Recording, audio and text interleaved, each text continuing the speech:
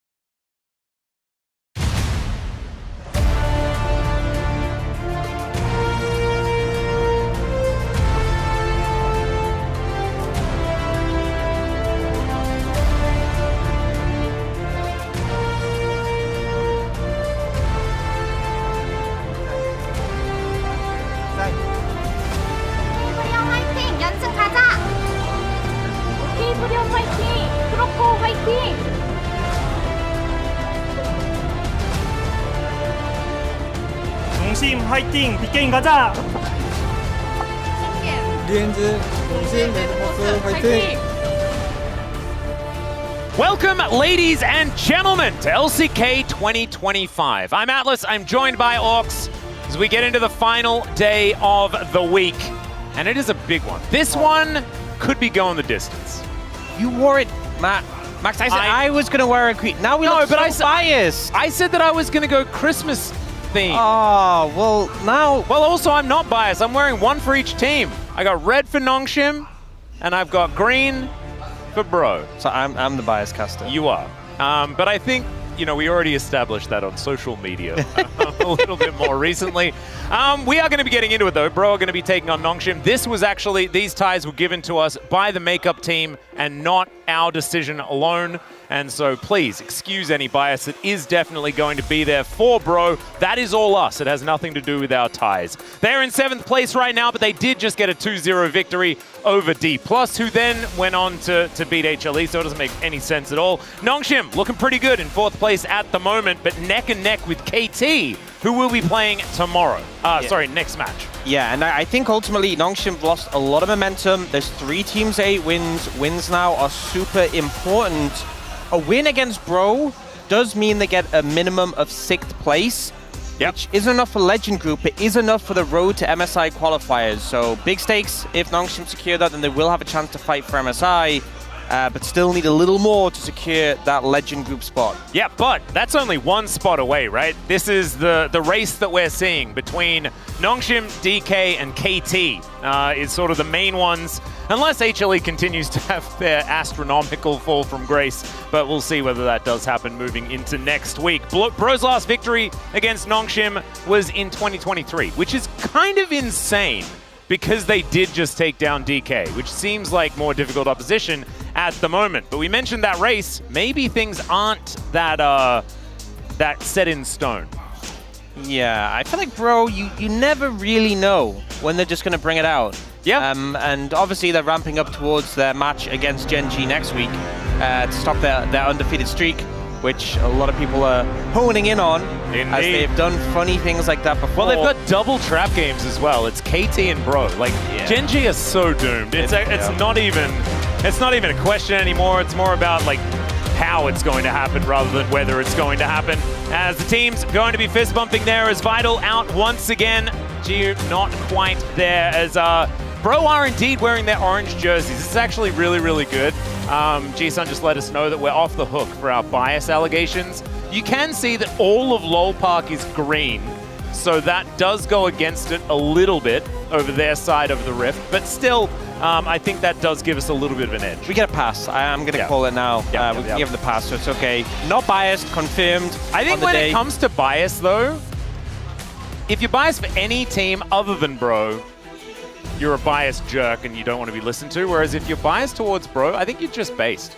I actually, you know, I feel like we don't really give enough justice to Bro. And I think, honestly, like, you might hear us praise them, but I think it's fair to say they deserve a little bit more, you know? I think that's actually very, very true. We could be way, way more biased. 100%. And it would be justified. I think we should work on it. I think we've got an opportunity here today because we can talk about the fact that Morgan has sacrificed everything, even his stats, in order for the Bros to get into a better position. It's really difficult to justify this. Things aren't going great on either side of this matchup, though. I think it is difficult to justify this, but if you look at this and think it's Morgan's fault, I disagree. I think there's a certain fund which has been lacking, and that's why... Aha! Oh, God. Speaking of which, take it away, Orcs. Yeah, needs to get his Bro tax in, needs to make sure it's locked in. That's, you know, that's the sort of stats you get when people haven't been paying their Bro tax, so I hope you are on it right now, making those contributions to get Bro going. It's important. It makes a difference. Yep. I'm trying to get it in there, but I've got like you know, it's got the stupid bug because I opened it. Oh my God. He's struggling. Yeah, keep going. This is what happens sometimes, you know? And if you're the sort of person who goes, well, I guess I'm not paying it today, you are part of the problem. Oh no, you got to reload that page and you got to get that Bro tax in. You got to persevere, right? It's about commitment. You know, Bro are committed to League of Legends. You need to be committed to them. Do you want to mention today, it is Nongshim again with Vital. We saw him last time in their series they had up against, I believe it was KT. And ultimately, I don't think Vital was the problem in that series. It was a lot of issues from the Did team. win a game, you know? An game did happen. They did. I think it was just a lot of weird decisions from Nongshim in that one. A lot of shot calling issues, errors, problems. So I don't think Vital was the issue, and I think GU had been underperforming for a while on this roster, so I understand the reasoning behind the change. But a lot of issues for Nongshim to fix. Yeah, I was a bit confused because I felt like GU was finally kind of finding his rhythm. It wasn't quite enough, right? But I still think that there was a little bit more hope than maybe what we saw. Still, Vital comes in and does decently well, and now we'll have, I guess, somewhat easier competition. But we will see, because Hype and Polo and the Bros just in general have been playing really, really well. Yeah, I think that's the thing is, based on standings alone, you would think this is Nongshim favored, but yeah. I think it's a lot closer than you'd expect, and maybe even Bro could have an edge in this one. I think both Nongshim and D+, despite having those 8 wins, secured a lot of those earlier in the season, and have been kind of struggling recently, so especially when their competition at the moment is KT on that 5-win streak, looking really good. It's concerning, because Nongshim, I think, despite being top of the leaderboard out of those 8 wins teams, it's not a secure spot. It absolutely isn't. In fact, everyone is on 8 wins is what it feels like here in the LCK. We can see that it's Nongshim, KT, and DK, all of them. Whereas Nongshim and KT still have a game left to play. They can end this week on 9 victories if both of them win here today. But it starts here in the draft for Nongshim, taking on the Bros, who have that blue side advantage. You want to know something fun? A bit of a fun fact here? I always love fun facts. Well, here is a fun fact for you. After this series is concluded, there will be 2 series in the LCK for Vital, and he's only played against KT 80 carries. True. That is a very unique situation. Isn't it? Do you see bans coming through? The Elise ban first rotation this time. We've seen it very, very often ban second rotation against Lehens. But here, Bro opting to ban at first rotation, which is a little bit weird to me. Yeah. Because we typically see in the LCK right now, it's top jungle and mid are picked in the first 3. Very occasionally do we see AD carry and support there, and then normally AD carry support second rotation. Trundle going to come through as a ban from Nongshim, wanting to deny that one. Xin Zhao's open and available, and yet Rumble is the one picked up by Bro. So I think for Nongshim, you just take the Xin Zhao in this situation. Yeah. Pantheon, Trundle, and Vi gone. I mean, it's a Xin Zhao Taliyah angle, right? Like, isn't it very clear cut? Oh, I would have said so. Instead, looking at the Azir, which I don't know about it. With Taliyah up, I feel like this is dangerous. Oh, I do not. I think Bro here just go Taliyah Xin Zhao in return. And they've been given a great scenario where you're playing Taliyah into Azir, just seemed very favorable. Opting not to go for the Xin Zhao instead of going for the Wukong, but we'll go for that Taliyah. And we've seen Taliyah do so well against the Azir. So I feel like Nongshim kind of fell into a little bit of a trap here, especially closer on Taliyah has been so good. Exactly. This is the problem. I feel like that pick is so contested, especially between these 2 teams. So a little bit of danger here as Nongshim kinging with a bit of a grin on his face as he locks in the Jace. This is something that can work quite well alongside the Sejuani. We'll see whether Gideon and Kingin are going to be playing towards that top side. But I think Morgan will be able to put a fair bit of pressure on despite the range disadvantage up there. And we've seen Rumbles actually start to get better and better edges in this matchup. So I'm right there with you, Ox. I think that Bro have got exactly what they want. This blue side really working out for them as the Braum is going to be banned away. No double equalizers, the cold one and the hot one to come on through for the Bros, as the Shen taken away from Lehens. Do they just ban Singed after this and just do like the world tour of bans for Lehens as weird picks? I think Alistair probably the better ban here. Yeah, I know, but it's less fun. It is less fun. But we often see that Alistair picked on the 4th pick on red side. It will get banned away. I think Rakan, I'm surprised, honestly, Nongshim didn't ban Rakan with how good it is paired with Watch Wukong. them pick it. But picking it into Taliyah feels so bad. Taliyah Rumble Wukong is terrible to play Rakan into because you just get exploded. Yeah.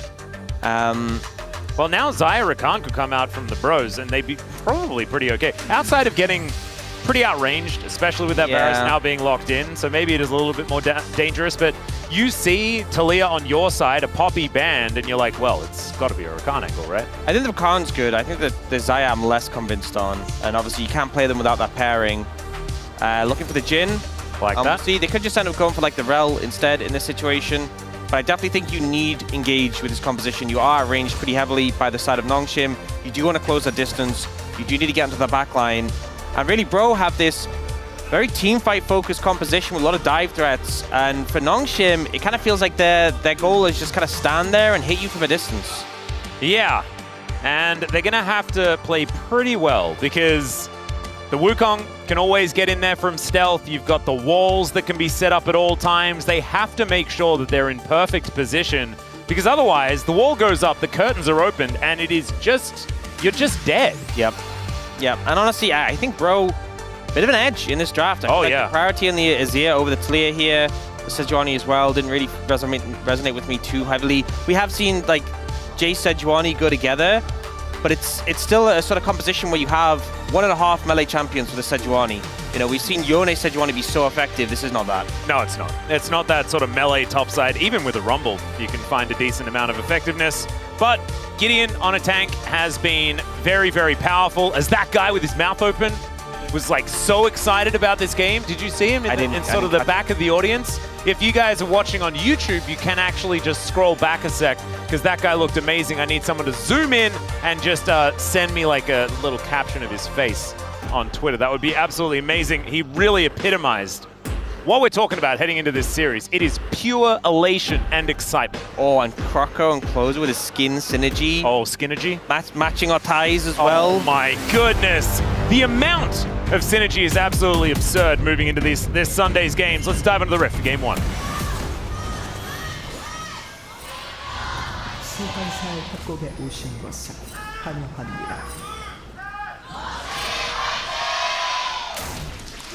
Okay, so I know we're on the Nongshim side of Lolpark right now, but damn, the Noodle fans are going nuts today. That was very, very loud. I'm very impressed.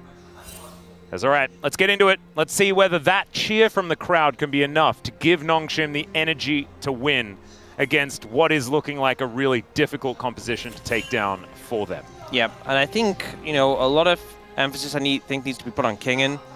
He's got on this Jace, he's got on Electrocute as well. Want to see if he can really choke Morgan out the game on his Rumble. And as you said earlier, we've seen Rumble doing a lot better in this matchup recently. I think players getting more to grips with it, to the fact that it isn't just like, okay, Jace beats everything. Yep. But if any jungle attention comes in, it will make a big difference in this matchup. Well, I'm looking forward to it because I'm hoping Nongshim, they have a plan to tackle this, right? Like there is certain like range advantages that they can take advantage of. They've got the ability to scale into the late game. They've got so much Baron damage on top of that, right? Like if you're ever able to actually get a lot of vision control, then you can utilize it very effectively to threaten big objective takes. But I'm still a little bit worried. Just because the fact that Bro do have that ability to engage, right? They've got the Rel, they can just set up a wall and then smash you into it. Like, it's going to be really, really rough. As Hype already putting on a lot of pressure. Vital with the barrier down already. Yeah, very early barrier just for pressure. And you are playing into cleanse, so you do have that extra advantage in terms of the combat summons, but it didn't really help him out too much in this situation. Still going to be Bro with the pressure in this bot lane. And Nongshim have to give a good amount of respect. Yep, level 2 going to be collected here. As interesting that Vital went for the piercing arrow as well. Oftentimes we do see the hail coming on through. Opting in for that one instead. And all right. Vital also going for the poke build as well. We've seen like a bit of a resurgence. Every game for like the last couple of weeks has felt like it's been on Hit Varus. Yeah. But it's like the last couple have been a little bit of a return to the poke variety. I think. Is anyone surprised about how this matchup's going? No, not at all. I think it's pretty understandable into this game where there are a good amount of squishier targets. Even the bulkier targets, kind of like bruisers rather than tanks. Yep. And you're not going to be able to sit there and auto-attack this game as a Varus. A lot of champions in the enemy team, whereas if you're in range to auto-attack, you're having a bad time. Yep. I feel like so much of it has been, like, even if it looks like a good angle, is never mind. We've got a bit of a fight here towards the bottom side. The Aftershock wears off there for Lehens, and he becomes so much squishier. Now Vital will be the target. That does allow Lehens to get himself out, but will Vital be as okay? And the answer is he needs his flash to do so. This bottom lane is a disaster for Nongshim, and that is sort of mirroring what's happening elsewhere on the map outside of the top side. So that's just going even. Yeah, I mean, picking Varus, going the poke build, and then losing out in the 2v2 is never a good feeling, and Hyperpolo doing a great job so far of applying pressure. Do you see Gideon walking down? I believe he was unseen as well, as they spot the fact that the Wukong is towards the top side. As now I've got the full zoom out, he throws up the thumbs up, thinking that even if there's a ward in that brush, he's going to be okay. The flash forward from Lehens, and the chain CC, the flash out from Polu though, as Gideon unable to interrupt any sort of crash down there. It felt like a very late flash if he wanted to do anything, and it isn't going to work. And honestly, Bro is super happy with that. It's a trade of summoners. In fact, Nongshim commit more. They commit flash from Gideon, flash from the Hens, ignite from the Hens. All they get is Polu's flash, and he has Hex Flash. Yeah. So he's fine with that situation. The fact you're committing that gank, meanwhile Croco's making use of his time on the other side of the map. You're trying to bail out your bot lane, and it didn't give the intended effect. So good moves there from Polu to survive that gank. Really nicely done. You can see the CS is even between the two. There's a 300 gold lead for the Bros, though, largely just based on farm. A little bit here with the extra camp going over to Croco. That's the thing. If they'd just been there to escort the wave in and to give Nongshim a reset, I think it would have been fine. But the fact they committed for the gank and then ended up trading down in summoners is where it feels really bad. It's also like a flash for an activation of Hex Flash as well. It is, or two flashes, sorry, and no Hex Flashes on their side. I mean, Bros traded up like exceptionally high. Speaking of which, there is the execution of said Hex Flash from Polu. Makes his way into the mid lane, but Lehens was already set up. Still, Bro with control of mid will be able to flick back Lehens, who doesn't seem too bothered. Yeah, doesn't do that much damage at this point yet. At this point, yeah. No. But still, good signs from Bro in the early levels. The one real advantage that Nongshim have is King getting a bit of a farm lead in the top lane. But nothing that Morgan is going to be too upset about so far. We do see Bro swapping that bot lane up to top. We have seen this a decent amount. I think HLE, our team, we've done this quite a bit. Even though like we saw the grub changes and we're kind of thinking, okay, teams are going to swap as early. And a lot of teams aren't swapping as early. HLE and a couple of other teams have been like, no, we swap our bot lane up to the top side at 5 minutes regardless. Yeah. This does kind of give over pressure on this dragon though, which Nongshim are going to scoop up. Yep, should be Gideon able to grab that one for himself. This does mean that Bro get to index into this early game pretty hard, right? Like getting themselves 3 grubs, going to be able to have those Void Mites to help out in side lanes and also to deny them from Kingin, who does want to be playing around sides quite a bit. Okay, Croco coming in, Calyx at 50%, shifts the sands, and Croco wasn't interested. He just wants to try and deny this dragon that's just going to be secured now. The crab should go over to Gideon, as Calyx is going to eat most of these honey fruits. Just says, Gideon, leave some for me, please. I am not having a great time. It's a bit of a weird move from Croco, because you kind of just walk down. The gank on Calyx was pretty unrealistic. You ain't getting to the dragon in time. So you kind of just wasted a good chunk of time moving down bot side, only to run back. And now... Oh, Vital. Oh, dear. That's... Oh, he's moved out. Never mind. Okay, Lehens is rotating over, though. Polu is in a lot of trouble. He tries to get over, and Calyx says no. Looks to try and get out, but the burn is going to tick down, and Croco grabs that kill. A 1-for-1, but the Cyclone's now going to come in. There's the Glacial Prison, as now Vital stuck in a bit of a hole here, as the threaded volley not really doing too much, and Closer doesn't have any mana at all. Still, the Equalizer goes down, and that is going to be a dead Varus. Lehens goes down as well, and it looked like things were kind of okay for Nongshim, and then they absolutely weren't. The collapse and the collapse ends up coming in, you know. It looked like Nongshim might be able to catch out some members off Bro, but Calyx kind of just falls prey to that engage from Polu. I guess just didn't expect this. Like, he has flash, he has ult. Ends up getting caught out, and then the combo comes in from behind. Great target selection from Bro. And then here they lose the support, but like, hey, we're confident. We're going to continue this fight. Vital has no flash, so he ends up getting caught out here. The Rumble comes in. The Jace is nowhere to be seen. And like Vital with no flash when an Equalizer lands on you, you're just doomed. Yeah. And Hype and, of course, Croco going to very comfortably be able to take down the Nautilus. That honestly felt like a situation where Nongshim, they were like, hey, we can collapse on this, we can make something happen, but they did it in such a non-committal way, where they're like, well, we don't need our top laner here. Well, Calyx is just going to hit them with a soldier and not really worry about Polu jumping on him, and it just immediately backfired. Yep. And it looked kind of cute to start things off, right? He was trying to crash his way over the wall. They deny that with the Emperor's Divide, and then Calyx instantly pops like a balloon. And that was the beginning of the end there for Nongshim.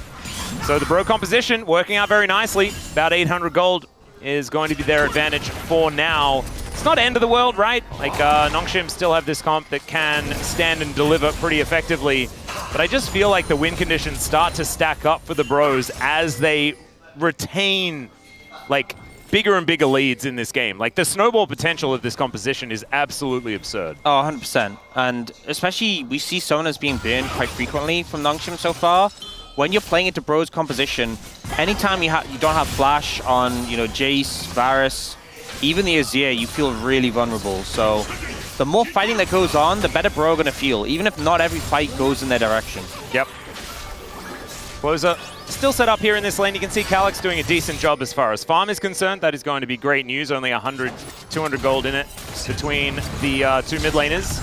It's mainly the jungle where the advantages are starting to build up. And at least for Nongshim fans, Kingin is able to afford quite a few things. You can see ahead by about 100 gold against Morgan, who was able to get that kill in that last fight as well. So it just does show Kingin's been able to lane quite effectively, as Jace is supposed to do.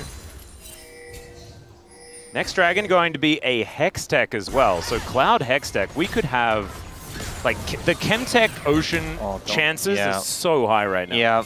And honestly, if Nongshim get that second dragon and then it ends up being like a Chemtech, you're going to feel really bad. Yeah. Ocean, similarly, so... I mean, Ocean feels a little bit less awful just because you do kind of want to, like, non-committally poke at them. But, yeah, I mean, I still think I think the problem is you'll still just get exploded. Yeah. Whereas, like, Mountain stops you from getting exploded, and Infernal means your poke is even more severe. You can explode back. Yeah. Yep. So we'll see what it ends up being.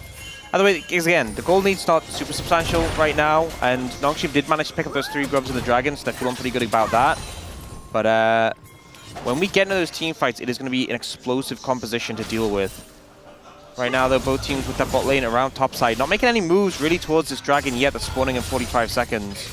Do you think the bros want to do some stuff on the top side of the map, Orcs? Because I'm looking at this, there is a lot of vision. They do seem to be favoring. They are really prepared for, you know, the Rift Herald that's coming up in 4 minutes' time. They're just looking towards the future, you know? Mm-hmm.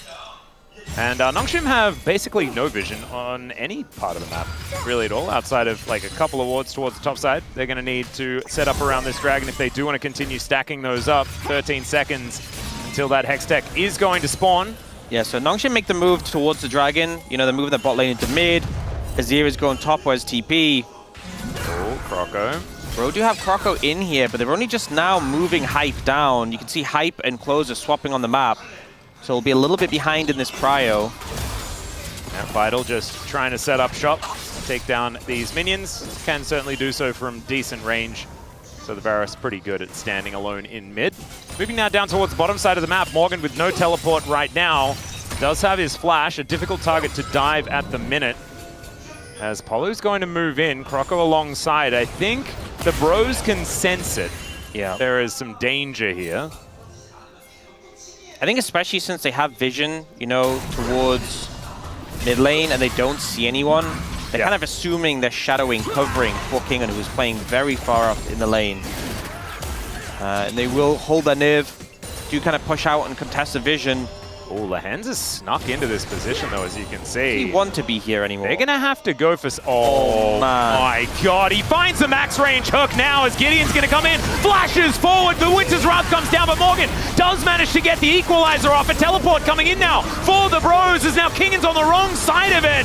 And there goes Lehans. Closer turns up. It's all 5 members of the bros. And they will be able to take out Kingin as well. A disaster for Nongshim. It looked like maybe an angle had been found, but just not enough damage. Not able to get a damage in time. Not able to connect enough onto Morgan to take him down. And ultimately, once again, it feels like Nongshim are the ones starting to play. They think they found something. Calyx? But they don't bring enough resources to finish off the fight. Vital wasn't there in that fight at all. And you know, you're against a Jhin. Jhin doesn't have to move nearly as far as a Varus does to impact the fight. But it just felt like so much was thrown at Morgan. But Morgan is pretty bulky. He has that Leandries, he has that Scrap Shield. And, you know, the CC comes in. but Kingen just jumped onto that minion. Yeah. And like he knocks Polo away. I don't think Kingen hit Morgan once there. Yeah, this is the problem. Just didn't quite have the damage available. But it just feels weird because if Kingen had put his full combo into Morgan, I think he would have just died. Like the fight might have still gone wrong, but he should have just died. Well, Kingen is gonna just die. Yeah, that's what you. So see Morgan, he put his damage into Kingen, and Kingen just died. That's kind of that might have been like a mistake for the bros, because perhaps now they've taught Kingen that what he's supposed to do is put all of his damage into the thing that needs to die. Yeah, maybe, perhaps. But yeah, and then the fact that the gym was there and Varus was still mid, just a lot of things. And again, it just feels so weird to me because Lehens finds that angle, finds that flank angle that looks really creative, a really good way to catch out member Bro. But then, so like Kingen's burning abilities on the minions, and you know we also have Vital not being there. It just feels like there's so many things missing. Yeah. And it's going back to the draft. The thing that I'm worried about is that it feels like Nongshim just didn't put as much thought into it or something. I don't know what it is. But this is an odd way to be drafting into a team that obviously wants to play Taliyah if you can. It's kind of showing that, you know, the blue side advantage isn't necessarily just that it is objectively better, but also that teams feel so much more comfortable drafting on this side.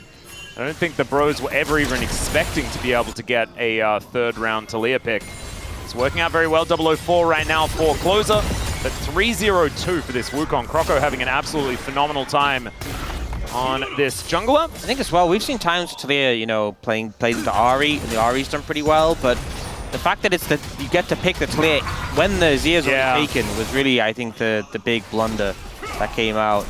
I guess we're not really saying it's over yet, as all of that vision that they had earlier on the top side of the map is going to pay off. This Rift Herald does go over to the bros. Still, Calyx going to be able to lock down this bottom outer turret. Yeah, it's good to see Nongshim at least doing things on this side of the map, because right now they're kind of at the point where they can't really contest with how strong Bro are. So they're like, okay, we'll pick up a tower, give them the Rift Herald. Do you need to try and make sure they defend that mid-tier 1 where we expect the Herald being thrown down? But I think you're kind of just leaning into scaling a little bit for Nongshim. I'm not sitting here and saying, okay, well, they outscaled Bro, but I think maybe a chance to outscale the deficit is what they'll look for in this situation. Yeah, if you can sort of keep trading well, then it could be an opportunity. The bros have had some flubs when it comes to decision-making as to where to be on the map later on in the game, as Vital almost misses that cannon, but does manage to pick it up. All right, Croco and Polo move over towards this control ward. Next dragon is going to be in a minute 50, and it's an Infernal Soul. We didn't really talk about this, but we got Cinders on the ground, and we've got some explosive damage to be coming in there, as Petal going to be claimed here by Vital. Yeah. Plus, O's talent would never let us down when it comes to claiming the petals around the map. So true. All right, that is a Glacial Prison that Morgan, like, they didn't even get the sentence passed. Yeah, I mean, they get the TP at least, so it's not like you didn't get anything. But it doesn't feel good when you go for those plays and you're really hoping to get the kill. But they make the decision to back off, and it's the right call. So, opened, TP traded. I think they can be at least happy with that. Yep. Closer retaining his position on the top side of the map. Bit of a reset to come through from 3 of the bros as they make their way back out onto the Rift once more. Morgan coming on down almost towards his second item. But Kingen doing absolutely fine in this matchup. Only 250 in it for the minute. That rhyme was unintentional, but sometimes these things happen. You're a poet and you don't know it. Yeah, just like Brock from Pokemon. That's where I said that one for the first time, but it's in basically everything. Yeah. It's okay. Crocco's in the top side, but no one is on the side of Nongshim, so no one really in danger for now. Where this Rift Herald's going to go is kind of the question, and I assume mid lane is likely where it wants to head. I mean, I think this is the best timing for it. Is you throw it down to get a lot of pressure down when Dragon's spawning. Really gives you access into the river. And I think, you know, the advantage Nongshim have is that long range, is that poke. But if they're trying to contest into an area where they lack vision, it's so hard. And we will see that Herald come out mid. Going to get the charge. Not quite enough to kill it, but it's going to be so low. Will go down pretty easily afterwards. You can see Croco finishes it off. The Trinity Force going to help out. Locking that one down. Just gets in there. Commits for it. Is now Kingen looking for a Shock Blast. We'll be able to find it there, but... Oh, he's in trouble. Oh, God, yeah, this is real bad. He's going to have to take the red carpet. Manages to flash over, so Flash now on cooldown, but Kingen does survive. He's now looking for a bit of a reset play as Calyx possible wraparound angle, but they've got so much vision in this area. The Bros now 50% health on this Dragon. Morgan looking for an angle, no equalizer for the fighters now. Lahans looks to go in. Knockups are plenty here on the side of Nongshim as Calyx is free hitting Emperor's Divide. Just hits Croco, but does do a lot of damage. And the Dragon will be secured. The Pros, very low health. Everyone flashes out of the pit. And they'll be fine. It's just highway robbery. Yeah, a lot invested to get them out, but it was the right call. Didn't want to stay around in those low health bars. Morgan was spending his time zoning away Kingin, and I actually think that was maybe a little bit of a mistake, because the Rumble not being there represented a pretty big drop in terms of combat power. But they end up getting the objective, and they end up getting out with a kill advantage. So I think Bro pretty happy with the outcome overall. Yeah, it kind of feels like it's closer than it really had any right to be, given the fact that the Bros are 7-1 in kills, right? They're 4,000, 3,000 gold ahead. Feeling pretty good. So I think the thing that happens here is so much CC is focused on the front line. And obviously they do melt Lahens, but Vital and Calyx are untouched, just kind of free-firing into the pit. Wall comes out to stop Croco from following up. And also in the meantime, Morgan is just zoning Kingin, who's already half HP, so he's not there to help with the fight. Yeah, let's just get just laughing at everyone. What the heck? Why are we flashing? But I think this is the sort of setup where you can see Nongshim's composition working the best, and I think that's kind of one of the frustrating things, is that was ideal for them, and yet they still didn't manage to get an advantage from the fight. They got a lot of summoner spells, but they didn't get the Dragon, they didn't get the kill advantage. They just then got a Weaver's Wall, Orcs, so they'll take it. There's that. It's just Closer being able to stop any sort of siege on this mid-outer turret. Calyx, in the meantime, here towards the top side, there are cinders everywhere. Please, sir, go and collect them. And he does. Look at that. Nice. Will he make the detour to grab that cinder, though? Ooh. I mean, he might. I don't think he would miss the cannon, but maybe he was close, so he doesn't want to risk it. Will he go back for it, is the question. Well, he did look like he was. No, he's not. He's decided, he's deliberating. Yeah. Well, Rylai's is now completed here for Calyx. The new build for the Azir. And now the Rumble tidying up some minion waves here towards the bottom side. Gideon standing on top of a ward very comfortably by the looks. He's going to be able to now clear it out as Lahens moving in. Even with the Frost Armor, Gideon is still going to explode. He just doesn't seem all that tanky as the Equalizer once again on cooldown to start this fight off. But there is no smite available for Nongshim. And even though these this is kind of a good spot for Nongshim, because all of the resistance is being shred. It means that this poke damage is going to be real. You can see already Vital getting to work. They take down Lahens. There's the curtains being called now as well, as it is Otacon secured the Emperor's Divide from beyond the grave as Vital just trying to do what he can. Kingin as well just doesn't have the damage. And Nongshim, I think that was their last gasp, and it was just a mouthful of water. I think they're going to drown. Gotta give credit to Bro. They really decisively made that play. The longer that took to go down, the more poke Nongshim could get. Oh, looking for Kingin. Yeah. Kingin is going to be found here as now the flash forward from Vital. He wants to kill Croco. He gets the heal back. And the hail of arrows is not enough to take down the monkey. Oh, man. The Bros just playing out of their minds here. They'll be able to take another outer turret. Can you believe it? This will be another one of the teams that are racing towards Legend Group, just being obliterated by the Bros on their way to getting there. Yep, and honestly, sometimes we see Bros start to ramp up when they're out the competition. They're still in it, and they're really working for it. They catch out Gideon here, was trying to clear that ward, didn't expect so many members. And then the main thing is, the calls are clear. They're like, we need to burst this down as quick as possible. Don't let them poke us anymore. Morgan blocking that shock blast was huge. And then eventually, the hands is like, right, let's force the fight. We have to go quick. He gets nuked down. The Jinnel opens up from a great spot. Calyx tries to find a shuffle and unfortunately fails. And it just feels like this Bro roster is playing so crisp, so clean. Yeah, it's beautifully done.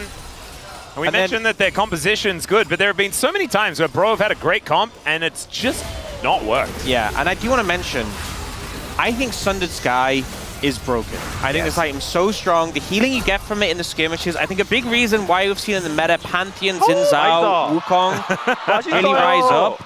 Delicious. Absolutely. But moments like this, like the amount of healing you can get in a fight, as Wukong especially has the extended range on his Q, who is so slippery in the first place, moments like that where you're able to heal up and survive can be really frustrating to play against, so...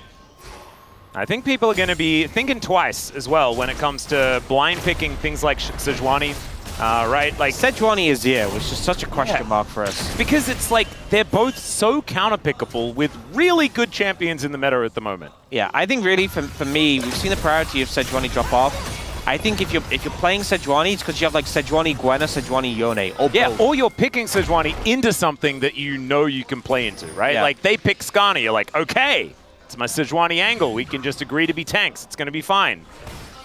This is not it, you know? And they banned the Trundle, so obviously they wanted to pick Sejuani, but like, yes, Trundle like shreds resistances, but so does Wukong. Yeah, and I was thinking that it was going to be a situation where they banned Trundle to get the Xin Zhao because Trundle can do pretty good into that. Like, you jump him, you steal the AD. But no, yeah, I think... And they could have just played Xin Zhao. Like, Xin Zhao Talia was the thing that they could have done. They could have picked it, didn't opt to, and I think we're seeing... You know, sometimes it happens, a team will start the season strong, they have a fall-off, and their draft priorities are just kind of dated. This kind of feels like that. Yeah. You know, on the side of Nongshim. And right now, bro, you know, 3 dragons in pocket with that last Infernal Dragon pickup, 1 away from Soul. They have the Atakan, got a bunch of pedals to boot 21. They have in pocket. And so far, they've had 1 death onto Polu. Yeah.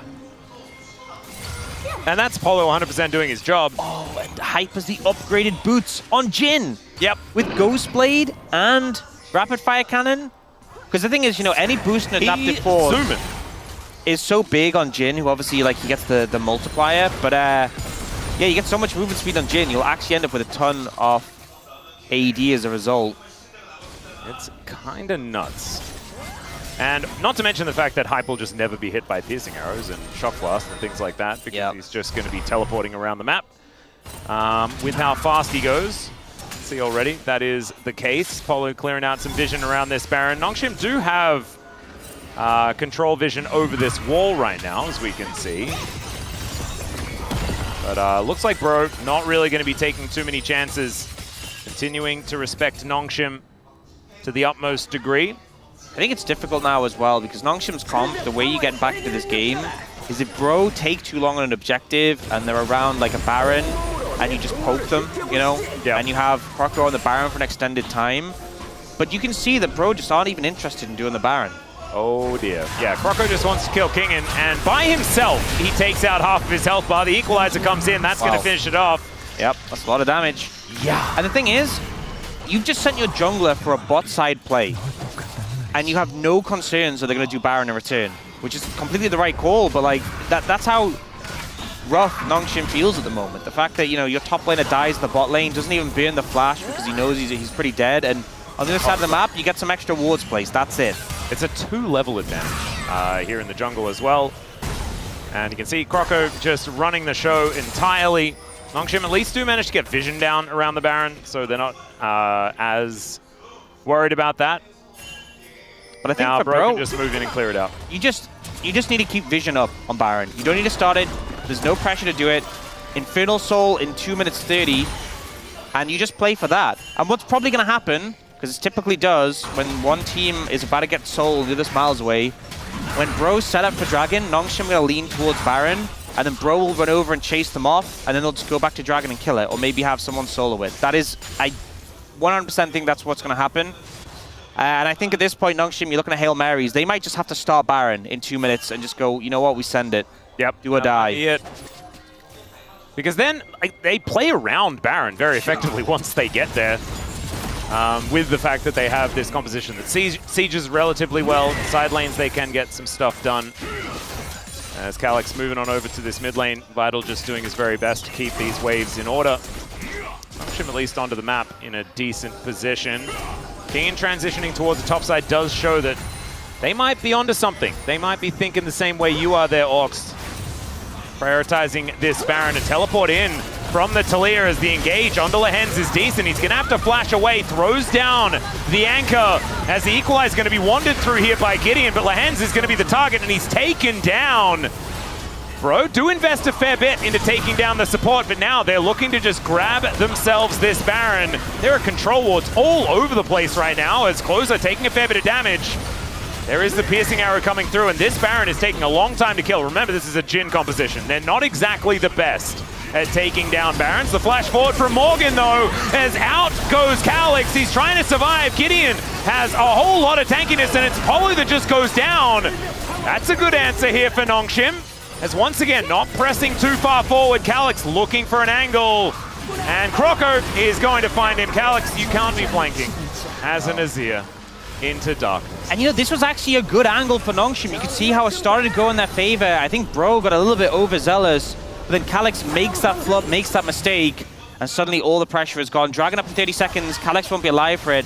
This was Nongshim, they overstep a little bit, Lehens gets caught out, but Nongshim actually find a favorable setup for them, because after this, Bro start the Baron.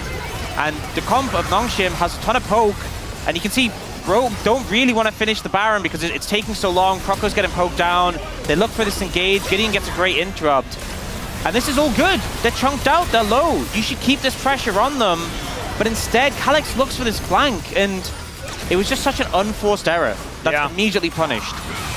And he just, no need. There's no need to do that. You don't need to go for those flank angles. It is going to give the soul over to the Bros. And you mentioned this already, you just use the Baron as a bait and switch. And that's exactly what the Bros did. That's going to lock them down, this soul. It gives them so much power, man. Like, next time Morgan lays down that red carpet, I think people are just dead. Yeah, 100%. And now they are going to slowly try and approach towards Baron. You can see the vision very in favor of Nongshim. They'll let Polo face check. Well, he is going to do that. He does take so much damage utilizing that aftershock. They kill him, but at what cost, ladies and gentlemen? It is support for support. But Gideon's also doing his very best to try and get himself out. The curtains get called, and Closer finds a rock to the back of the head there for Bristle and Twani. Croco does find Vital. There is the Cyclone onto both of them. He's going to go down to his GA, and then once again, Closer just throwing rocks all over the place. That's Morgan finding a harpoon towards his opposite number there as well, and now Croco going to be pushing towards the inner turret. The Bros, this one's over. They have cleanly shut down Nongshim from this one. Gorgeous punishment of the draft there from Nongshim. And the Bros just playing equally as well alongside it, and that's what you love to see. I think this is the point where they know, okay, we need to face check Baron. That's the only way. If they manage to rush the Baron, it could be a problem. And yes, Polo does end up going down, but they got so much power from securing that Infernal Soul.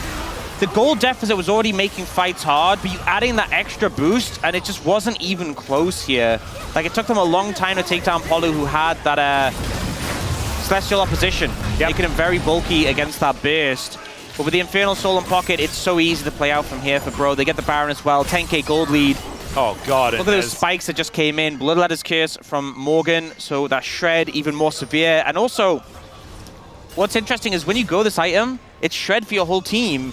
So Closer, he's gone towards the Rabadons. He doesn't really need the Void Staff as much when you have Morgan applying that. We've got IE for hype as well. Oh, and you've even got a QSS on Croco. So I'm pretty sure he can get out of Mordekaiser ultimates now, right? I learned that from the LTA. I'll have to get back to you on that one. Okay, cool. No. I had that one explained to me. Yeah. That was very, very cool.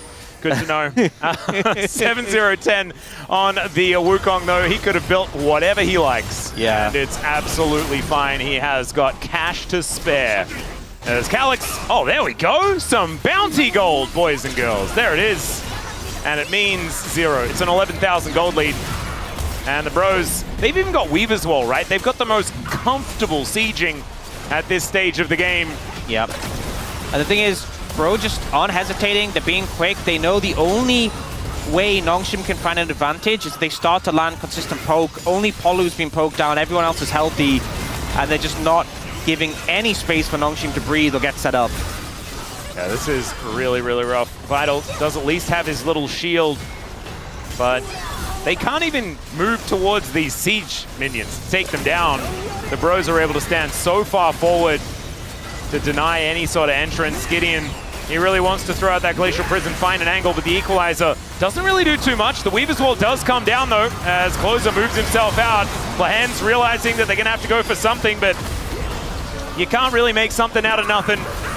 Nexus turret's going to be next to fall, and Nongshim just have no money. They have no chance. Kingin is looking to defect, and he's not even allowed to do that. He'll be taken down. On the Fountain is not even safe as the Nexus goes down, and the Bros move to 3 victories in a row against these teams that are vying for position in the Legend group. And maybe it was the Bros all along, as they're only 1 game away from dispatching another one.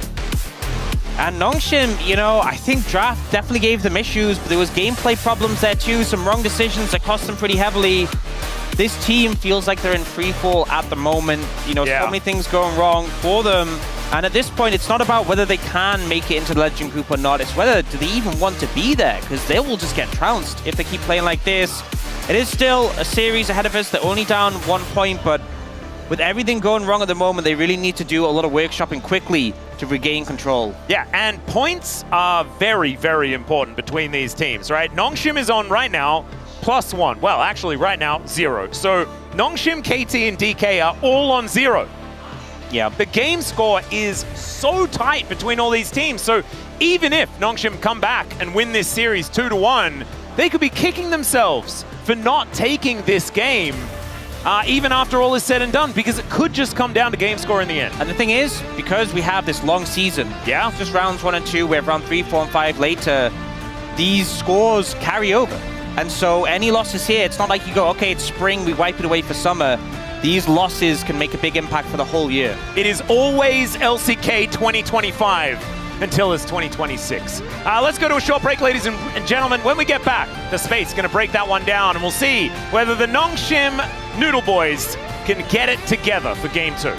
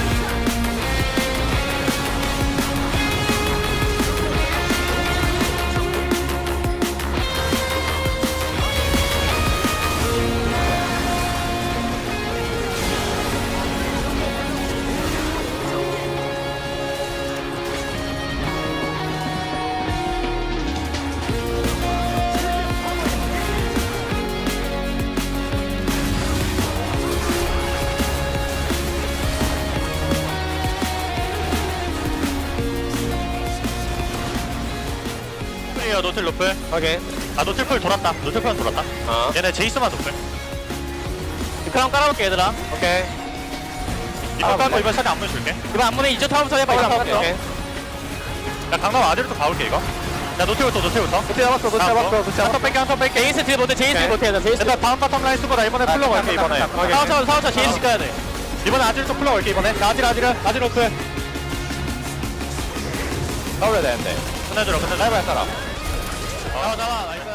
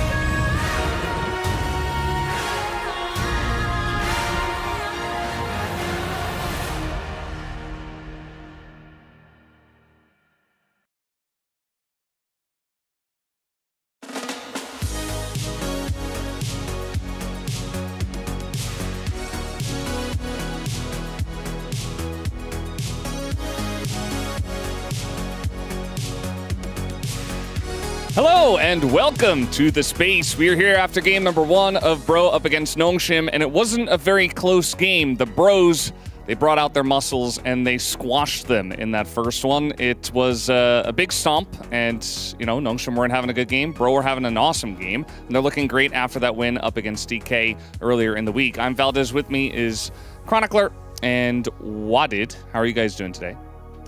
Kind of shocked. I thought that the Bro win, if you tell me before Bro was going to win, I wouldn't be that surprised. I think this is a relatively close match, even though a lot of us lean Nongshim. But maybe the 2-0 over DK, even though I think DK also underperformed, is more a testament to how much Bro has grown over the last couple of weeks.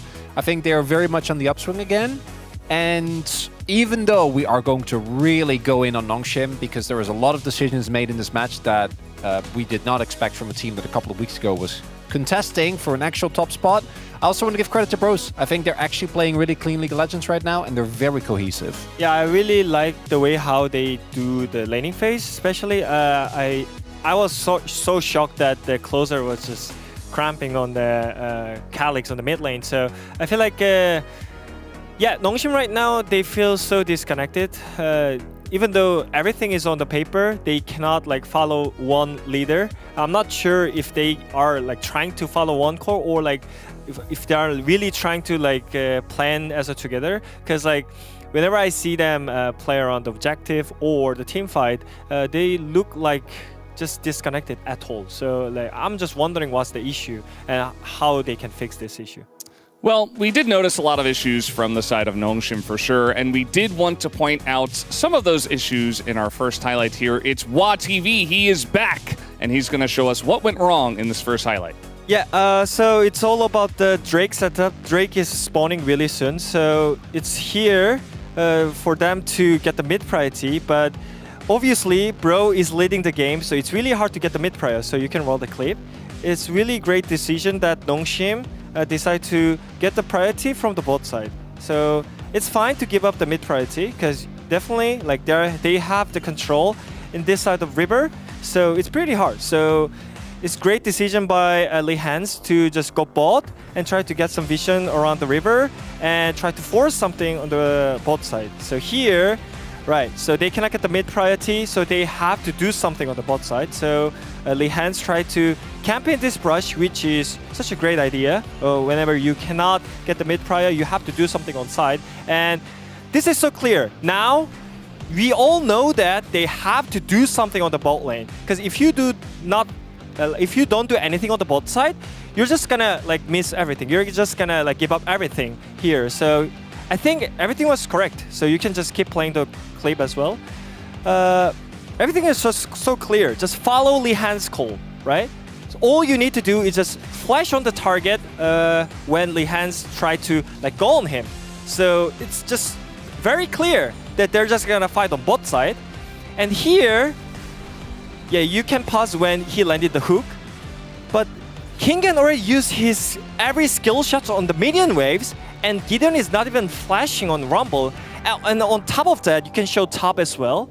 Like I think, like through this whole sequence, I think Calyx was having the top priority, so he could actually just TP right in time, or like just right after Nautilus engages. Like Azir just can TP on the bot side, but no one is following Nautilus right in time. Kingen has no damage because he already used everything on the minion waves, and they cannot even combo on the Rumble. And Azir is here, and he's not gonna do anything because it's too late. So I'm just wondering why, even though they had great setup on the bot side, why they're not following the call? Why they're not following their Hyung again? What's happening? And we don't know, because what we often see when a team starts to kind of slip, let's not forget, the only team that DNF have beaten is Nongshim. It's a chicken and egg situation. We don't really know if they lost because of, or if this has truly boomed them. But there's a clear sense of no confidence currently in the team. And it means that Lehans is just, I think, also forcing a lot more. This play even felt very forced as well. And if the execution then is crisp, you can kind of get out of that. But they didn't. They could have also opted to play for the cross map, right? This was a risky play. You knew that they were going to be towards the bot side of the map. And the setup from Nongshim just isn't there. It wasn't there, and we can take a look at highlight number 2 as well, which does show a little bit more of that, as we just had Gideon you know, trying to set up for this and just face-checking the brush gets himself into big trouble. It just makes us wonder what is going on with the comms in Nongshim. Because Gideon, you know you might get engaged on. How are we not ready for this? Why is Gideon there when clearly, like, also Calyx TPing in the moment of this play also wouldn't matter for the record. No, like, not at all. why are we face checking? So what I'm saying, what we are trying to show here is that it's not about Calyx being like off here. It's just whole team, Nongshim. So if you're gonna try to face check in the brush, I think Calyx should be ready to fight, or you should let Calyx just to have a free mid priority, right? Yeah, that flash we have no excuse for, obviously, from Calyx. That was just a big misplay. But what we really want to highlight with this is that it feels like it's a team-wide issue, right? Like, you can point at individual players, and I think we always put more responsibility on King and Lehands because they are the ones that are respectively Worlds and MSI champions. So that comes with a little bit more responsibility. But right now, I don't think anyone on the team is looking good. Even Gideon has had a big drop-off. And if they lose 2-0 against Bro, given the strength of schedule, they might not make it into the Legend group. Yeah, I mean, you have to do it all the way up until the final week. Otherwise, you're not going to make it. And we are going to have a sub here for game number 2. Jiu is coming back. And, you know, again, I don't think this is really Vital's individual issue.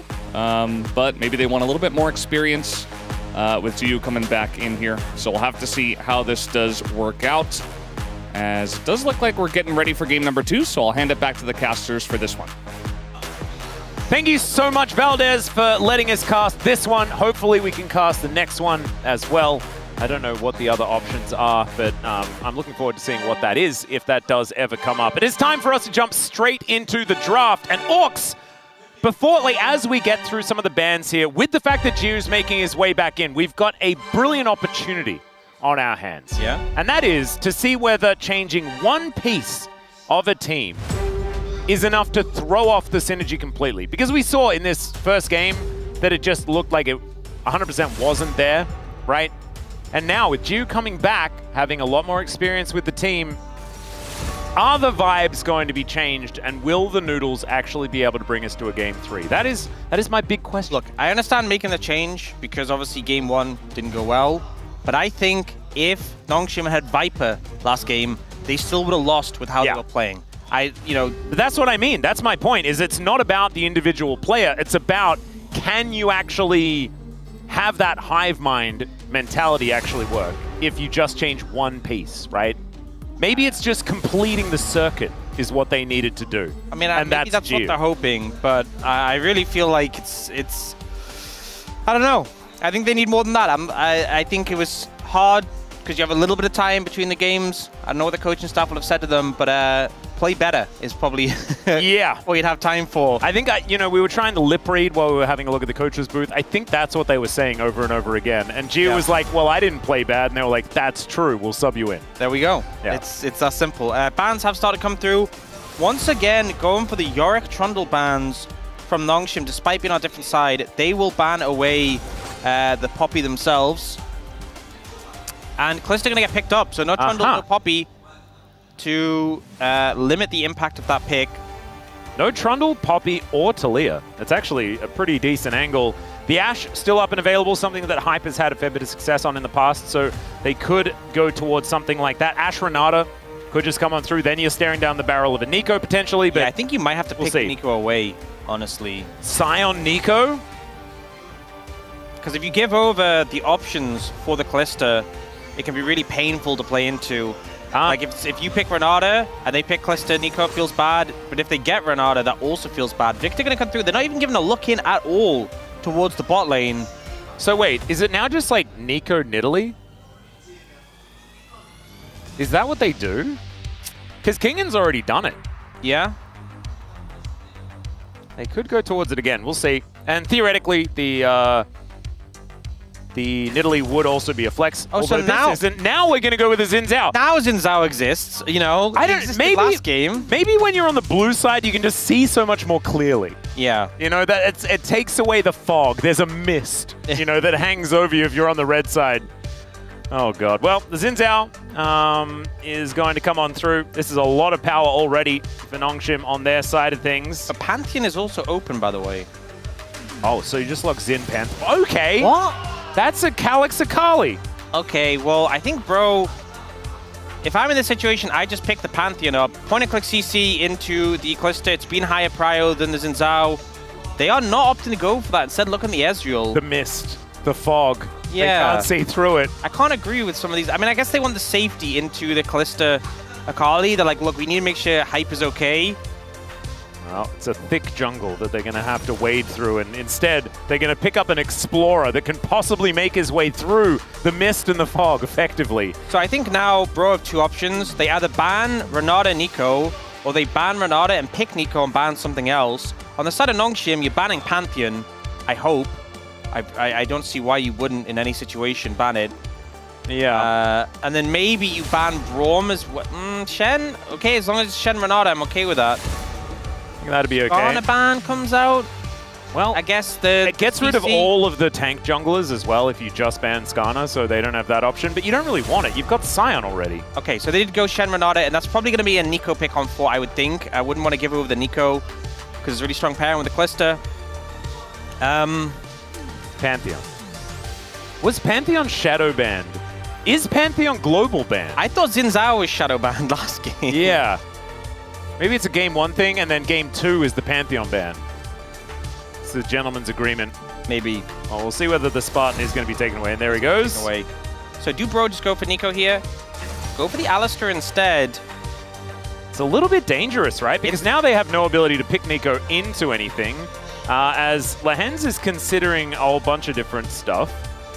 I imagine Renata is still looking pretty good, but instead it will be the Calista Rakan. This is something that Lehens and Ruler played together a few times as well. That was a little bit further in the past.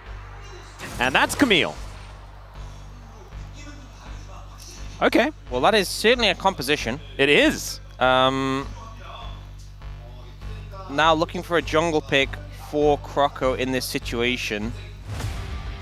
I feel like, honestly, it could be a decent Lilia angle. Might just look at the Neferi, though. In terms of tier list of junglers, it's pretty high up there. Yep. Still wanting some damage from the jungle, and we'll be able to lock in the Neferi. So this is, I don't know, it looked great for Nongshim as their first 2 picks were coming in. And then things went a little strange, right? Yeah. Calix very, very comfortable on the Akali, though. We'll see how he is going to go on the in the matchup against Closer. Closer with a lot of Akali experience himself, so we'll know the matchup very, very well. This is an interesting one. I do feel like this is a better look for Nongshim as far as the confidence in these picks are concerned. It's not like they're self-counterpicking or leaving things open, like disrespectfully picking Sejuani into an open Wukong. Like, stuff like that hasn't happened. It's just a bit more weird. Yeah. Yep, definitely feels like some of the decisions made in the draft, not ones I would necessarily agree with. For Nongshim in this draft, they really need to get the ball rolling. A lot of these champions they have are reliant on being ahead, being able to snowball. And I think the side of Bro, this is a Bro and Brew, if I've ever seen one. Yeah. The game goes Sion, Victor, my God. Yeah, if the game goes chill, they are fine. And also, you may think, well, you know, Camille can be a problem in the later stage of the game. We haven't seen teams really able to put the impact that much in side laning. You know, we've seen occasional, like the Yorick do it. I think Sion's going to be fine into Camille later. And in team fights, you have an Alistair. If Camille ever jumps on your Ezreal, you just headbutt her away. It's that simple. Yep. And we'll just have to see how it is going to work as Nongshim on the blue side this time around, but it's still a weird draft. Let's get into it for game 2. 소환사의 협곡에 오신 것을 환영합니다.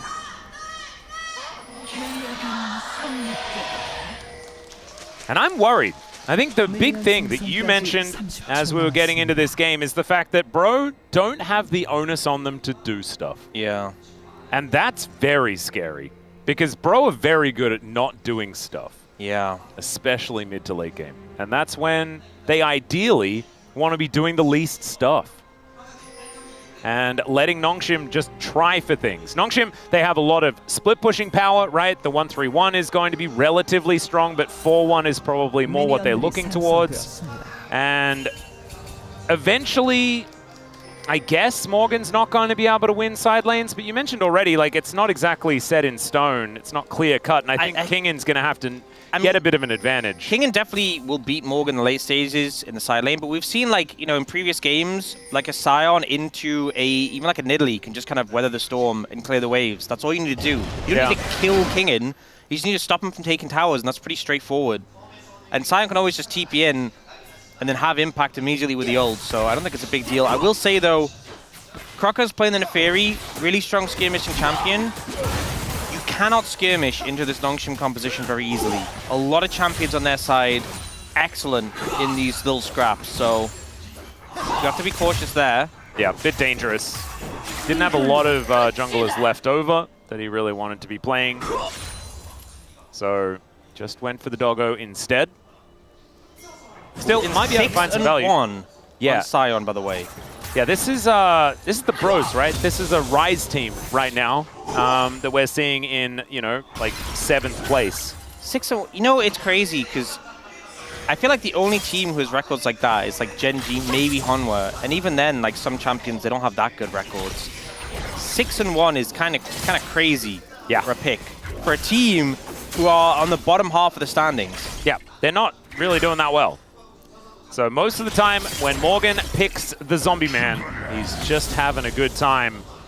See whether Kingen is going to be able to show him whether it's going to work. As you can see here, 6 in a row for the Camille. She's been doing very, very well. Kingen is one of these victories at the same time. Morgan, of course, no stranger to the Camille, but right now he's bearing the brunt of the poor matchup.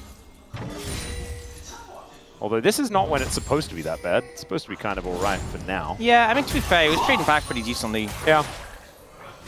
And as far as farm is concerned, things are absolutely A-okay for the Scion. I think that's the thing is that, like, if this had been a Yorick, later game, much harder to deal with in the side lane, but less impact in team fights. Camille kind of trades impact in side lane compared to some of the really devious split pushers for being a great team fighter, traditionally, but a hard comp to team fight into here. Oh, golly. Mid lane not going so hot so far. This is sort of how it's supposed to go, but it feels a bit worse than that. Yeah. At this point in time, Gideon getting to work on the Rift Scuttler on the bottom side. Nongshim are passively moving into a little bit of an advantage, largely to do with top lane and bottom lane. And Calyx not going to get hit by that death rate. That is certainly good news. Now going to go finally for a reset. Only 5 CS behind is now Kingen setting up for something. There is a doggo making his way in towards his top side as Kingen finds the angle beautifully. Doesn't even need to flash as the doggo's the unfortunate dagger placement there from Croco. Not going to even get the bleed, and Kingen's just going to go for a reset. With the second dagger, with the execute damage, I think Kingen would have had the flash if that connected. So big moves from him to get away from that one. Croco doing well to block the stun, not letting him get any more distance, but it's just not quite enough. Does give Morgan a pretty chill reset, though, in this situation. That's true. So he's about a wave in the lead. Wave going to crash, so it's not necessarily the case. Double knockup to come through here from Lehens, who might just be dead. He does get stunned up by the trample, and now Gio able to at least trade things back. But Lehens always playing on the edge. Yeah, Polo actually played that so well. Stacking the trample up, stunning to interrupt the dash because he just layered his PC. And really punishing Lehens here. Does end up trading the Ignite for that punish, though. It was a bit weird. It kind of looked like a Alistair had Steadfast Presence. Yeah. It was kind of cool. But does mean Jiwoo would stick around, confident on the Callista.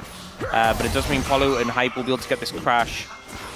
And that is the Bros moving back towards gold parity as well. There was, you know, slight laning leads being set up here by Nongshim.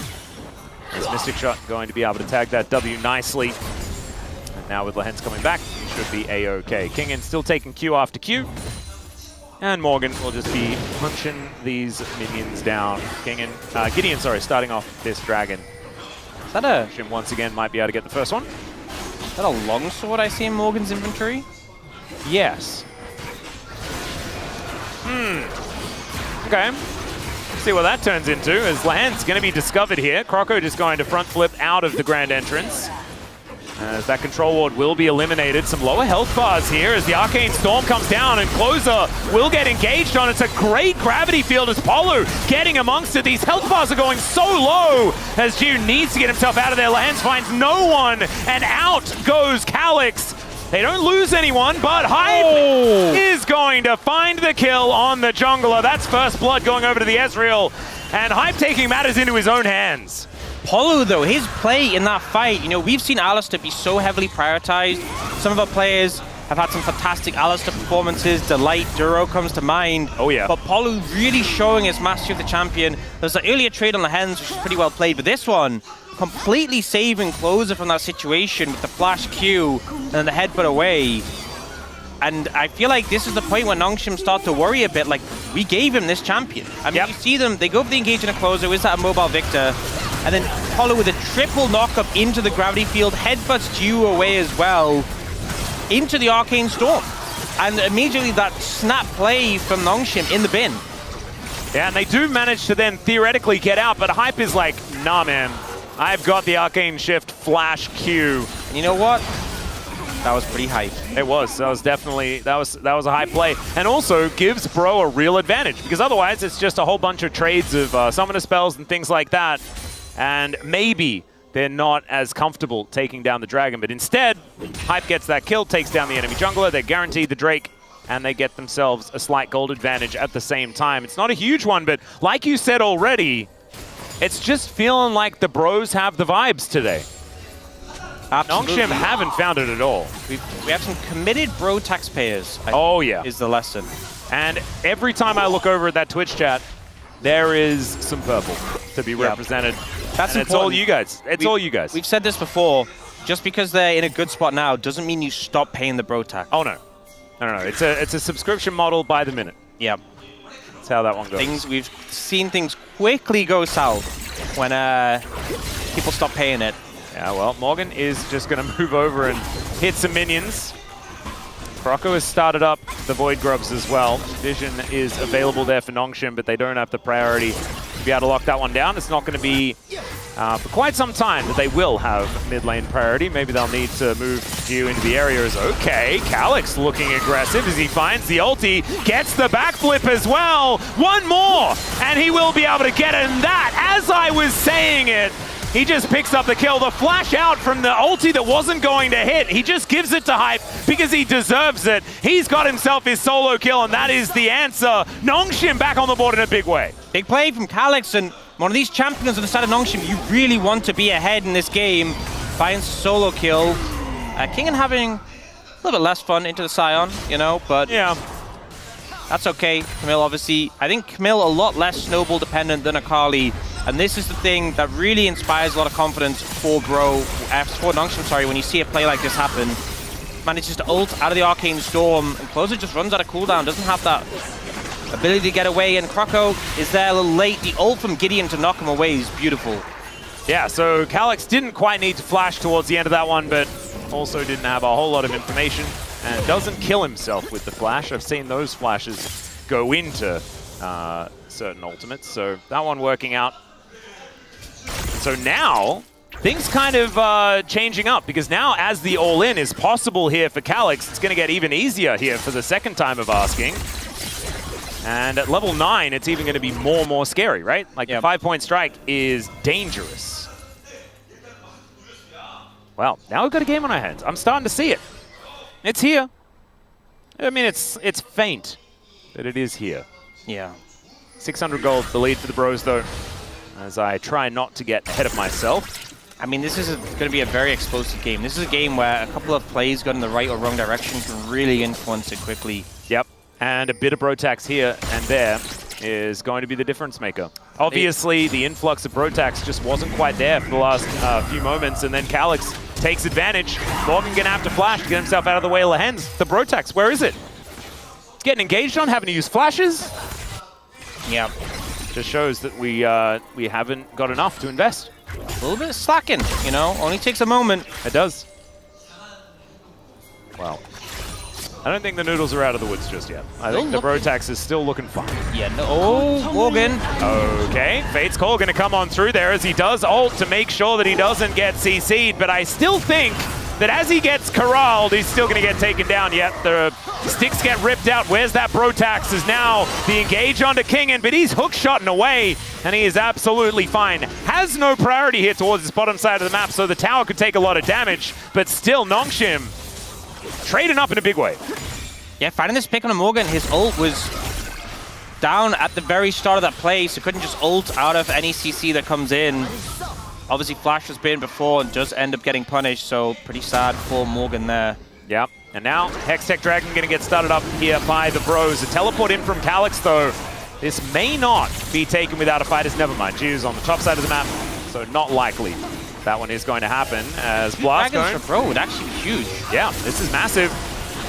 And that is just going to be taken. Next one going to be a Chemtech. And I can see, you're right here. You're paying attention, but there wasn't enough Brotax. Yes, that's what it was. Yes, That's what it was. Exactly. Did you have a small moment just thinking about how good that hummus was? Yep, that was it, honestly. Yeah, The hummus brain right now. Hummus brain is, it's a tough one, and not one that we're going to blame you for. There's some good hummus. Yeah.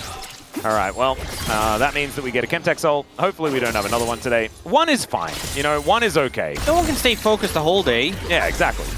As Calyx misses a cannon, he's not focused. Or maybe now he is. Focused on being a little bit tilted because he missed out on that cannon. Calyx going to be able to take down that ward. As Croco moving over, some honey fruit. Gonna speed up Calyx momentarily as the doggos can eat the shurikens, which is kind of annoying. Follow over the wall, Gideon in position. Calyx moving forward. Croco going to get discovered here by Gideon. Or is it the other way around? As the quickness comes on through, they manage to CC Croco for so long, but he goes untargetable, gets over the wall, and the gravity well is so good here from Closer. Polu's will is unbreakable, but I don't know whether his body is, as he will be taken out. The True Shot Barrage, not enough to kill Calyx there, and now Gideon looking for even more. I don't know how that worked there for Calyx. And now he's looking for even more as Lehens gets on over. Calyx gets a bit of his health bar back as the death rate. Like, just go back, please, man. You're giving us all heart attacks. Now Croco trying to contest his red buff against Gideon. Well, when Becomes Lightning does come on through, the Mega Blast Cone will be able to get Gideon to the other side of the map, so he is absolutely fine. And Plate's going on over to Jiu. Okay, Lehens is going for the Blood Song for Khan. Okay. Which, you know, it's not the first time we've seen it, but it might be the first time we see it look good. That's okay. Polu doesn't have ulti, so he's taking some real damage here. The way I view it is Rakan is pretty squishy, right, as far as engaged supports go. Indeed. And if there was an option that made you a lot harder to burst, I think I would go for it. But what if you just get flashes like this, you know? You can do that with Celestial Opposition, is all I'm going to say. That's not a Blood Song requirement. But definitely one to snowball the game, I'll say that much. Here, Croco face checks, and Nongshim, no, if you want to punish Interfere, you have to be snappy with a CC. That immediate layering from the Hens, not quite having the damage thanks to Polu's Peel, but Polu's Peel means he just sacrifices himself in return. Yeah, and even with the Unbreakable Will, it's not quite enough. Yeah, Closer not quite pumping enough damage yet. You know, there will come a point in the game where if you do that when a Victor's nearby, you will suffer. But right now with 0 stack Rod of Ages, he's kinda not doing a ton. And this is what I was kind of talking about coming to the draft. The skirmishing power of Nongshim, especially in the early mid-game, really potent and something that Bro needs to respect. And it might be able to get Nongshim some feats of strength. Just needs to be a race towards that first turret. Bottom outer is looking low for the Bros. I'm gonna ask you a question. What's up? Max. Yes. We saw an item being built towards by Morgan with a longsword in it. Yes. Oh my goodness. This is actually kind of hype. You were talking about how broken this item is. As down goes Lehens. He's just dead. Not too much Did you think this would be the item? Well, no. But now that I see it, I kind of feel awesome for that. I mean, it does restore missing health. Yeah, and he will, if he ever goes low, miss a lot of health. He does have a lot of health. It's kind of cool. It's like Battle Scion. Yeah, it's not like the full glass cannon lethality Scion that I'm sure a lot of people are familiar with. Yeah. A little bit bulkier than that. But an interesting take. Personally, I think he could have just gone the tank build and you know, been really tanky. I just kind of like that he's like, if it works for Poppy, I may as well see whether it works for Scion. The thing with Poppy is you do get that ranged auto attack to chuck at people, which is really useful for it. But you know, I'm always open to see what people are cooking up, and we'll see what Morgan's able to do this game. And he wants to be stacking the grasp as well, you know? So he does want to be making sure he gets as many auto attacks in. It just gives him added incentive and more safety to do so. Yeah, but it doesn't make the cool noise the Heartsteel does, you know? Yeah, true. We don't see many Scions even build Heartsteel, so I honestly, guess it's okay. if they really want to make Sundered Sky overpowered, give it a cool noise when you proc it. Well, Kingin looking for a battle here, and Polo's going to say, we'll make it unfair. As he does have Hextech Ultimatum, it's just we don't really see the possibility of making that one happen. Still, Hookshot is broken, and so he does get himself out. May not save the turret, though, as we can see.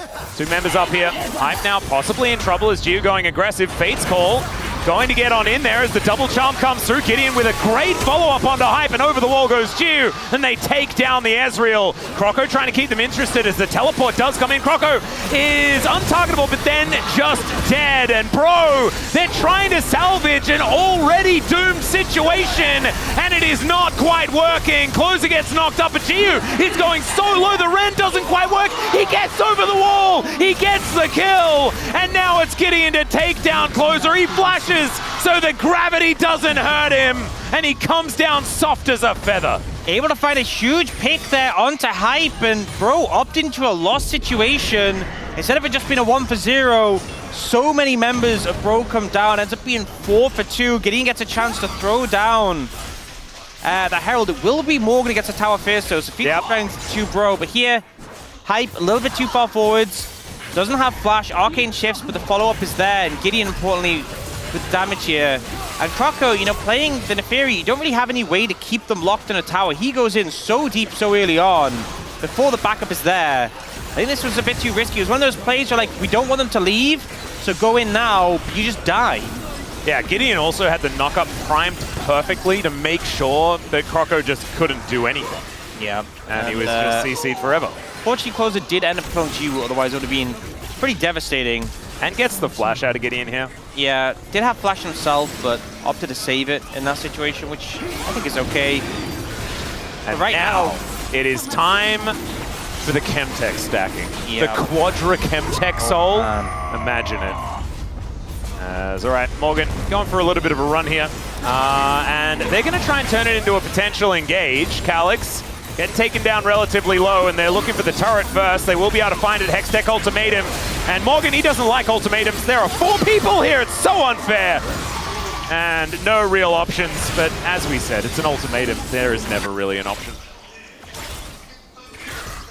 yeah, not going so hot right now for Bro. No. And, you know, we said this composition for Nongshim, you need to get the ball rolling. You need to get ahead. They have done that. They have ticked the boxes for what they needed to do. And right now, you have a Fed Callista, you have a Fed Zinzao, even a Fed Camille, all positive things for this comp. It's exactly what you're looking for. And I guess the only thing is, like you were saying, the ticking time bomb that is this Victor. And Closer has been so good for this squad as well. He has taken the grasp. So he'll be a pretty healthy boy as well. 2 items now completed, looking to stack up that Rod of Ages, still only at 5 for now. But he is going to be huge. It's just whether or not he's going to be huge enough to get through this deficit. It's only like 2,000, so it's not like crazy or anything like that. Yeah. Lahen's unable to stop that back. This is where it gets a little tricky for Nongshim because you're in a great spot, don't get me wrong, but your dragon options are so far away. It's a Chemtech soul, which isn't really a soul that's like as immediately game winning compared to some of the others, and you're also 3 dragons from it, which is an absurdly long amount of time. Yeah. So really, you're looking at this Arakan, you're looking at this Baron and being like, those are the win cons. Those are the things you need to secure and keep the pace forwards, keep pushing the pace of the game to make things go in their favor. It is Arakan and Baron on the same side of the map, so they can't just heavily set a vision around that area. Yep. Well, Baron is still a while away.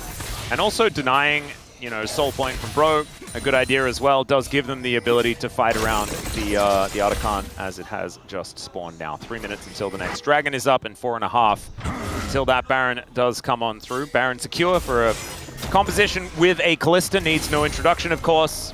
And so, like you say, playing around that area, going to be a good one.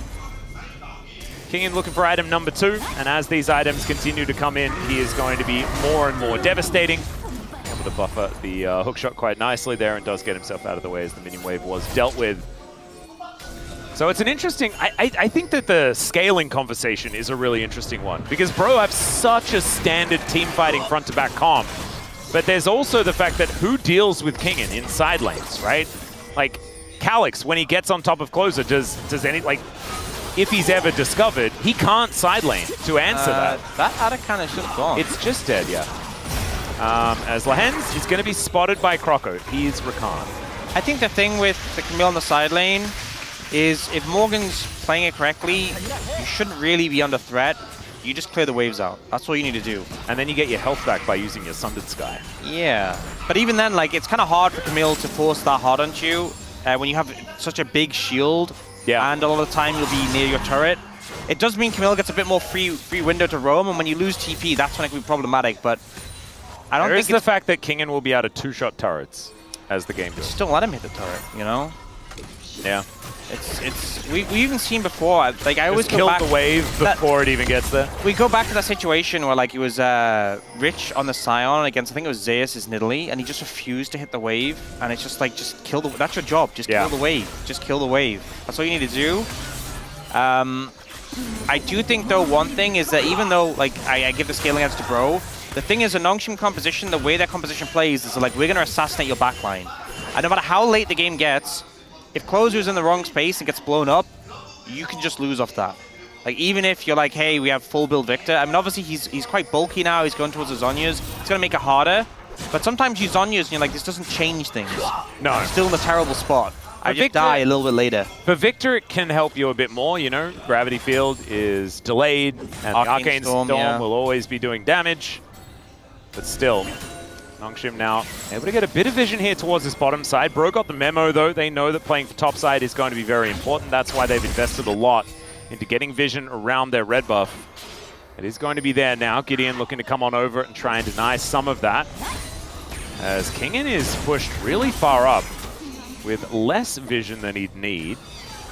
A little bit scary. Croco biding his time here, as Kingen will be able to figure out that there is a ward in this area. And you know what? Morgan's doing what he needs to do.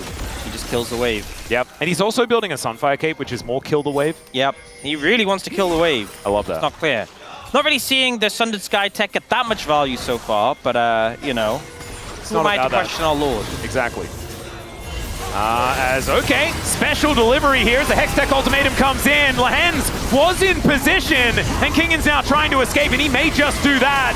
Morgan looking to come on over. He flashes after Kingen and finds the Q, but he's super far up now, and Polu is in danger on the back end. Calix going ridiculous mode, but isn't going to be able to find too much. Still, they manage to take down the cow, and Closer goes in. And so does Hype. He's able to take down the Akali, but at what cost? Gio is just throwing sticks into everyone and ripping them out. That's a double kill for the Kalista, and they just kind of forgot about him. Bro were the ones forcing that fight, and we're like, hey, maybe we found a pick here, maybe we found something, committing so many resources to try and kill Kingen, and then just opting into this crazy fight. I want to get the comms from Bro with Morgan just saying, got him. As he's like in between two turrets, charging a Q and instantly dying after killing the Camille. I hate to say this, Max. You're gonna think this is heresy, but maybe there was too much Bro touch. Morgan's like, I'm under tower. I'm tanking both Kalista and a tower without a care in the world. Perhaps should have had some care. Yeah, maybe a bit of a care. Yeah, maybe. No, if there was more Bro tax though, the Bro tax could have then paid for the awareness seminar. Yeah, true. Closer living to his namesake because he wants to be closer to the melee champions on the enemy team. Just dies. They really, like, we have over-indexed in the investment of Brotax into confidence. Yeah, this is some misallocation of funds. Yeah. I think so. You get a pass on this one, Chatters. I don't think this was a fun. The amount wasn't the problem. And now the thing is, they're looking towards this Baron. Closer doesn't have a stasis anymore. The Seeker's Arm God is broken. Crocker Alex. doesn't have flash. Yeah, Calyx hunting for a bit of an angle here as Croco going to be discovered on a control ward. In goes Lehens, finds the triple knockup as the Hextech ultimatum comes down as well. Croco just not allowed into this pit as Calyx is going to find him, and then he gets distracted by a low Ezreal. It's a double kill, both of the carries eliminated by the young mid laner of Nongshim. Bro will be taken down. Morgan is going to be able to kill a control ward, but that is all they can get, and Nongshim, it took them a little bit of time to wake up, but wake up they did. Yeah, maybe that was the issue with them being first series of the day. They have finally fully woken up, and they are playing with this comp with such confidence. They know the win con, they know the game plan. Lehen's using this recon to great effect here, getting on top of all of the backline of Bro. Yeah, Lehen's honestly has had an incredible game thus far, and I wonder what the Wadid TV is going to tell us about this one. As so many of his plays were so pivotal. There's the knock-up on Apollo, who also wasn't playing too badly, but Nongshim able to follow up just gorgeously on what Lehens has been able to put down. 5-1 and 5 for Calyx as well, a return to form for him, as the Nexus goes down and we got a 3-gamer on our hands. And you know what? I wasn't sure whether Jiwoo coming in would make a big difference. I felt like the problems with this lineup weren't necessarily down the AD carry, but Jiwoo had a phenomenal game.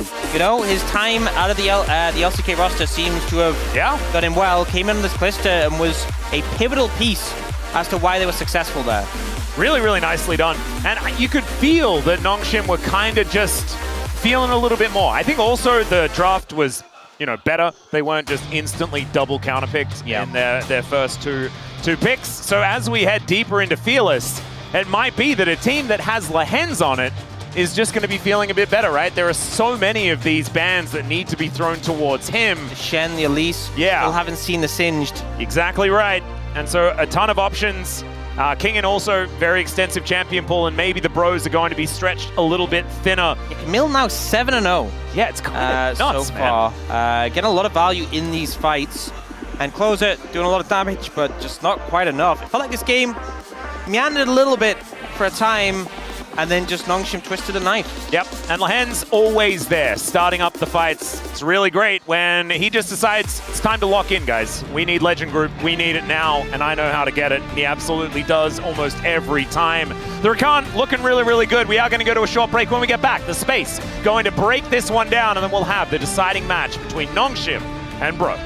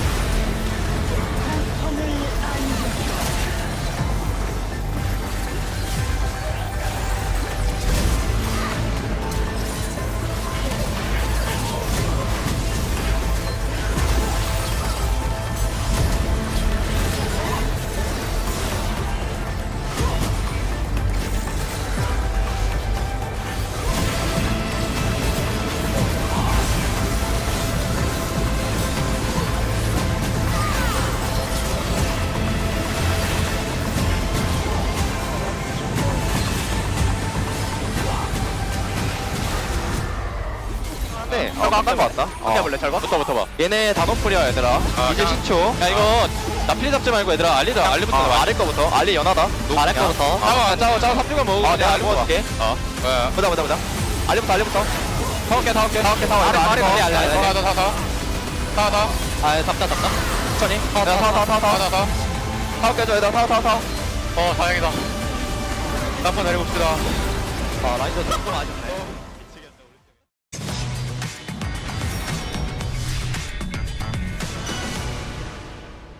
KT 입장에서는 기세만 보면 우리도 할 수 있다 이렇게 얘기할 수 있을 것 같고 하나생명 입장에서는 어디 한번 보여주세요라고 얘기하고 있을 것 같습니다. 양 팀의 세 번째 세트입니다. 세주 안에 6렙 어디든 조심. 웬만하면 위야. 세주 윗장거리다 그냥. 다르만 보이고. 정레드 싸움으로 볼게. 나 이번 지나가면서 한타 써줄 수 있어. 와드 지울게 일단. 우리도 가. 천천히 최대한 늦게 쳐볼래? 자 여기서 어그로 끌게. 야, 안배사도 가자. 됐어. 여기 들어오면 돼. 얘 노아되거든 여기. 기다려보자. 온다. 노플이야. 안배사 갔어. 괜찮아. 잡았고. 자르마 볼래? 자르마? 좋은 거 같아. 야, 안배사 띄워줄게. 안배사 뛰어. 좋아. 노플이야, 쫓아가볼래? 끝까지 쳐. 할 수 있냐? 좀 안 좋고. 와우. 나이스. 집 갔다 와서 유충 보자 이거. 돈 써야 돼. 확실하게 하자. 야, 우찬이 형 말만 들어. 미드 가줄게. 기다려봐. 미드 살아봐. 애닌 다 먹긴 해 이거. 천천히. 얘 스펠이나 이런 거 스킬. 얘 그 E 없어 지금. 궁도 없어. 갈게. 자르마 아니야? 고치 있어. 조심. 고치 되는데. 막아 우탄아. 잡았어. 가비, 여기까지. 잡았어. 와! 대우찬 잡아. 깨비. 어떻게 피하냐 이거? 용산 볼 생각하자. 우리가 시야를 먼저 잠궈놔야 될 듯? 우리 용산이 잡아야 돼 이거. 아탄 탈칠 거 한 번 리드해도 돼 앞에 사도. 오케이. 야 택 탔어. 여기 싸움 가보이만 하다. 여기 한번 숨어볼게요. 본다. 확실하게. 잡게. 잡아. 여기. 할만하거든. 나. 위에 용하다. 야 크게 나가. 크게 감자. 온다. 맞아. 내 아들 좀 볼게. 애니 볼게. 애니 노플. 야, 맞아. 아지르부터 볼게. 아지를 살기만 해도 좋아. 아들 나왔어. 세주. 불용이라 괜찮아. 다 러프되긴 한다. 이거 게임 유리해. 미드 하자. 얘네 포지션 많이 안 좋아. 나 이거 세게 하는 거 어때? 좋아. 야 미드 칠만해? 와보자. 쳐보자. 앨리스. 빼면서. 나 노플이야. 안 빼다. 나 포탑 있거든. 이거 애니 녹음. 잠깐 이쪽 받았다 나한테. 안 빼다 좋아. 오케이. 얘네 다 상태 구리긴 해. 개딸 피긴 해 이거 다. 자 3대. 보자. 야 아지르. 좋아 있네. 요리 잡을게. 루시안 볼게. 봐봐. 칼리 고치. 미드라서 끝날 것 같은데? 아니 이거 끝낼만하다. 끝나기 싫어. 일단 갖고 오자. 그 애니 10초라서 나 6초긴 하고. 애니 7초. 개찍긴 했어. 그냥 끝낼 생각을 하자. 끝낼만. 내가 가볼게. 5초 애니 5초. 잘 막아보자. 잠깐만. 내가 애니한테 공 넣어줄게. 잠깐만 가볼게. 빨리. 루시안 막아줘. 루시안. 가비. 못 끝내냐? 앞에서. 오케이. 바로 막고 우리 땅속에 나올 때까지만 막자 이거. 막으면 돼. 피해 주시기 해다. 나비. 야 리커한테 죽네. 가보자. 안타 잘하자. 장로 나가니 해야겠다. 이거 피도 좀 차긴 했으니까. 나 그냥 어그로 끌 테니까 장로 칠 생각도 해볼래? 앨리스 여기 있다. 애니 여기 있다. 야 앨리스 볼게. 안 죽긴 해. 살아봐봐. 여기 3 볼게. 이거 있다. 칼리 조심해. 애니 살짝 애니 녹음이야. 애니 녹음. 나 아지르. 아지르 노궁이야. 내가 가서 백 뜯어줄까? 야 엘릭스 백도. 야 앨리스 막아. 지금. 타워줄까? 너 나오냐? 막아. 쫓을게 우리. 죽을 듯? 뭐하려버렸네. 가비. 이거 쌍타라 안 끝나. 우리가 바로 쪽에 싸움 보면 될 듯? 야 나 미드 가도 되냐 이거? 야 얘네 끝내려 한다 이거. 야 그냥 미드 막아. 집가 돼. 야집 끊어야 될 것 같아. 동화면 끊었어 요리. 너네끼리 해봐. 나 집 갈게. 나머지는 쌈볼 생각하고 옆면에서 막자 이거. 이거 애니 여기 있다. 집 막았어? 막았어. 야 아지르 피었어. 3번만 좋아. 야 바로 가자. 치고 있다. 괜찮아. 죽어서 한번 보자. 야 아지르 집 못 가게 할게 이거. 천천히 하면 좋을 것 같은데. 나 상태 안 좋아서 안 해도 돼. 뭐야 집 못 갔다 왔구나. 애니 때문에 치고 못 갔다. 장로 싸움이다. 지금 여자의 싸움 걸 거야. 이거 스마트 하기 싫어 얘네는. 내가 치고 있을게. 얘네들 위치 몰라? 버스강 나와서 슬슬 나올래? 2차. 하나 둘 셋. 왔다. 아지르. 리코 노플. 칼리 가인이야. 아지르 지켜야 돼 무조건. 루시안. 기다려. 갑니다. 우리 아지르. 갑다잉. 나쁘지 않아? 이런 경험도 나쁘지 않아. 잘했다. 나이스. 갑니다. 롤러코스터 와 게이트로스터 어디까지 올라갈 거냐? 올라갑니다. 은하 열차가 출발을 하듯이 오늘 그냥 시원하게 그 한화 생명을 쓰러뜨리면서 승리를 만들어냈네요.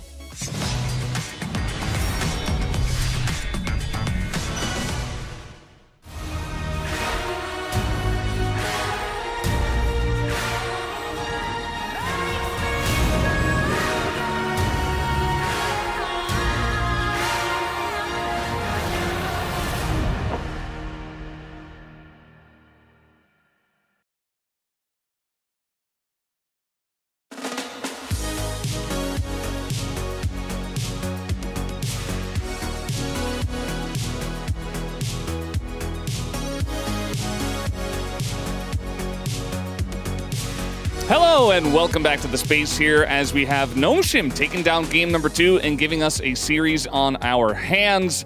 Very well played from them in this game number 2. We weren't expecting much, to be honest, after game 1, but they do strike back and Bro do fall, so we go to a game 3. Any thoughts on this game 2, guys? There are so many teams in the LCK where what you get from day to day is a complete surprise.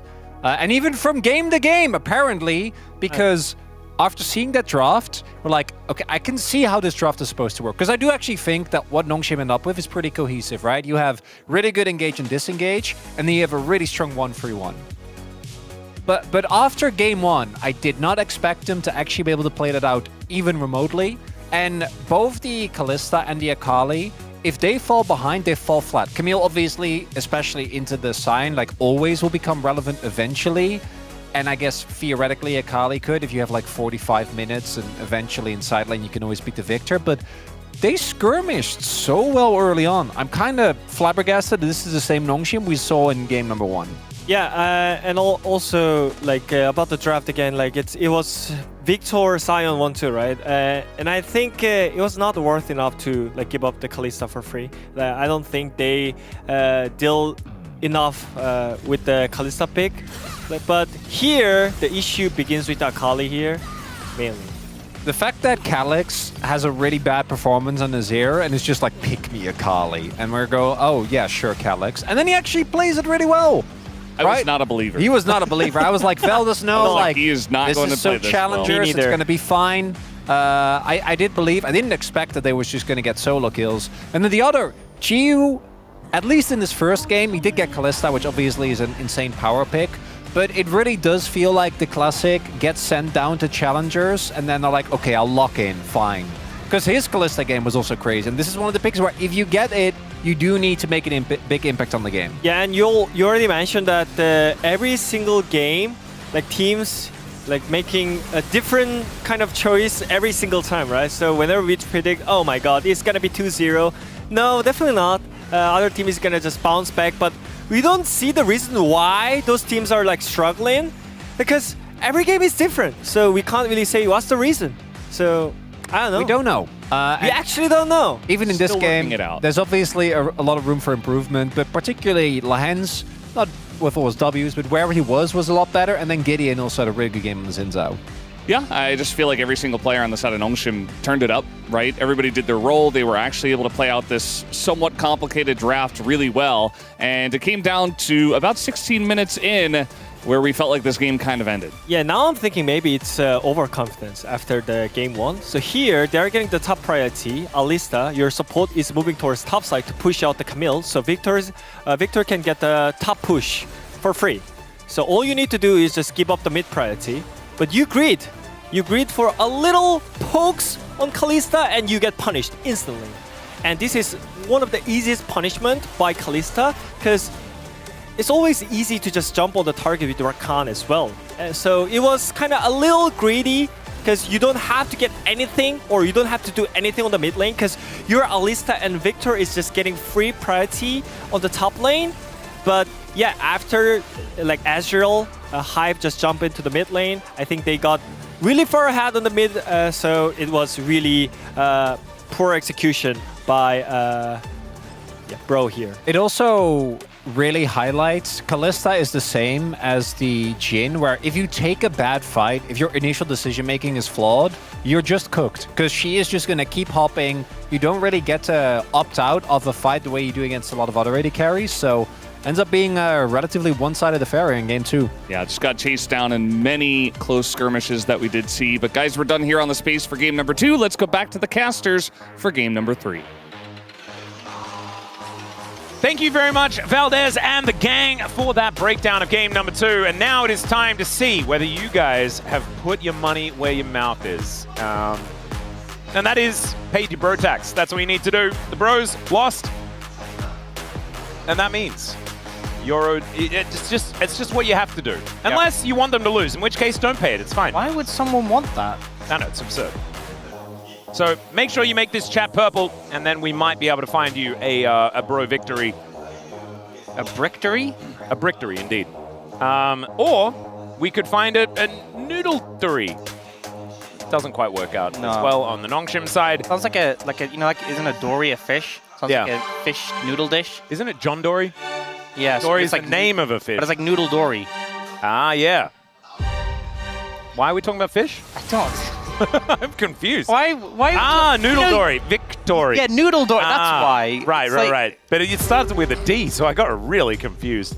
Speaking of confused, let's see what champions are going to be picked on red side 1 and 2. Because that has always led to confusion throughout this entire series. And it's Nongshim that are doing it again, and they were the best at it in game 1. Yeah, do you see that Pantheon banned away here? Which was surprisingly after the second rotation last time. Not something we often see. And we have the Yorick banned by Nongshim again. They were banning Yorick and Trundle every game so far. Yep. And that, if it's the final ban here, it will be exactly the same bans. Oh, never mind.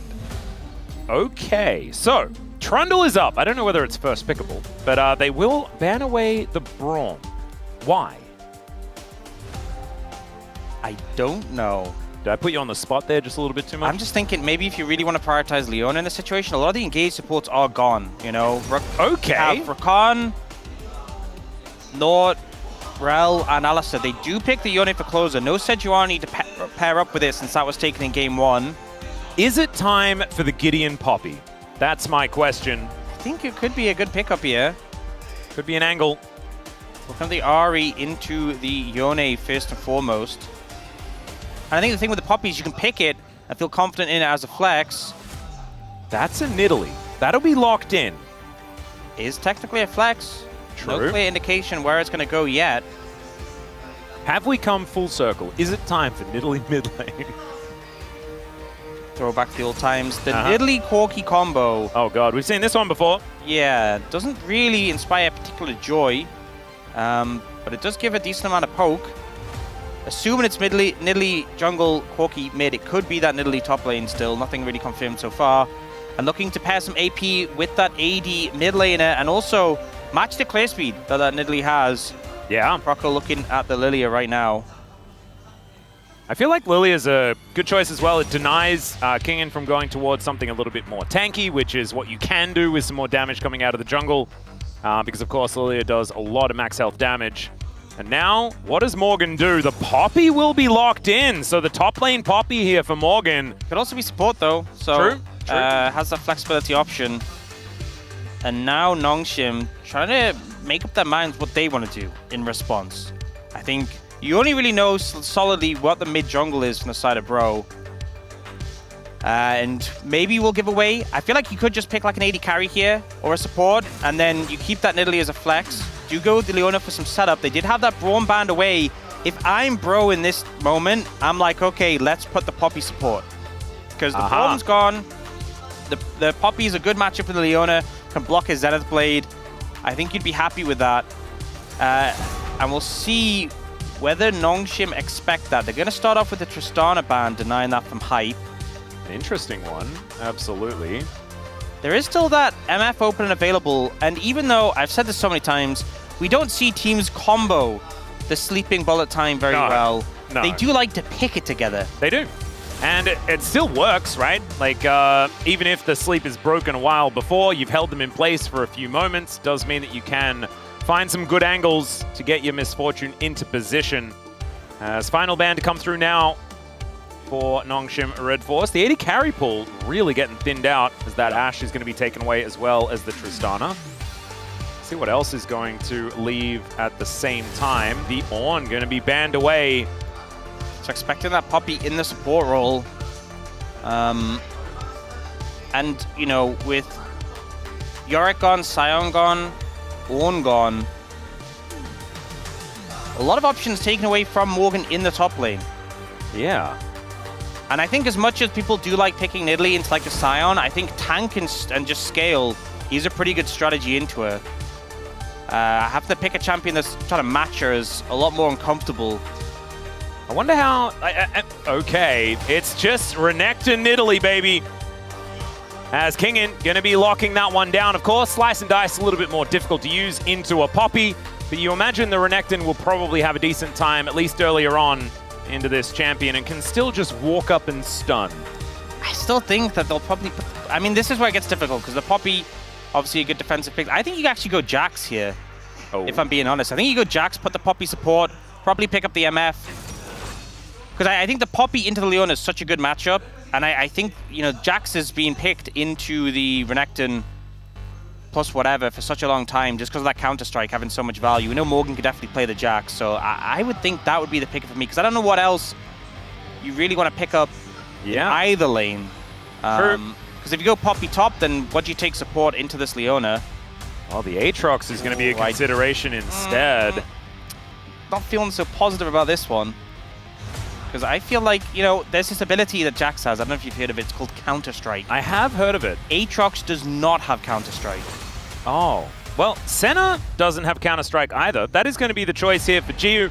Alongside the Leona, we've seen Farming Senna really launch into the spotlight here, as Edgar looking real happy with how this draft has eventuated. I think, once again, this is looking a lot more like Game 1 as opposed to Game number 2 for the Bros. As far as this draft is concerned, a lot more cohesion. And Nongshim, yes, they have a lot of answers. They've got this double AD carry composition alongside the Nidalee. They've got Nidalee Renekton for a lot of early game topside power. And they have a lot of better vibes after that victory does come on through. Lahan's looking pretty serious here at the same time, as coaches gonna bow and walk off stage. We'll see. Remember, guys, the stakes could not be higher. For Nongshim especially, but for Bro as well, if they want to hold on to their dreams of the Legend Group. Every single match is so important because it won't get reset until next year. Yep. Yeah, you do not want to drop any if you can help it, but also Nongshim try to keep their hopes alive for the Legend Group. And on the other side for Bro, just trying to keep their hopes alive for the road to MSI. You know, they're a long way away from potentially going to MSI, but to even have a chance, they do need to win this series. I mean, they're only like, there's a few games between them, but they're 7th, right? You need 6th in order to get in there. We won't tell you the rest of the stats because it becomes a little bit more daunting as far as getting up there is concerned, but every win is important. Start of the Rift here for the deciding game between Nongshim and Bro.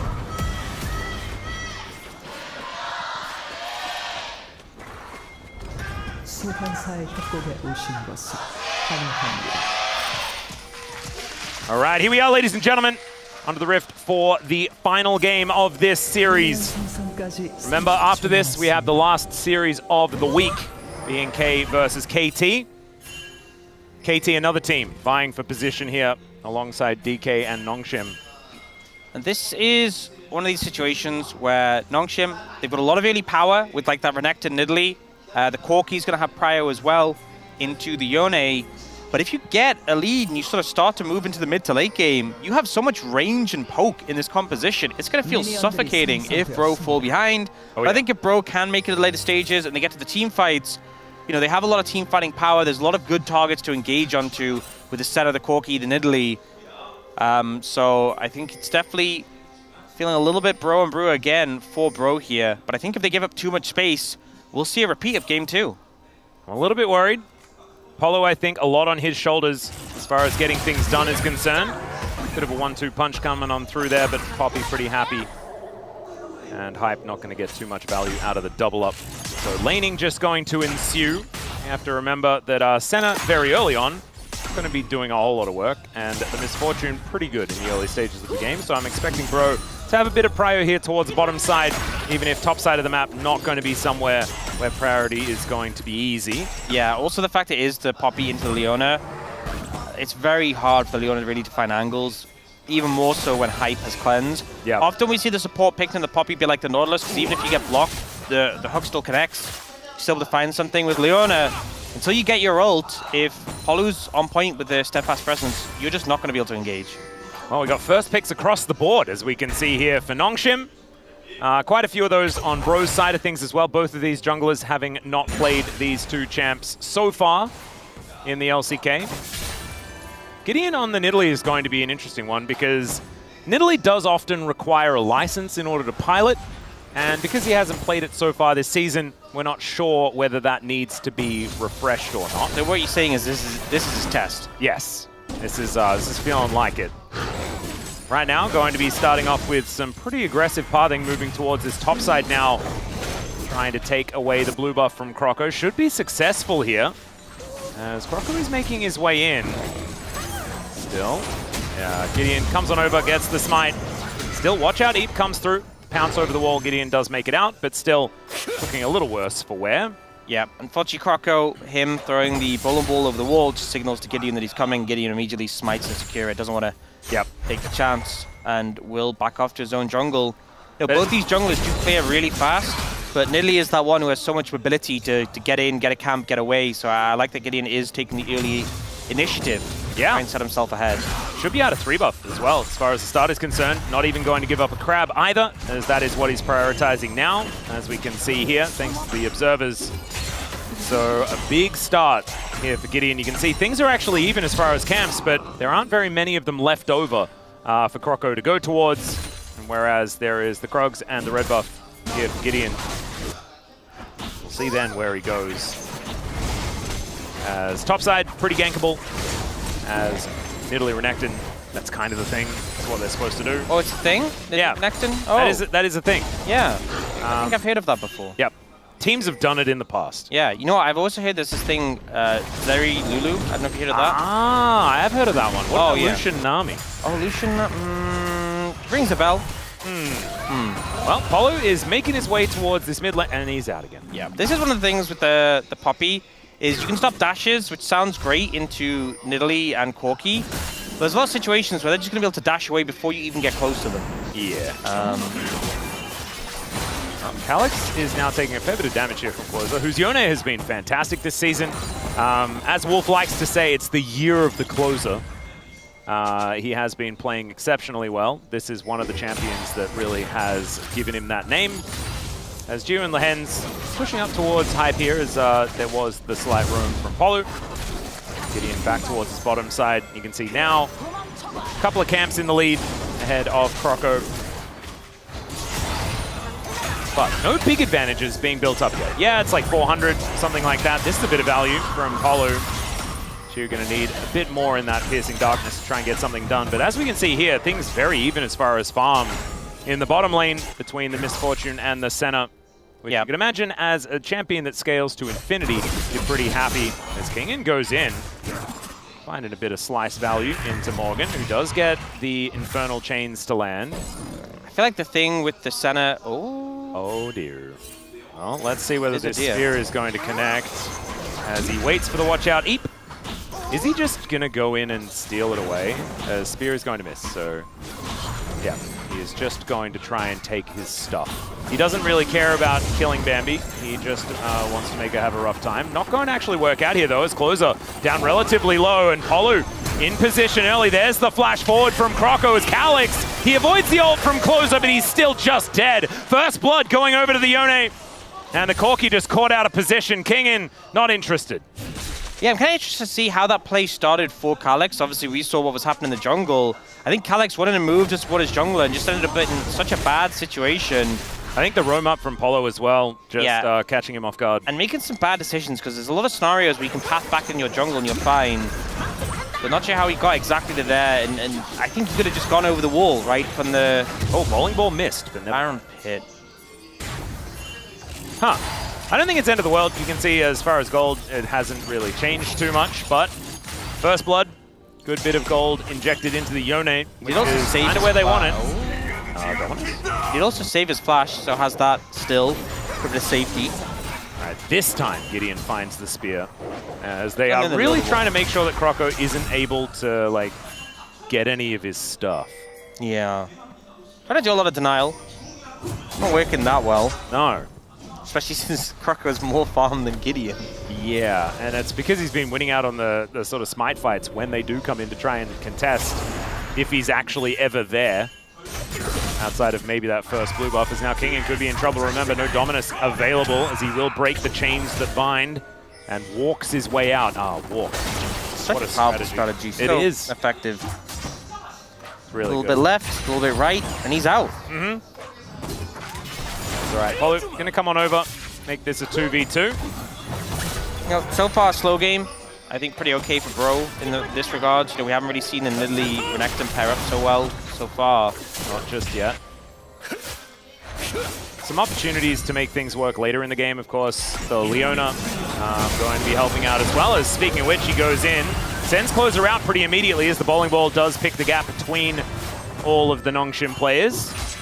Yeah, unfortunately the stun onto Closer, even though they did the change where the stun carries through when he gets to the other end, he is still a very far distance away from Yeah, he still gets to the other end. Yeah. Oh, Jiwoo wants that soul.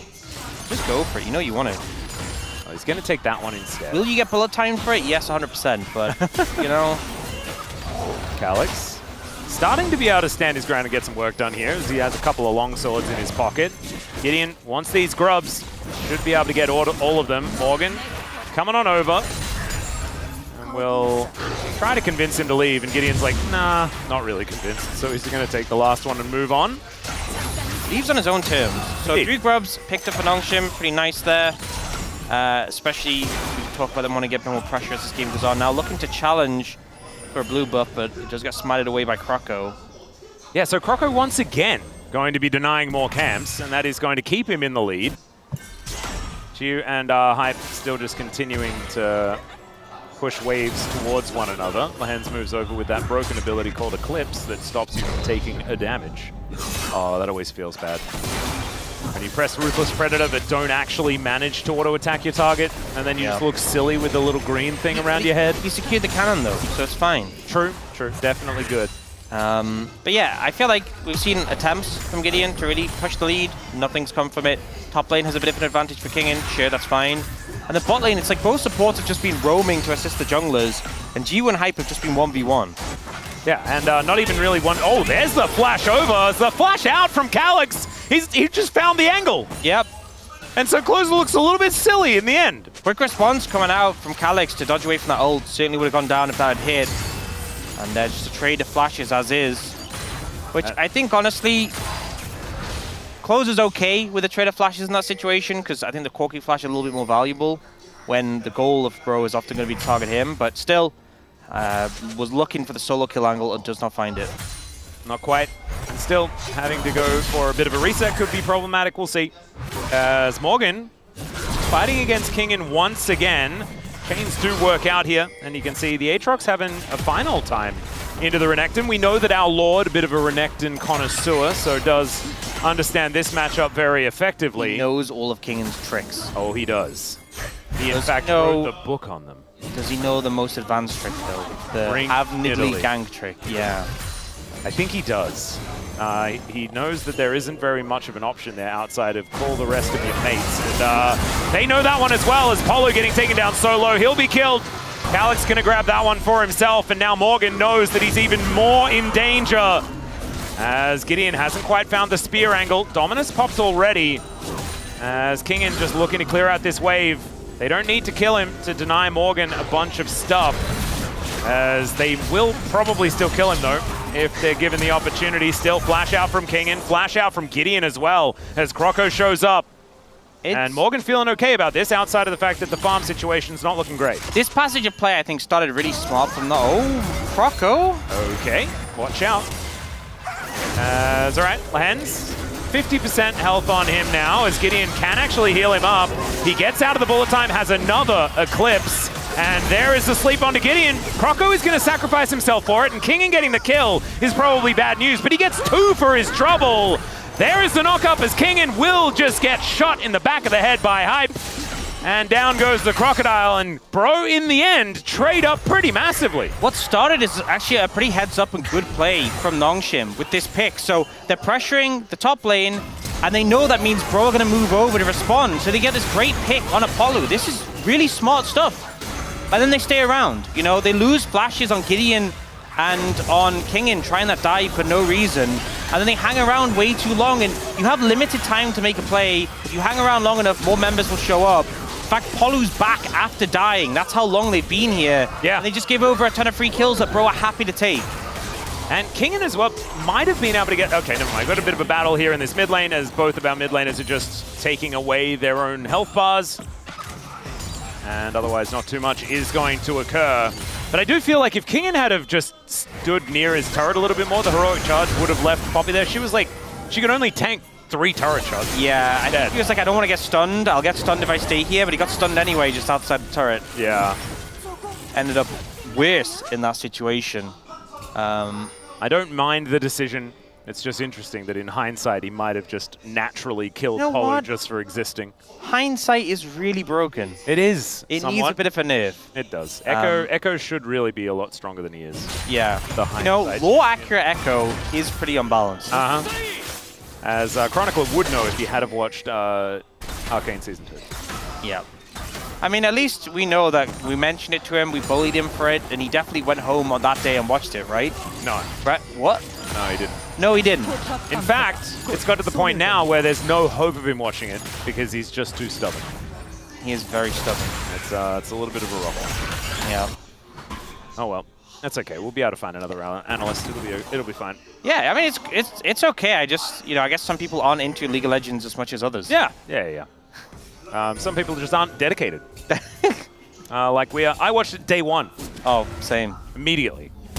I didn't understand it day one, and still don't understand it whatever day this is. So much. Like, I get the gist. So does Closer. The gist is he's dead. I just love seeing this. It's like you have Lahens layering all the CC perfectly, and then Jiwoo's just like long-range orbital cannon coming in. He's like, cheers for the assist, guys! Yeah, but it just really is the icing on the cake. That just means 100% Closer had no chance of evading that. And it's kind of frustrating because Polo was there, and I feel like sometimes that happens when you have a teammate nearby. You're like, I'm safe. It'll take time for them to kill me. He'll be able to come in and... Nope, it took no time at all. Nope. All right, Nongshim getting to work on this dragon. We'll get them to another objective point as far as these feats of strength are concerned. Bro have already locked that one down for the kills. He always just turning up for the scraps, but knows that there'll be a bunch of souls left on the floor, so does collect them for himself. 37 going to be the count. Yeah, doing pretty good in terms of souls, and I mean, souls are going to be much lower with Farming Center compared to Fasting Center because, Fasting Center got way more souls to compensate for the fact you don't have items. And obviously, we saw Farming Center souls get buffed, but it's still lower than Fasting. But we've seen some low numbers in the LCK. Yeah. And I feel like this is setting like a pretty decent pace so far. Closing on that 40 at about 15 minutes. We've seen players like 5 minutes later than this having this amount. Ooh, that's going to be a Trinity Force proc in that last shot. Otherwise, it looked like a really good trade there from Closer, trying to pressure out Calyx, who doesn't have his teleport. Actually, very recently used it. And it could mean that Nongshim not going to be able to fight for this Rift Herald, although Gideon trying to get himself in position. There's the ultimate going wide from Polo, but still, they're able to secure it. Very nicely done here for Bro, keeping the pressure up, keeping the gold lead in their favor. About 1,000, a little bit under. As still, definitely anyone's game right now. Yeah, doing a good job so far. And the thing is, Nongshim were kind of moving over, trying to find a window to contest, and as a result, didn't really get anything from that situation. Calyx kind of okay with having the turret there to help him out, but Shelly is going to come on through, and she hasn't actually started hitting yet. And so has started charging. She is hitting. Closer might just be dead as the flash away. It's the concentrating on Shelly being the problem here, as she just does nothing. They changed Rift Herald to make it very hard to mess up, very hard not to get value from it, because before there were so many times where teams would get Rift Herald and just get nothing from it, and they'd be like, well, what was the point? When did they buff Corki, by the way? Just feels like Corki doesn't do as much nothing as it used to. I don't think they buffed him that recently. Yeah, right. I didn't really see it. But that is still going to be feats of strength going over to Bro, but maybe it's going to be a team fight victory here for Nongshim. However, Bros are able to get themselves out of the way. Bowling Ball will be avoided. And Hype just walked up to the outer turret in mid lane and killed it. So that means the Bros get feats of strength. Yeah. I mean, this is one of the things with the MF. Once you hit that Bloodthirster spike, even a Senna who has a lot of sustain just can't do anything, because anytime you trade, she just heals up off the wave and keeps pressuring you. So getting a lot of benefit there for the side of Bro. It will be a tower traded back though by Nongshim to keep the gold close, even if the feats of strength have already been locked in. Yep. So about 600 going to be the Bro advantage here for the moment. They definitely want that to be a larger number. A teamfight composition, you can see exactly how it works. It's the sleepy bullet time, that sort of vibe, the lilting time, or the what is it, the bullet lullaby, which is much more cool. Yep. But lilting time is when you mess it up. Bullet lullaby is when you nail it. See whether they're going to be doing one or the other as we get further into this game. Yep, you see Morgan has picked up the Sundered Sky, which is such a huge spike on Aatrox. He's down in the matchup about 1,000 gold, thanks to CS difference on that kill, but it's now at the point where when he autos with his ult active and he heals 800 HP, yeah, really changes the dynamic of fights. It does. Kind of weird that that's the case, but I guess it makes sense. The Solar Flare going to slow down Polu, trying to reposition here as we can see the knock-up as Kingin in the bounce house. He's now going to get sleepy as into the back line they go. The Dawning Shadow trying to keep them alive as Morgan is massive, but he needs to be able to hit things to get that health back. As both top laners are dead, it's a relatively even trade as Closer trying to get in there. Lahen's going to use him as a taxi to get through, and Gideon, he doesn't find the spear. Polu able to get himself out as Closer is just going to kill him. The spear goes wide, and why is every team ever just baited by Poppy all the time? It keeps happening, you know, that movement speed, that extra resistance is a low health, easy to bait you in. Bo's able to clean up, and Hype didn't have ult, I want to say here. Because imagine if he did. Imagine if Hype had ultimate when this happened, how free it would have been. Oh my god, the angle is absurd. Oh, it's so much. It's still a good fight for Bro, but we just never get it. We just never, it's just so rare to actually see it happen. And Gideon also. And then we get doesn't get it. This bullet. Oh no. Yeah, Gideon does end up having a little bit of a goof there and going down. It is an advantage for Bro. It was a huge lilting lullaby from Croco. I'm just sad because that is every like silver player's dream. You know? Yeah. You lock in that sort of composition, you're like, we can do the combo. And they'll wait all game and they'll eventually get it and everything is right in the world. And I didn't get that satisfaction. Yeah, we didn't. You know what they need? They need like an Amumu as well. Exactly. I mean, everyone knows the Amumu dead. Yeah. As Kingin is very well aware that he's not dead. Maybe stick a Malphite in too. Yasuo mid, you know? Then we're cooking with gas. That's all you need. The Curse of the Sad Bullet Time was always a classic. Yeah. That one's the best one. But with getting Sleepy along top of it. Yeah, so Nongshim will start this up. Morgan taking a lot of damage here towards the bottom side. Teleport at the ready for Calyx and Morgan, but Morgan needs to recharge that health bar before he gets back. And then the teleport is going to come on through from Calyx. That'll get him towards his top lane. Polu and Croco in the area. Jiu just trying to push them away. And it looks like a turn is being considered here from Nongshim. Great knock up there from Closer as Kingin's health bar getting lower. Out goes the center now, but she has the Dawning Shadow, and the Poppy does go down this time. They are just going to burst through the Otacon. There is the secure by Gideon. Lahens doesn't find the Zenith Blade, but neither is there the knock-up from Closer, and over the wall they go. The Lord will be smote down where he stands. There is the bullet time, but Lahens is there to stop it. And Hype, he gets a tiny bit of dopamine, and then it's just torn away from him. Closer now, he will also get engaged on by Lahens with 100 health, but he has Eclipse, and so of course he's never going to die. And this time, Nongshim destroy the team fight. Great setup there from Nongshim. So funny that Jiwoo gets knocked away and then uses the global ult to answer in return. And they're just struggling to find access to this fight. We see it come in here, Dawning Shadow just to clean up this Poppy. That's Karma from knocking him out. And then here, they can't approach. Croco's struggling to get in. Morgan ends up ulting, but doesn't actually get an auto up in this situation. He would have healed so much, but doesn't end up catching one. And then here, unfortunately, Jiwoo just cleanses, and Lahen says, no fun for you. Nope. And he has 300 health, but he pressed W. Wasn't that cool when he pressed W? So powerful. And then he doesn't lose health anymore. He's so brave for that, actually. He is so brave, man. It's kind of crazy. And now we have a situation where Calyx, very strong on this Corki, with a QSS in pocket. Jiwoo, 60 souls. That's really where you start to get a lot of mileage out of that range.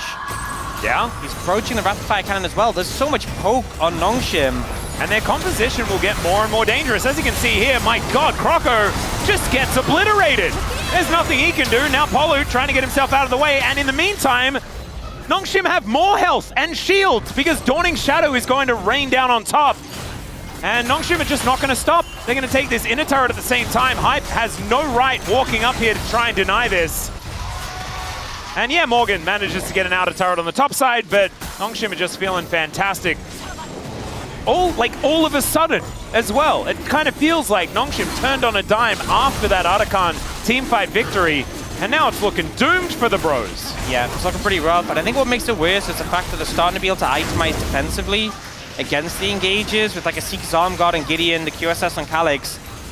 They make it a lot more difficult, and Bro try to approach, and then just one bit of CC hits, everything follows.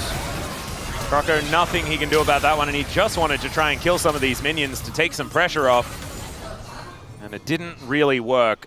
Still, Morgan gets the top outer turret. There is a consolation prize for them. It does mean that the gold lead is still going to be under 2,000. It just feels like Nongshim are in such a good position in this game. Yep.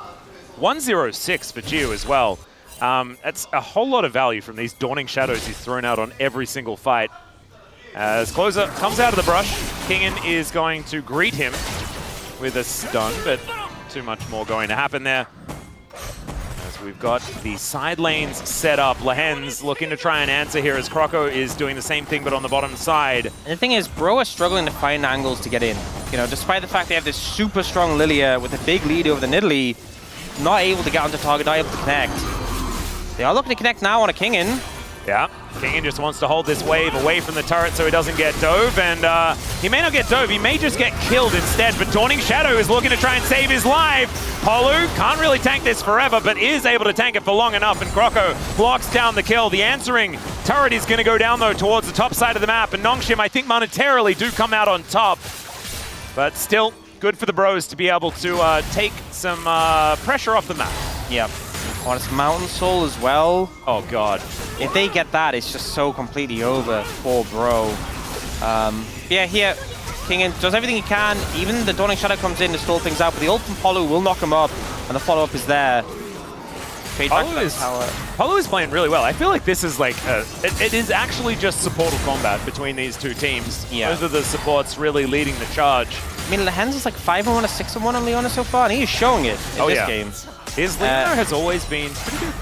And Jiwoo now with the rapid fire cannon, he's a whole item up currently on Hype, who did go for the boot upgrade. Oh, Calyx has been missed by everything thus far. Flashes over, breaks the chains. Watch out, Eve. Croco will hit a button as he finally lands a Q. And that was all he needed to get the kill onto the Corki. In the meantime, they may lose Baron. Yeah, this isn't a good trade for Bro.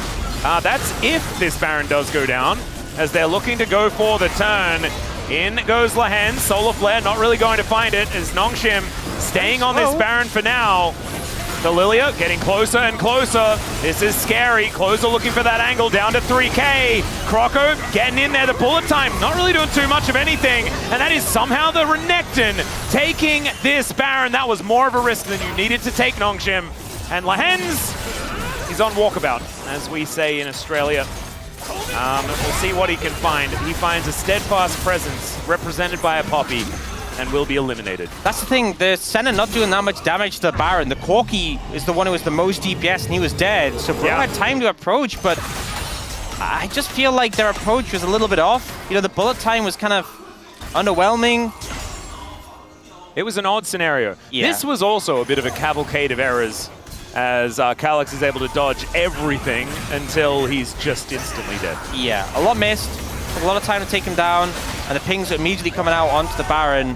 Damn, 1,000 gold though over the Lilia. But we see in this one, so it's good disengage from Polo. That was played really well. Hype ults very early and just really doesn't get much value from it at all. Like a little bit of tickle onto Jiwoo, and then Croco is like kind of not even looking towards the pick, goes for the flash in, and actually smites early, I think. And then the fact Renekton got it, I don't think Nidalee even smited. Nope. So just, it was... Maybe it was a tick of Dominus, imagine that. I mean, it did get buffed. Yeah, true. And it's not even as powerful as it will be in the late I've game. only brought up the Dominus buff about 150 times? 173. Oh, sorry, I missed a couple of days, I think. Yeah. That's my bad. A little bit unfortunate, because I think if Croco had stolen that Baron, Bro would be feeling really good about their position in this game. Oh, yeah. as it turns out, having a Baron is better than not having a Baron. That's so true. It's so wacky that that's the case. It's so wise of you to say. Thanks. I'm really good at, like, I put 2 and 2 and 3 together quite often. Yeah. 7. There is the spear flying on through as Jiu able to soften them up. This center is getting more and more dangerous. Look at this. Can still just stand at range. Has the rapid fire cannon now completed, as well as a cheeky pickaxe at the same time. Almost 4 items for this farming center. And you know, if a bowling ball doesn't hit, it's pretty awkward to find an angle in. And the thing is, Lehens has Mikhail's, so if you hit it on one person, it's not enough. You need to get multiple, so you can only Mikhail's 1. Yeah. Otherwise, like, your other engage is that you either have a TP flank, sure, or you have to, like, have Polu run at them, which doesn't really work if you're heading straight towards them. You need, like, a flank angle so you can slam them into the wall. Dragon will be picked up by Nongshim, third of the game. If they get that Mountain Soul, I think Bro's odds drop massively. It's looking very rough, because that is, like you were saying, Soul Point now completed. Calyx has been doing a bunch of stuff just by himself, blocking stuff down. Will be able to grab the team a blue buff as well. And then look for that reset angle. He's got QS. Like, it's going to be really difficult to engage on a Nongshim here. 80 stacks for Jiu. And I do think this is actually sort of the fastest stacking we've seen from the center so far. 30 minutes though, oh, maybe it's about the same. It's slowed off a little bit. I feel like his pace was good early, but it's kind of slowed down now. But I think Guma was doing relatively well on his that he played, but Viper a little bit slower, perhaps. I mean, it's important. The range bonus is huge. Again, you're still doing a ton of damage regardless because you have items, and he has a lot of items. But the range, I think, is such a massive boon that you can get here. And having AD being close to IE as well, he is starting to do so much. And, you know, on anyone on the side of Bro, just like an auto Q, and they will be chunked out. Yeah. All right, Kingen will be able to grab a crab here for the team. Still trying to figure out exactly what they're going to go for next. 2 minutes until the Baron is up one more time. Hype? Oh, Max rank it's Dominus in time. Oh, well, I was saying hype. Oh, sorry. It is hype that Kingen. I was hyped that Kingen was I level get 16 you. from Dominus. Sorry, I'm a lot of level 16 16s coming through. Yeah, my bad. But imagine now if they manage to sleep a group of targets and then bullet time. Oh. Wouldn't that be neat? Wouldn't it be neat as well if the Lilting Lullaby was also max level? That would be cool. That might be coming in relatively soon. Somehow, Gideon and Croco are on the same level, even though there is a 2.2k gold lead. And it feels like Croco has been doing a whole bunch more this game. Well, there is stuff like Atakan and Baron. Yeah, the Atakan situation is the problematic one, I think. Yeah, a lot of XP from those. But generally levels fairly even overall, which is good, because sometimes when you're down a bit in gold, you're down a lot on XP. If they have like Atakan and Baron, it's like, okay, well, that feels a lot worse, but been okay so far. But they are kind of just trapped in their base. Yeah, I haven't really found those engages we've been looking for yet. It's the suffocation strategy here employed by Nongshim. Oh, gee, 4 items now done. Oh, Lord. This whole Infinity Edge situation here is going to be a rough one here for the Bros. It's kind of nuts, though, because as we say it, we're talking about the fact that Nongshim have these big leads. 3,000 gold at 31 minutes. That kind of means nothing. And there is, like, the IE done for hype. He's got 3 items. Lord Dom's being one of them. That's a big deal. Doesn't look like a big deal here, because Jiu can shoot him and he can't shoot Jiu.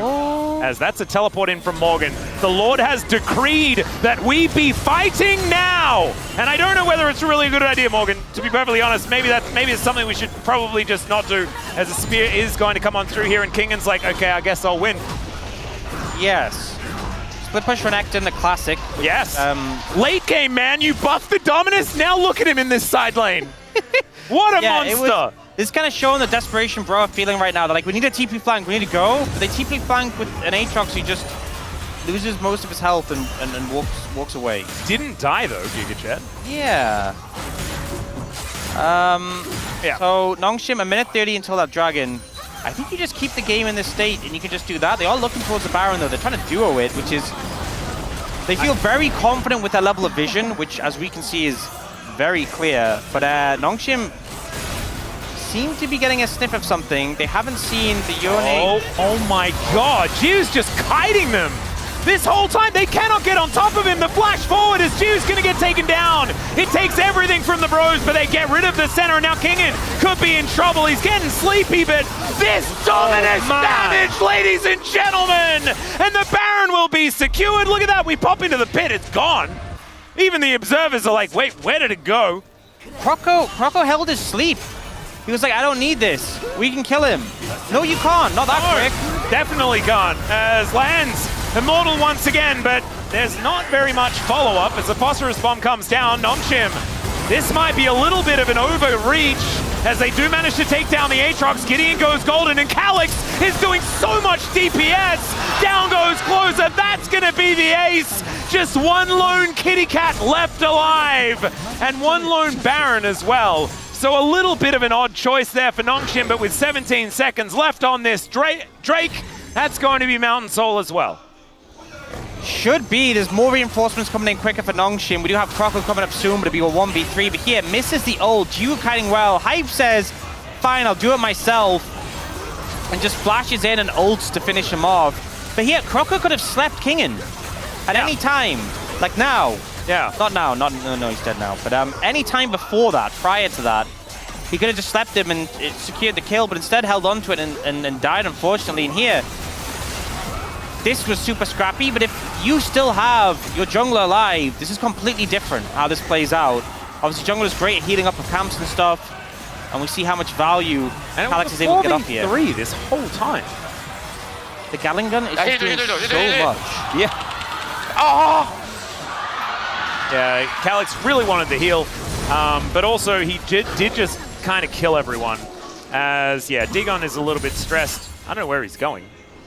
He's leaving Seoul because bro are losing? Yeah, perhaps. Come on, Digon. Keep it together. Well, maybe you can't actually pay your bro tax when you're in a cab. Has Digon paid his bro tax today? That's the question. I'm not entirely sure, but based on the game state, I would say it's looking gloomy on that front. As Nongshim pushing up with one of their Barons, which they still have. They are going to break open the base, and it is so much more difficult with Jiu alive. Solar Flare not really going to get too much value, though, as the spears are now coming in. Morgan moving back down. He needed to try and defend Kingen, who'd already taken down an inhibitor turret on the bottom side of the map. And Nongshim just really limiting the options here of the Bros. As these rockets, man, it's looking ridiculous. The sleep is going to come in, the bullet time not quite working, and in fact, the ulti from Closer pulls Gideon out of it. That's not what you want to see. Morgan gets into the backline, but it's Kingen. It's Kingen, ladies and gentlemen, the world champ. Difference here as he flashes forward. It's a triple. Is that a quadra? No, it's a snipe away from Gideon. And Nongshim keeping the conversation alive about that legend group. The Noodles looking absolutely fantastic as they take this game. We do have to remember, game 1 existed, but they really did bounce back very well as they take down the Nexus here. And Jiu looking like he might be a step up over Vital. Jiu is in great form. You know, this is a level of play we've been hoping to see. I feel like we've been missing this for such a long time. And come in, subbed it in game 2, and when I am winning this series, I am trying to ensure that we are going forwards into the Legend Group. A must-win match, it feels like, for Nongshim. They're able to clutch out, and sadly for Bro, this means you will not be seeing them at MSI. It'll be a longer time before we see Bro's first international win. Yeah. And I think most of us expected them to go to MSI as well. I think a lot of people expect them to win MSI. Yeah. But maybe they're holding up for Will. It's going to be so much harder for them to win MSI now that they're not going. Yes. But they can still make Worlds. I hope all the Bro fans know Bro can still make Worlds. Yep. As the guy still... Oh my god. Clip that one as well. I got the last one, managed to retweet that one out. But if you've got the really surprised face guy once again as Jiu, huge cheer from the crowd here as well. As a bit of a welcome back, and man, this guy's shoulders must be getting a little bit sore. As you can see, he's looking a bit worse for wear. I think the POM was an easier vote, right? Yeah, I think last series you saw from Nongshim, it was kind of rough because I think Lahen's had one of his worst performances in a while, but this series, one of his best of the year. Oh yeah, he locked so the on heck in. form. Yeah, it felt like every single engage combo, it was connecting. Even the Poppy wasn't enough to keep him at bay. His Rakan was phenomenal. And even like on the WA TV, we saw that like if they just trusted in Lehens, there's probably angles there in that play as well in game number 1. You know what? That was the player for an MSI winner. That is. And they can still go to MSI. Certainly can. Well and truly in the running here as they move ahead by a point. Right, and this is really, really important. KT going to be playing up next. In fact, that does mean that, again, Legend Group isn't locked in, but with Bro losing this one, I think BFX might still be able to make it. But not against Nongshim. So Nongshim should be locked into road to MSI. BFX are on 5 wins, so mathematically they still, I believe, could make it. But yeah, DRX not in with a shot, but they have been out, I think, since yesterday as well. Yeah. So, but things are getting close to being locked in, and Nongshim knowing they'll be able to go to those qualifiers and upping their chances, because I think they really started to slip away, and we started to get concerned. I think this win making a big difference to the odds of making it into that Legend Group, which all the teams are aiming for. And the thing that's really rough is actually what it means for DK fans. Because if KT are able to take down B&K Furex in our upcoming matchup, especially if it's a 2-0, it'll be Nongshim and KT both tied on, +2? And DK, with an extra loss, actually, will be trailing behind. And it could mean that they are out of the Legend Group. Like, that's the crazy part. Yeah. This race, with that last position, it's not a top 6. I imagine a lot of these teams pretty keen for it to be a top 6. And you know, Calyx did not have a super clean series. Outside of some moments in game 2. But his Corki, oh yeah, his Corki was pretty fantastic. So good to see him come back on that Wasn't one. this disappointing? I know Gideon immediately went into Zonya's anyway, so it didn't matter too much. But pulling him out of the bullet time. I'm so, every time I see this combo, I hype it up. I'm like, wouldn't it be cool? And we don't get it. That one bot lane, so sad. The whole team groaning at the fact that Gideon gets the kill. And look at Gideon's face. He's like, I'm just going to ignore it. It's like nothing happened. Guys, I'm just actually trying to win the game, this is important. And the team are like, no, the Penta! Yeah. Look at Calyx, man. He cared so much about this series. It's absolutely fantastic to see from the new player on Nongshim's side. Great to see them get back on the horses. Unfortunately, for the Bro fans, just not enough Bro tax. I know the influx at the beginning is always there. Just got to make sure that we keep it up, and it'll be okay. I know it's not about you guys in Twitch chat. It's more about Dagon getting into a cab instead of focusing on paying his Bro tax. Yeah, what did he mean by this? I don't know. And why did he like give it all away to everyone as well? I feel like he's being a bad influence. Okay, well, it was apparently he went to gym to be a gig Chad for the Bros, is what G-Sun said. As Calyx going to pick up the POM. I think Lehen's a little bit robbed for this one, but Calyx still having a great game on the Akali and was a real difference maker on the Corki as well. Yeah, I think we don't talk about the Azir game, but I think game 2 and 3 really was solid. But yeah, I mean, I think there was some decent mentions. I think Jiwoo came in and was there for both their wins, had a great performance. I think Lehen's played really well. Yeah, but I think a lot of people could be sort of praised for this one. And I think that's what Nongshim needed. They didn't need one member to come in and save them. They needed everyone to step up a bit, and that's what they got today. They absolutely did. It's now time for us, though, to throw it over to G-Sun for the interview.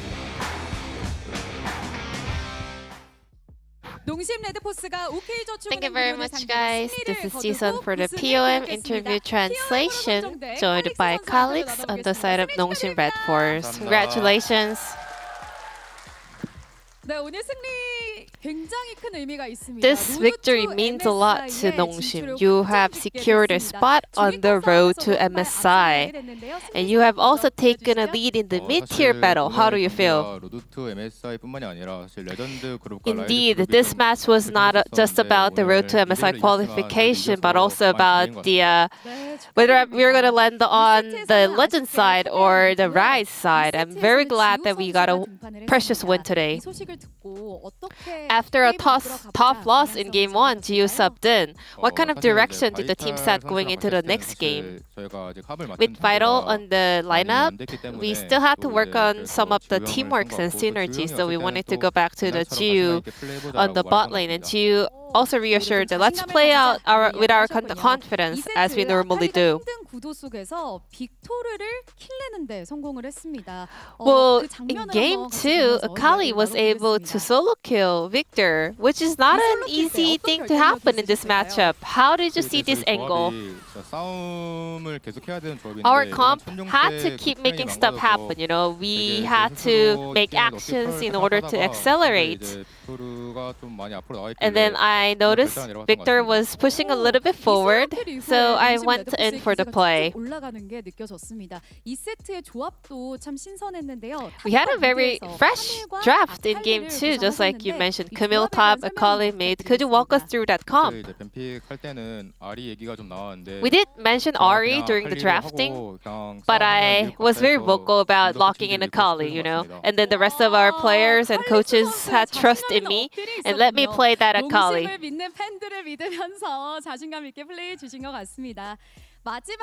And in the final game 3, we had another interesting drafting from Nongshim. You guys banned Ornn and picked Renekton at the last moment. What was the thought process behind that?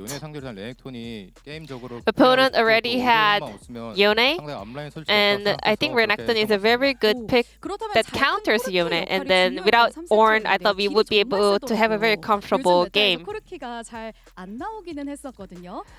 And you had a phenomenal performance on Corki, which is not a meta pick right now. What was the reason behind that pick? Well, overall, we thought we had a longer range into the opponent's comp, so we knew that we could play out the game by poking the opponents using or taking advantage of our long range. Game 3 was so intense. How was it for you? Because we had such a good late game value, we knew that as long as we don't get destroyed early on, we would be able to have a lead for sure. But somehow the game was going back and forth. But in the end, we managed to get the win, so I'm pretty relieved.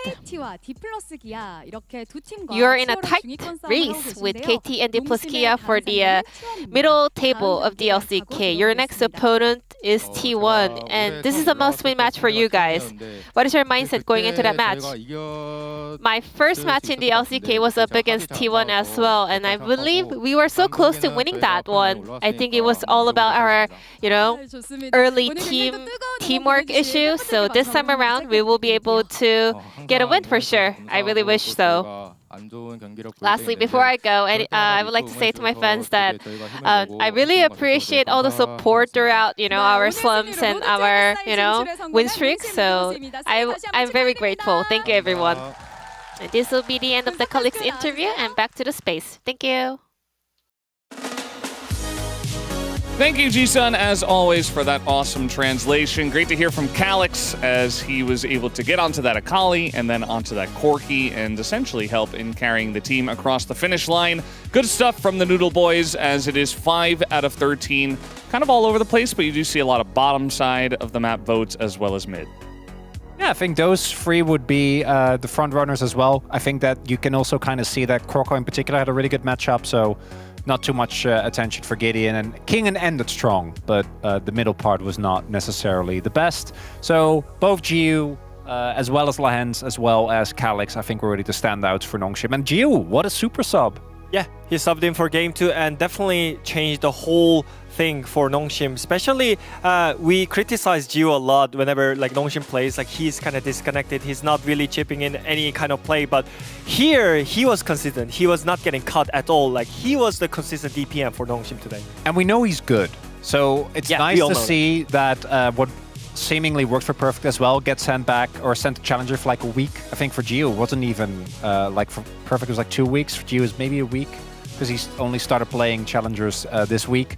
And Nongshim, it was a bit of a bumpy ride, but they do get a really important win because if they dropped here, that race for the Legend group is still very much in fully happening. And we won't know probably until the final match of the season, which I think is awesome. Yeah, it's really good to have a race going.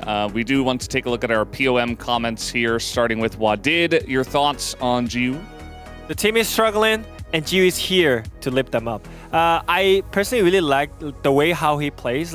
He was constantly overstepping on the mid priority. I think most of the AD carries are having those issues where you don't, even though you don't need the mid priority or mid pressure, you always go for it and you grid and you die, or you use all the stuff before the team fights. But here, I think GU finally he just realized that he can just trust your teammate, just let him play whatever he wants and just wait for the teammate. And I think he was in the right positioning when the team needs him. So I feel like he was the key point for the last game, especially. I really like the way how he plays Senna. So yeah, finally he's back.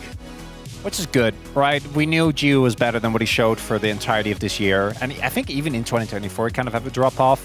I think Calyx, for me, had a bit of a little slump over the last 2 weeks, because let's not forget, when we came in, we're like, this guy is contesting for Rookie of the Year. Yeah. I don't think we saw that energy for a little bit. That Azir game was really rough. So then my comment, obviously, I guess to make the Corki look good, your name needs to start with C, because the only other Corki player we've seen that actually looks good is Chovy. No one else really has been able to make it work. But Calyx specifically, the confidence to be like, guys, okay, that Azir game was bad, pick me a Kali, and then actually get a solo kill, actually make big plays. I think that's a really good sign. That's always what I like to see in my younger players, when they are able to kind of shake off those bad games and still have a lot of confidence and ego. Yeah, we could actually feel the team mood as well. Like, even though your mid laner struggled in the game 1, you still trust him. You still let him play whatever he wants. And I think this is where the ego part is like working in a good way, not a bad way. So I really like the interview that he said he really wanted to play Akali and team trusted. Yeah, it's good to see the team trust as well and be like, yeah, shake that off, Players with IGN starting with C tend to be good, like Cloud Templar. And who else? Chronicler. Like Cloud Templar and Chronicler? You have met the requirements to join the prestigious C family. You're the C family? Chronicler and Cloud Templar. I thought I was more. I thought it was more original, but I guess I wasn't. I guess I was just really basic. What are you gonna do? So did you copy them or did they copy you? Oh, I put mine in first for sure. For sure. Absolutely. So you're saying Cloud Templar copied you? Yes. All right. Well, definitely. We'll just have to let them know. Don't let him know. Are there any more? Yes, that's 2024 MSI Finals MVP Lehens right there. I mean, we didn't think that Lehens... I think his final game was a lot better. His final game was a lot better, but only his yeah. final game was a lot better. Yeah, I mean, I'm not in the business of roasting Ox, I'm always letting Ox roast me because he clearly needs that. I'm fine. I really think that Lehens in game 3 came in strong, and that was the game where there were a lot of make-or-break moments. I think both game 1 and 2 were kind of decided very early on. That Nautilus, though, I will not give him... No. I will not let him get away with that. And Wadid won't either. I won't vote for him. Rakan as well had some moments. But enough about that. The class of a Western standings mid laner. I mean, that's an interesting discussion, that we are going to talk about in the coming weeks because, it's a big drive to get into the Legend group. Lehens' divine move turned the game around, so a lot of people saying that Lehens' game 3 made up for his game 1 and 2, and I mean, he did do a very good job there, but wasn't enough for our analysts here on the space. Let's take a look at the standings now. As Nongshim, they are in 4th place, but they have not secured the Legend group just yet, whereas Bro, well, they're in the Rise group. And we kind of knew that for them, they would have to both win this and also beat Genji next week, which now that they are in the Rise group, I feel like the odds just keep rising and rising for that. I think this is where they belong. I do think we've seen a sharp upswing, but particularly in support and top, I think the team is still struggling, even with Croco coming in and Closer being in great form and Hype kind of getting it together. And until they fix that, I don't think that they would do well in the Legend group. Yeah, they fall really fast after that game 1, right? I think we all agree that Bro has fundamentals, but after game 1, they feel like they're just completely lost after that. So like game 2, game 3, the champion pool is getting issue, and also like on top of that, the teamwork is not the thing, Like it's just, I'm not sure. Like Bro has to do something about like their top and support. I completely agree with you. Yeah, it's going to be an issue, but they do have at least the Rise group to figure it all out, and we'll see how that does go for them. Next up, we do have BNK Fearex up against KT. You won't want to miss that, as KT also fighting for that Legend group, and even BNK as well. We'll see if they can get it done. But guys, we're done here on the space for now. We'll see you after the break.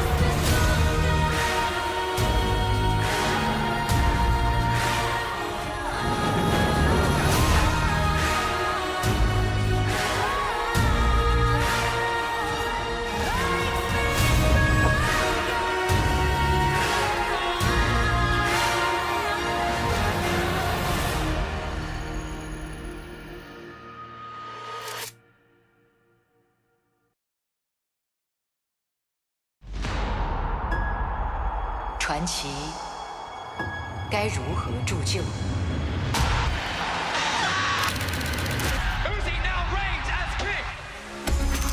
Uzi. He was really young and really prodigious. AD carries known for being like greedy, very selfish. The game was about him at all times. This is the best AD carry in the game. Incredibly mechanically gifted. He's going for every trade. He's fighting for every farm. He's playing like a psycho. Whoa, that's dude. 我特别喜欢虐别人的感觉，他的打法像疯狗一样。 Uzi is a walking god. 내 우지를 보고 캐리가 이런 거구나라는. Everyone loves a wonder kid. 这肯定是会有一个，就是有一个利弊的一个衡量的。 Only person to reach 2 finals and have 2 losses to his name. Uzi is denied another title. 太多次觉得可以的事情都没有做到， People wanted to see him lift a trophy. 就觉得自己还可以赢一切的对手，我都不会怕。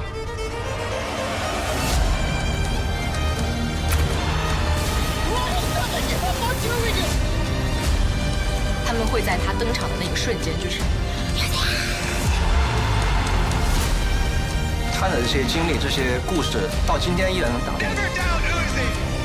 He made people see that there is more to it than just doing what's expected of you.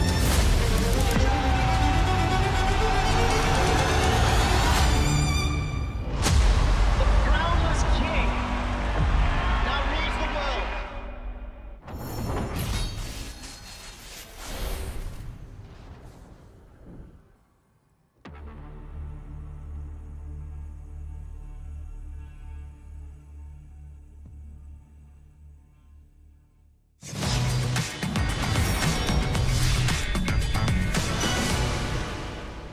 KT 입장에서는 기세만 보면 우도할 수 있다 이렇게 얘기할 수 있을 것 같고 하나생명 입장에서는 어디 한번 보여주세요라고 얘기하고 있을 것 같습니다. 양 팀의 세 번째 세트입니다.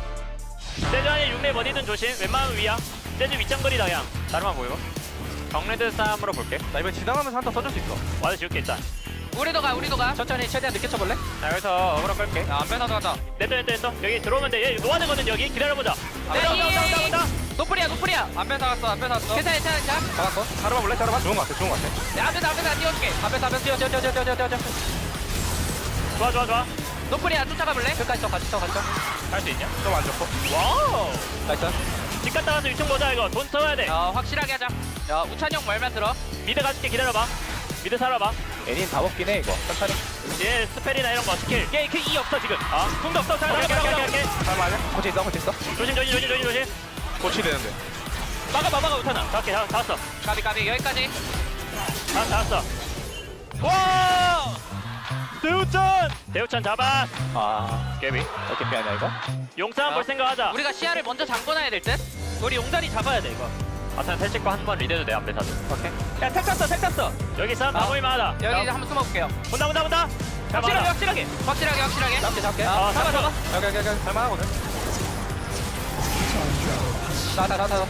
위에 용하다. 야, 크게 나가, 크게 감자. 온다. 맞아.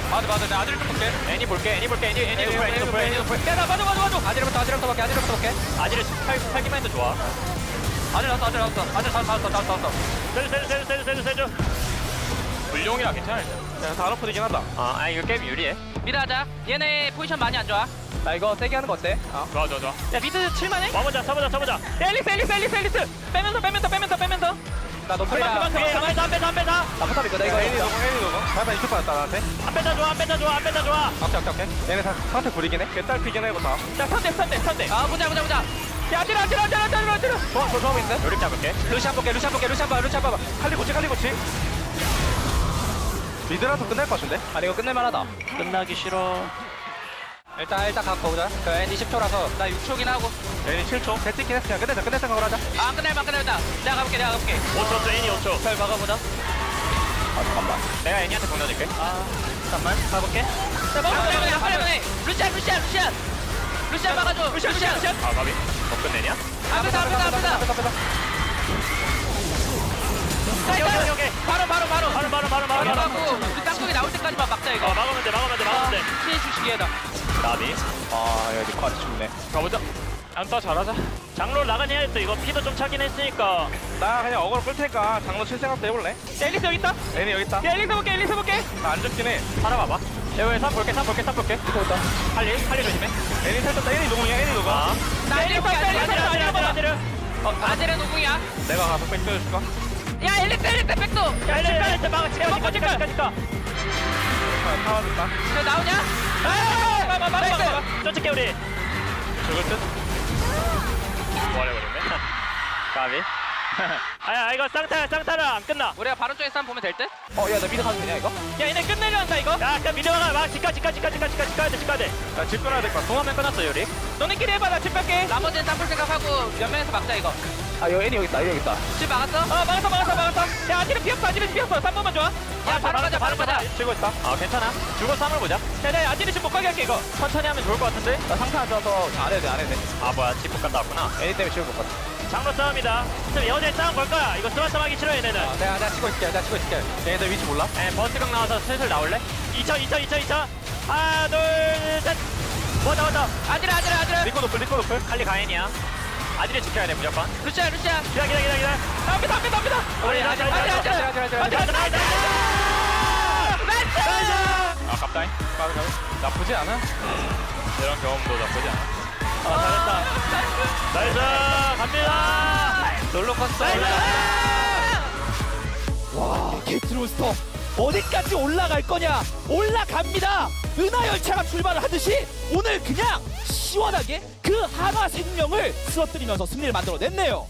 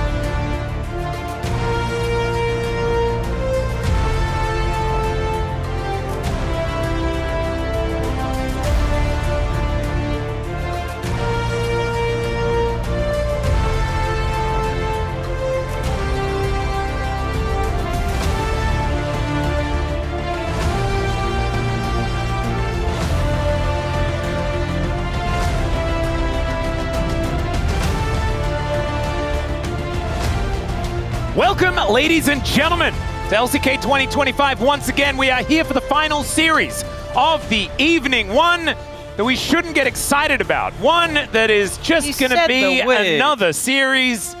And one where if KT lose, the chances of Beryl making it to the Legend Group are higher. And I'm excited. Well, you've gone and done it now. Hell yeah, I have. I was already terrorizing Twitch chat with it the entire time. But let's be honest. I think Chronicler was right. Curses and things like things of that nature are not real. It's all about how these teams play on the day. So whether or not I'm excited, it doesn't matter. Chronicler's that sort of skeptic where in like a horror film, the bookshelf starts floating and he'd be like, damn, gravity's being weird today.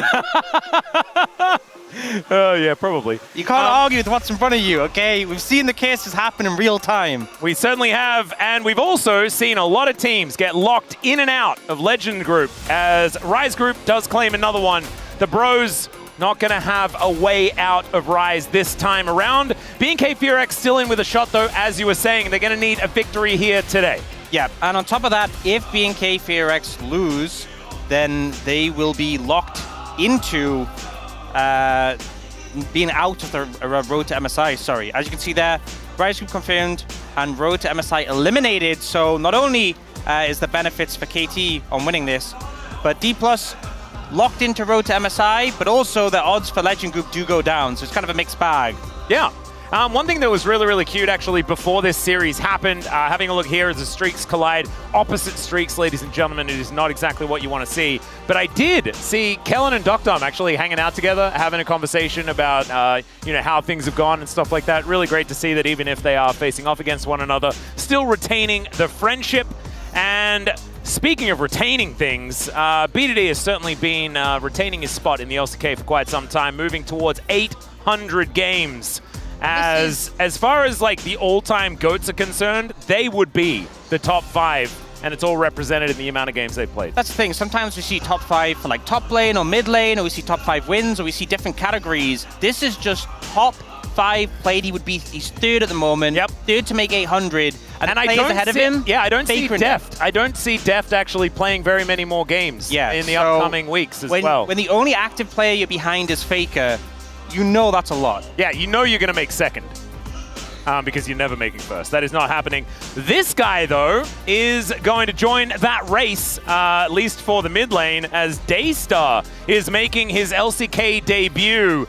And he's taking the position of Vikla. So this is the interesting part. I don't think that I'm feeling too much as far as Daystar is concerned, but I think Vikla did need some time off and we'll see whether Daystar can have a good time. Let's dive into the interview with the man himself.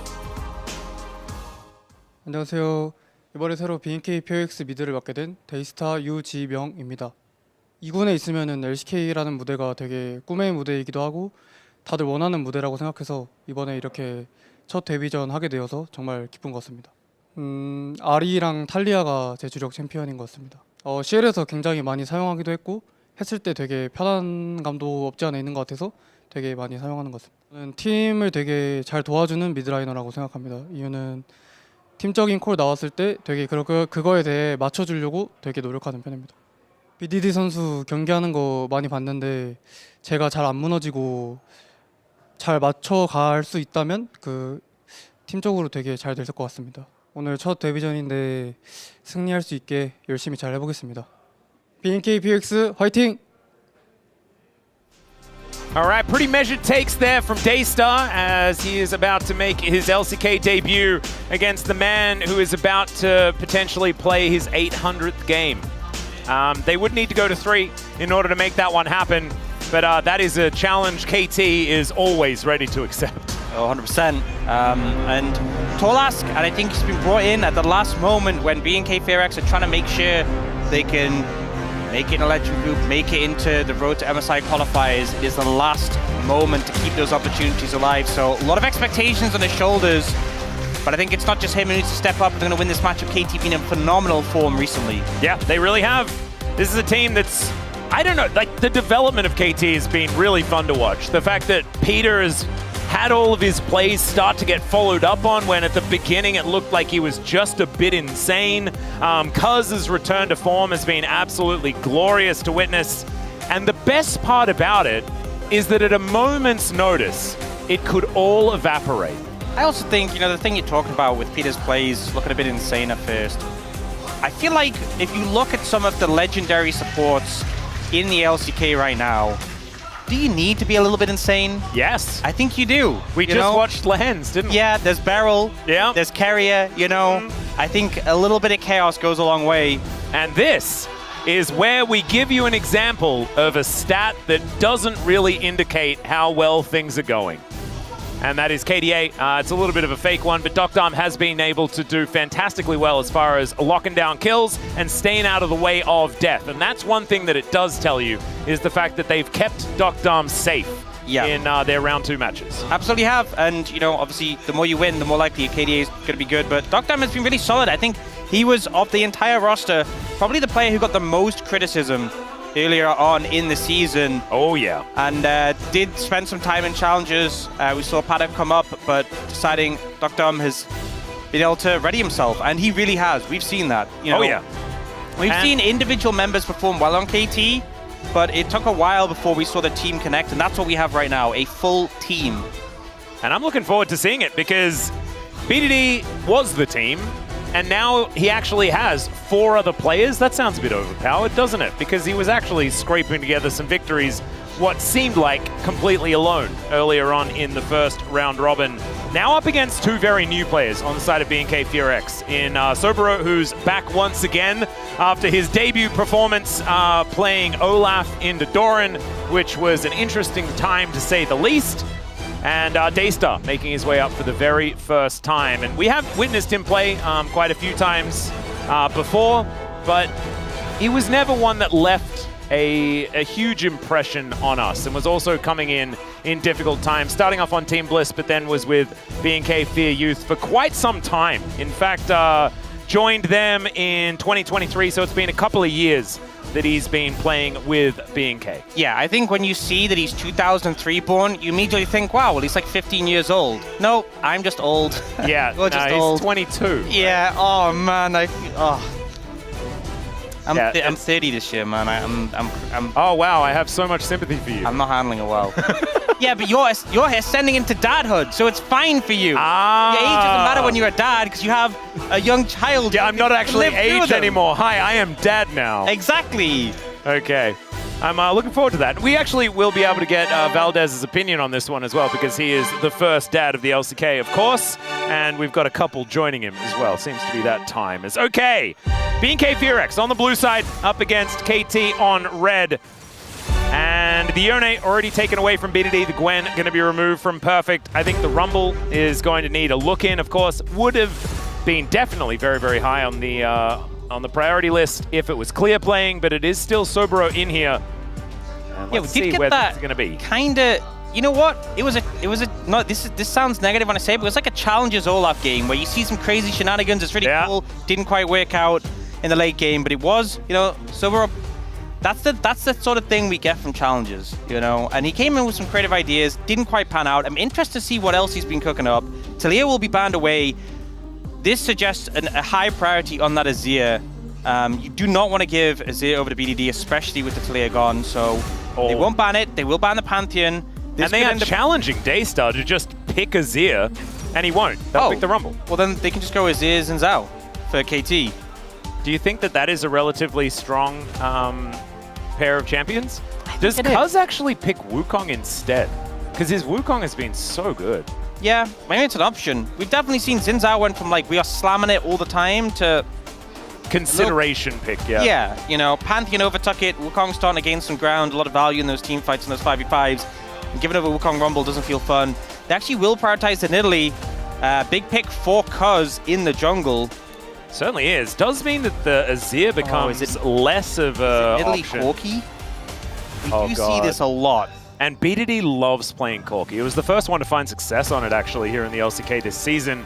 But instead, they're just going to do it. This combo of champions just really doesn't make you feel anything good. But they're both strong. You know what? I think those two champions are two of the most LCK champions of all time. Yep, I would agree. And now over to the side of BNK Fear X. You know what's interesting? One of them is Faker's debut champion, and the other one is Faker's most played champion. There you go. That might have something to do with it feeling LCK. Yeah. Looking at the Varus, I think makes a lot of sense when you're dealing with this long-range poke on the side. You have the ult for some good setup as well. And leaning towards the Ahri, no real look towards the junglers, but there is like Zinzao and Wukong available. So maybe thinking we can pick something up at the second rotation. Yes. And we did hear Daystar just say Talia and Ahri are his sort of champs. We did. And they did ban Talia, so Ahri he will pick up in that situation. So we're going to say that he is on some comfort. Yeah. We can also say that BDD is probably on some comfort as well. Yeah. That's a lot of games that he's got under his belt on the Azir. Do you just lock in Leona or Jace or something? Because you need AD on your top side. You got a bit too much AP already. Jace, we see, picked a lot into the Rumble, played a range. We've seen the Rumble doing a bit better in that matchup recently, but definitely still very playable for the Jace. A lot of poke from KT so far. Yeah. A lot of long-range poke. And if I'm KT, I'm like, okay, the enemy team, a lot of setup, a lot of dive. A Wukong would fit with that really well. I'd probably get rid of that. I think the Zinzao is worth a ban too. They get rid of the Zinzao first. I think Wukong's second ban makes a ton of sense to me. On the other side, probably just looking to target those 80 carries a little bit. They take away the Alistair. We've seen that a lot on...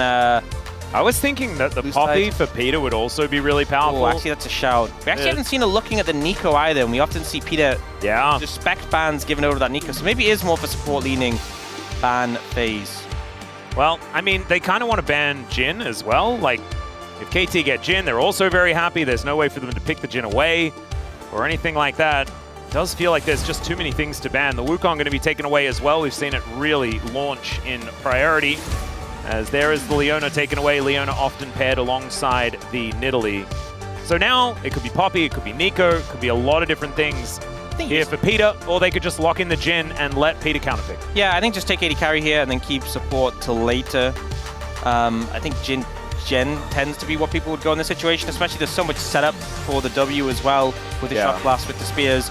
So we'll lock that one in. This is very long range artillery sort of composition from KT, and for BNK Fear X, you want to engage. You want to get in on the enemy team and be able to lock them down. That is going to be your MO. Oh, a bit more single target focus, but Kellen, thinking about the Nautilus here. I think this makes sense with the perspective of Poppy being open. Yeah. Because Nautilus does pretty decent into Poppy as far as engaged sports go. And at the end of the day, you have an Ahri, you get that reset, you get that momentum. You should be able to push forwards. Now for Raptor, I mean, the Fury's open and available. Viego. you need like an AD jungler because you have double AP solo laners. Yeah, right. You could go in theory Viego, but we haven't seen him have too much success so far. So they will go it's for the that in theory Neferi. And look at the Rel. I think that's fine. I think the Poppy, if they'd gone in a different direction in terms of those supports, maybe if there was like a Rakan pickup, then Poppy would have made more sense. But I think Rel pretty good into Nautilus. We saw that have success earlier today. It allows you to move a little bit faster as well with this composition, whereas otherwise it would be only kite back all the time. And that isn't necessarily what KT wants to be doing the whole time. So giving themselves an engage option does make some sense there. So will be the Rel locked in. I do feel like KT kind of got exactly what they wanted. It's a little bit janky as far as the mid jungle is concerned, but I believe that Cuz is going to be able to do just fine. And oftentimes we see the best Nidalee players don't actually play for any sort of laning situation. They just play to make sure their opponent cannot take their jungle. Yep. And I feel like, you know, signature champs for the mid jungle on KT, they have this long range artillery sort of composition here.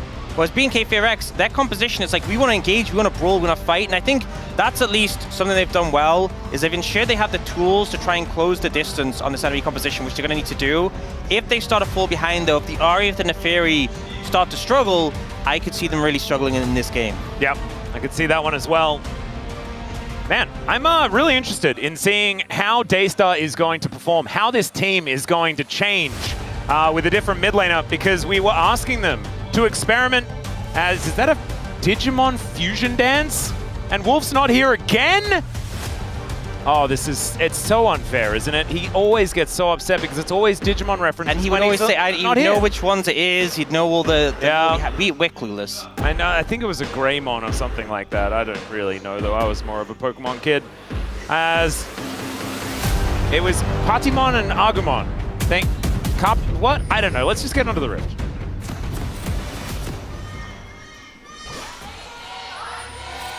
소환사의 협곡에 오신 것을 환영합니다. Ah, it was Poppymon. My bad. I know that I've just made Wolf even more upset by like butchering the names that Jisun's trying to tell me. As Sobero is having a sobering experience as he flashes over the wall and is now going to be down a flash against a Jace. Not a good start, ultimately. Not how you'd hope the level want to go, but a nice cheeky move from KT to find that advantage. Are we going to call Jisun out, by the way? For not remembering the Zeka moment? I think we should. Because it was very funny. When he didn't realize that you could, like, choose which champion to ult on as Yasuo. He had an interview with Ashley Kang afterwards, and she was like, why do you keep ulting the Heimerdinger? Because everyone was confused, and he was like, oh, I didn't know you could click, like, I thought you just pressed R when they got knocked up, and it just, you know, and it just did something. This was after he'd won Worlds as well. Yes. He was a world champion. And the thing is, when you think of Zeka, if Zeka said, well, I didn't know this mechanic about Xerath, you'd be like, you know, fair play. Yeah. But Yasuo? Yeah. No, you best believe that he's played a bunch of Yasuo. Yeah, so very funny. And classic. Yeah, got brought up earlier today, and Jason didn't remember it.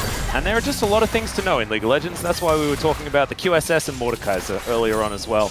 It used to be that it was a pretty good item, and now not as much. As okay, Dr. Peter up against the Varus Nautilus here of Diablo and Kellen. It is still going to be, even though it is the Comet variety of the Varus, it is, yeah, so it's still going to be the Poke Varus, even though it's with Nautilus, which we often see often gauged towards more of the on-hit. I feel like it feels pretty bad in lane, because although like the Poke Varus has a lot of, you know, ability to poke in lane with the Comet, in those extended fights and those all-ins, it feels a lot worse when you don't have lethal tempo to stack up. But I think it makes sense in this game when the enemy team is just so long-ranged.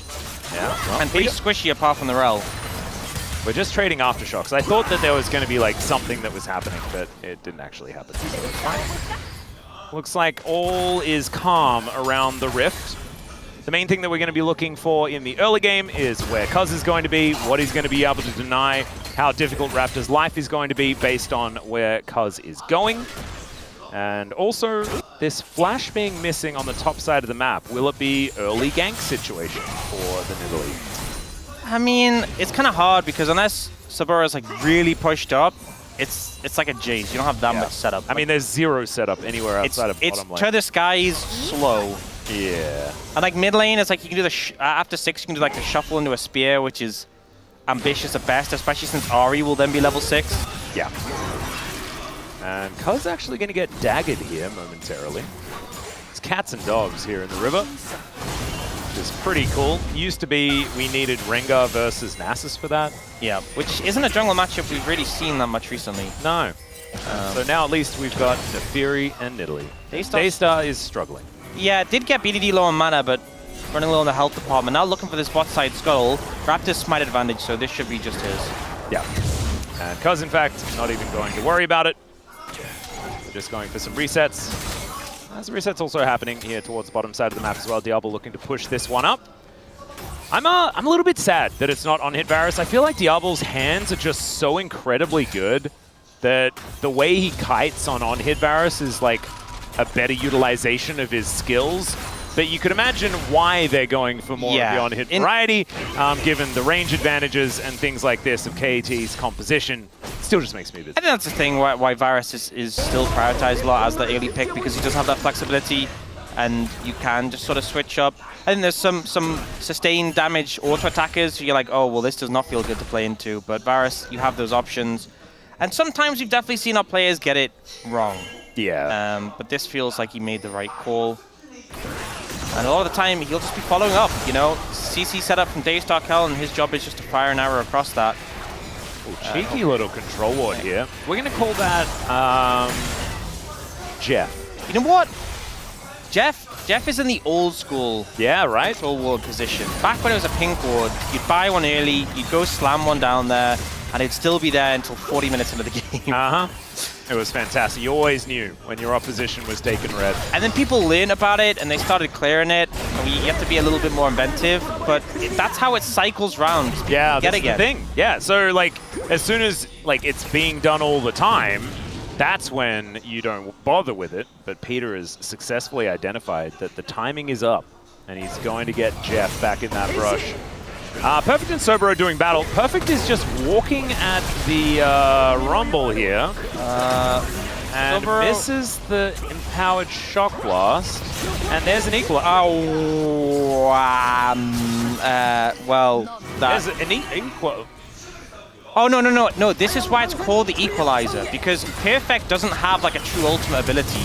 Got it. That equalized the playing field as Peter going down very low, but so is Kellen. He finds the hook though. Doctom will be able to answer the kill, and he flashes away Diablo. He's not going to go after him. Doesn't have a flash of his own, and so the Jhin makes it out, but it's a 1-for-1. Imagine if they had Equalizer right now. He's only young. I know. It was that was unfortunate. Comically not in the right spot though. Yeah. You know, if he just went in the complete other direction, he would have got it. But all in comes into the bot lane, all summoners burned, and it ends up being an even trade, but unfortunately it's Doctom gets the kill on Diablo who doesn't, so a little bit unfortunate there. Now looking for the scuttle. Oh, let's see who's going to win the battle. It is going to be Raptor that locks that one down, goes untargetable to avoid the stun from Peter is Perfect. Looking to make his way over. Sobero still without an equalizer, but they do have a Doggo making his way, and he gets booped back though, as Perfect is able to answer. That you just couldn't look at that play and not think, imagine if he had an equalizer. No, but it's been equalized. Yes. We went over this already. Yes, it's just fair. Imagine if Perfect had equalizer. That would be overpowered. That would be unfair. So, you know, it's an honorable move. Yeah. It's like, look, neither has equalizer. Well, now it's dogs, foxes, and pigeons in this mid lane. BDD feeling a little bit outnumbered and otherwise not too perturbed. Yeah, unfortunately Charm doesn't connect. Could have been some pressure there, but BDD seemed ready. Did have flash available, did have E if he needed it, so able to walk that one out. But a lot of scrapping it feels so far in this game. Both teams kind of prodding and poking and seeing what they could find. Yep. A little fist emoji. Someone fist bumped him. Yeah, we need a... Okay, well there it is. That's BDD's attempt at a fist bump. And Kellen, he came over looking for a fist bump and he instead just got murdered. You know, no one fist bumped him, so he was like, you know what? I don't know if I want to be. Have you? I don't think that's never happened to me where I walk up to like a group of people. I'm like, hey guys, how's it going? Hold out my fist for a fist bump, and then they just kill me. I've never had that once. Like, just get punched in the face. Yeah, that'd be pretty messed up. That must have been. But I will say, like, there the rest of BNK FearX, like when someone fist bumps and you don't, it says in the chat, it's like, BFX Kellen is looking for a fist bump. Will you fist bump him? Please. Like, BDD's like, yeah, bro. The rest of his team are like, you're on your own. You're on your own. That's messed up, you know? It is. Because sometimes deaths in League of Legends, especially for supports, don't mean that much. That one just, on an emotional level, I think, hit. That meant a lot. Yeah.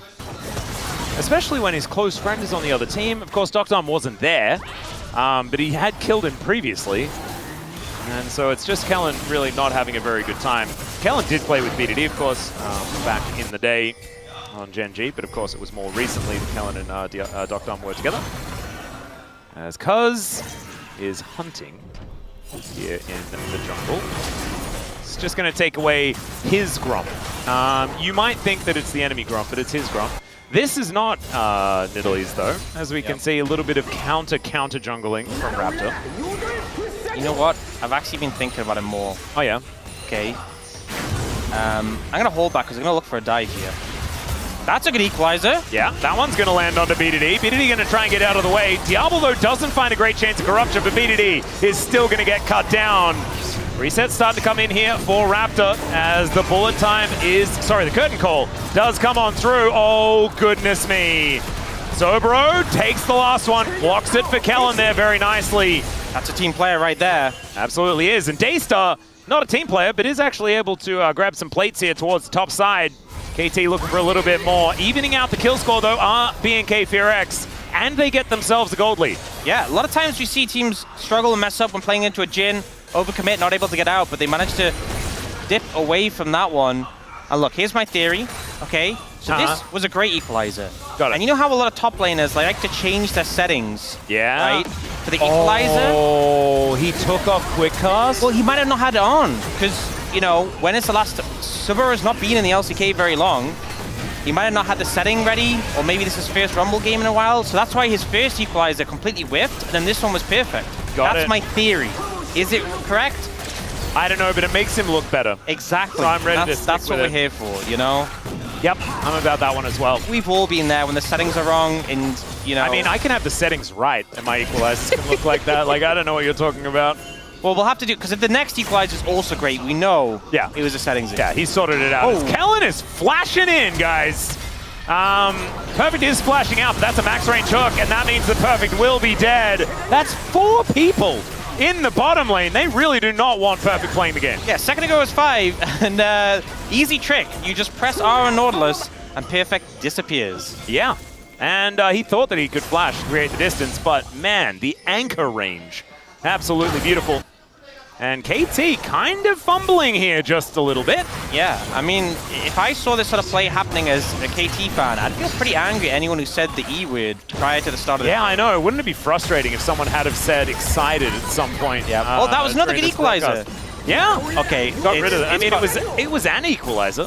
No, but he got on both of them. He cleared the wave. Yeah. Head cannon. It was the settings. Yeah. That's what I'm choosing to believe. Yeah, we're going with settings. I think that's always the better way to do it. Benefit of the doubt is what our players deserve. BNK FearX going to get themselves some feats of strength. So some but no one. Shoot. It does that thing again. We haven't had it happen often, but no one has boots, like tier 2 boots. Yeah. So it comes up and you're like, and then you don't see the little pop-up. So you're like, oh, it's a bit of a shame. However, when they do start buying them, they will look cooler. Yeah, that's great. Hoping that Diablo goes for the mega broken Swifties. Yeah, they're pretty good. They are pretty good. Peter and BDD hanging out here towards the top side. And I don't think if you're a KT fan, I mean, if you're a KT fan, you should probably be worried, but mainly for different reasons. In this game, KT are still doing fine, right? 1.5K, it's nothing really to worry about. They have a composition that's pretty happy to play around the margins. And they can set up for these objectives still with the composition that they have. But, you know, the Nidalee not exactly doing what it's supposed to be doing for this stage of the game. We'll have to see whether Cuz can step it up as the game goes on. That's all right. Chains of Corruption just going to hit onto Dr. That's what happened. Ow. Okay, it's fine. I was gonna say, Diablo used the Chains of Corruption when he didn't have either his Q or E available to proc the Blight. Yes. But then his Q came up and he just hits those. So he just hits those. Yeah, he did. You know, you were saying something about you were sad it wasn't the on-hit Varus because you wanted to see the display of mechanics from Diablo. Well, Diablo's got my back. Yeah, we're getting some display of mechanics right now. I'm seeing some mechanics. Mechanics have happened.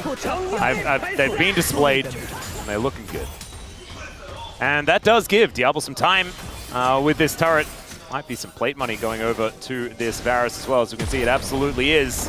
Despite the fact that KT are the team that did take away all of the grubs. Because will he be able to get in here and try and challenge for this second dragon? The first one did go over to BNK Furex.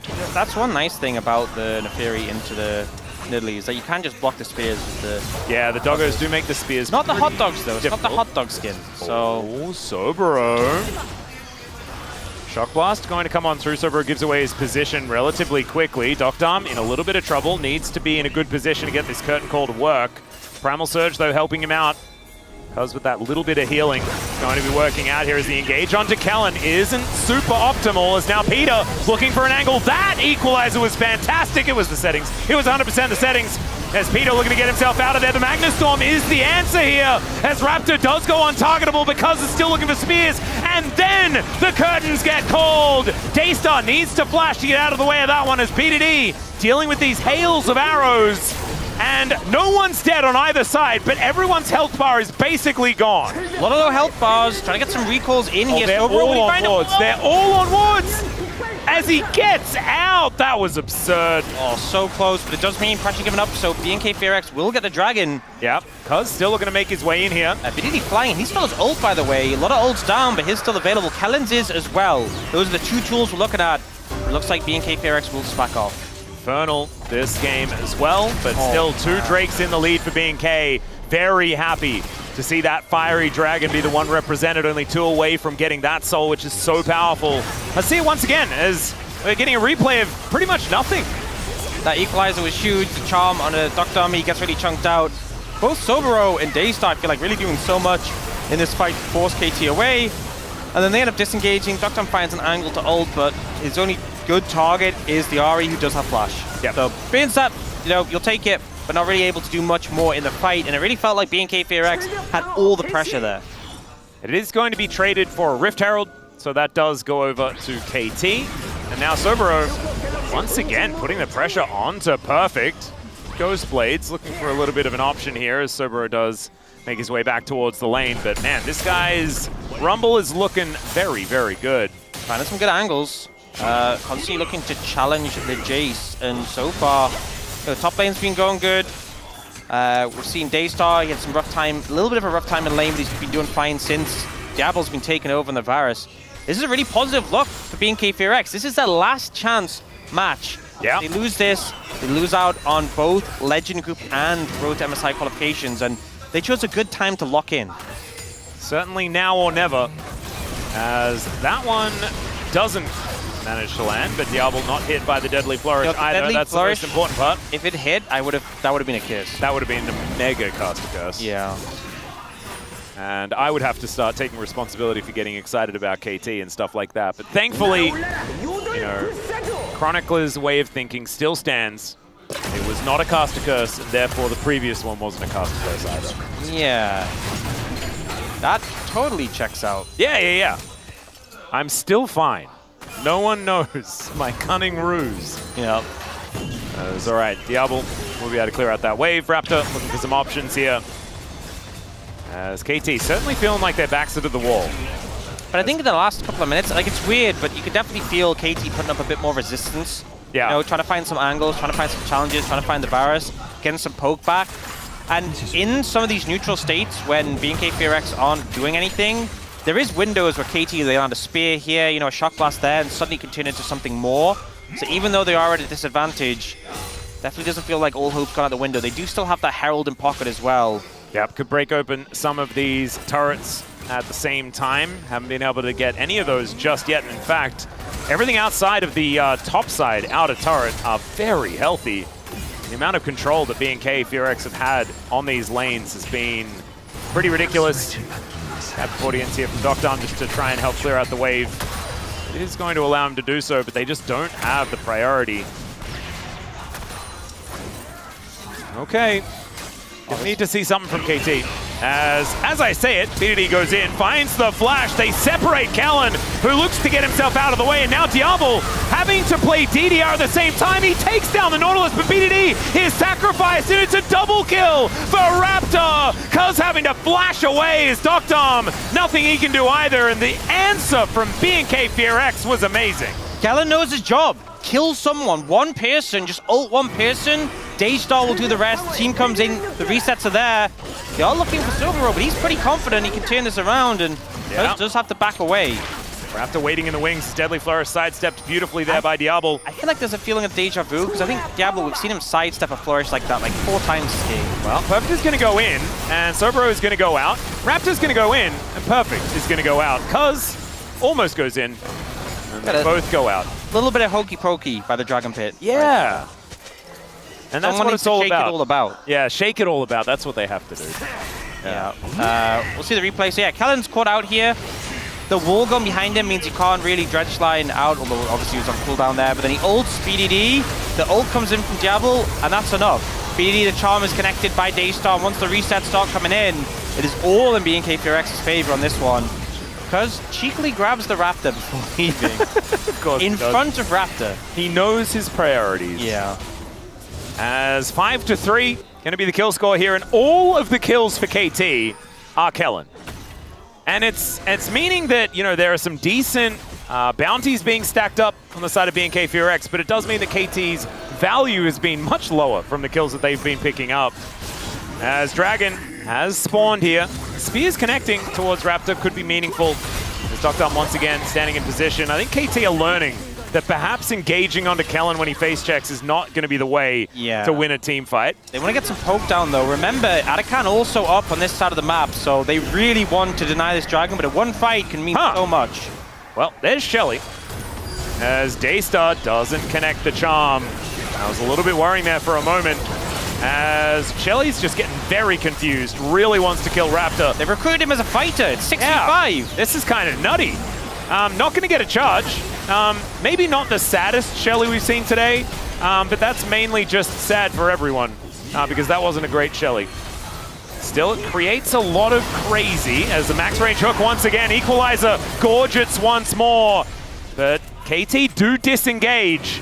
That does mean that a lot of the power here for BNK is down. Chains of Corruption and the depth charge as well as Equalizer. And so this could be a hard Dragon for them to take. Still, they are in the area. Teleport comes in from BDD as Doctorm is in so much trouble. This health bar going lower and lower. I'm sorry for what I said. Diablo, you're looking absolutely phenomenal on this lethality Varus. You have the healing for the Nidalee, which really helps negate some of that poke coming out.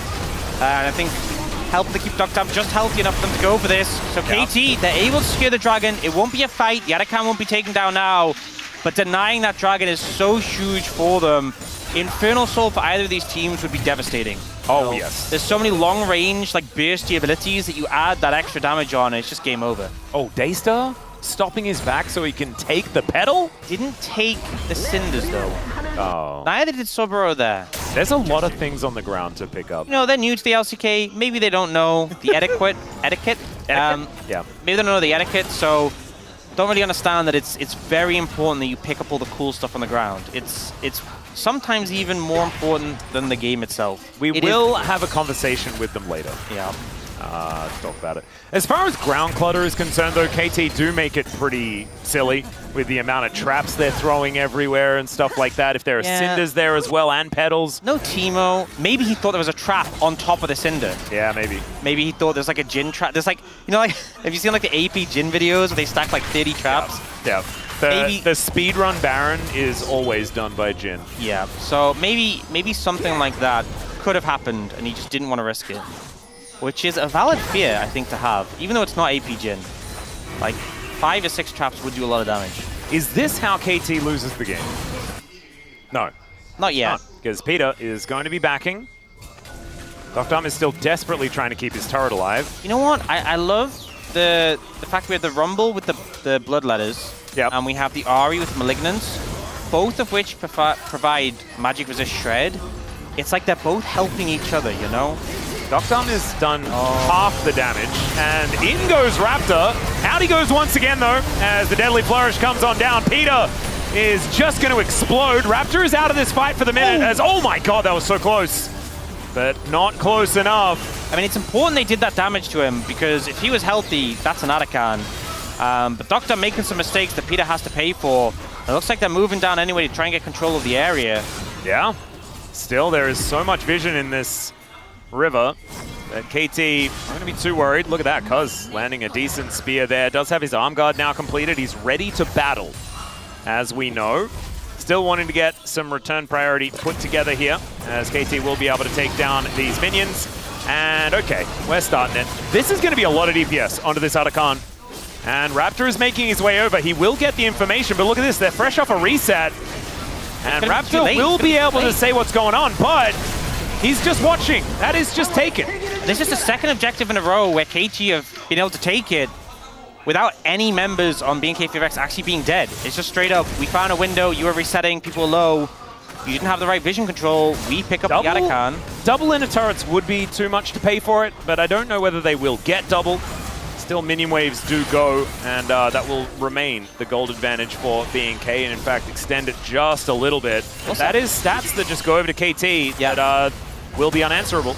29 petals for KT, so a good amount. Only 7 on BNK4X. So a lot of XP, a lot of stats. I think particularly for champions like Jhin and Jace, those raw stats really go a long way.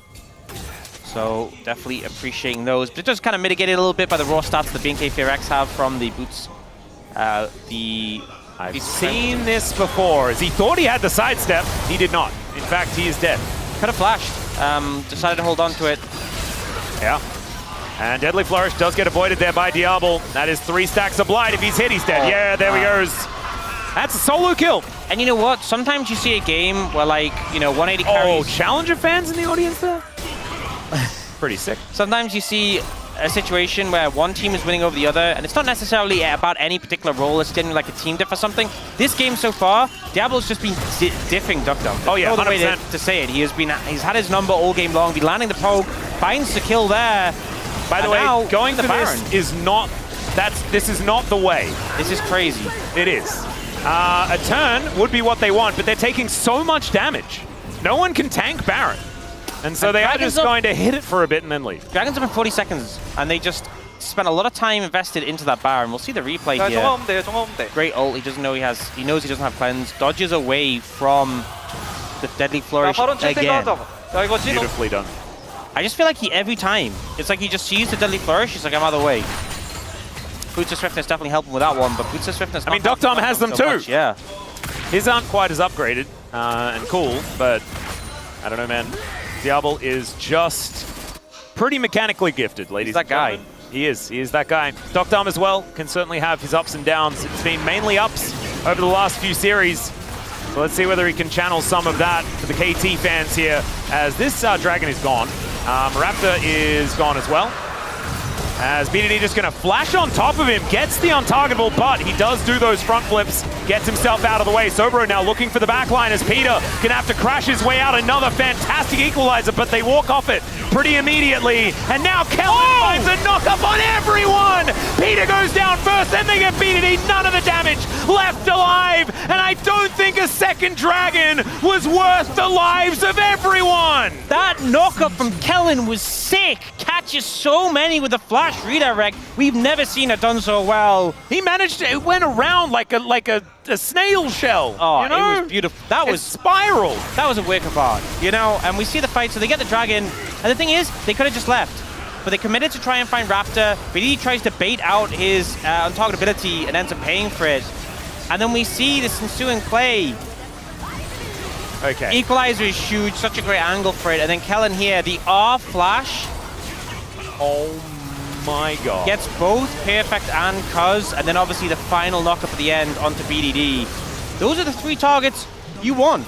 Just beautifully played there by Kellen and the whole team. You know, he's the only one to have died so far. The rest of them clean KDAs. 10,000 gold now the lead.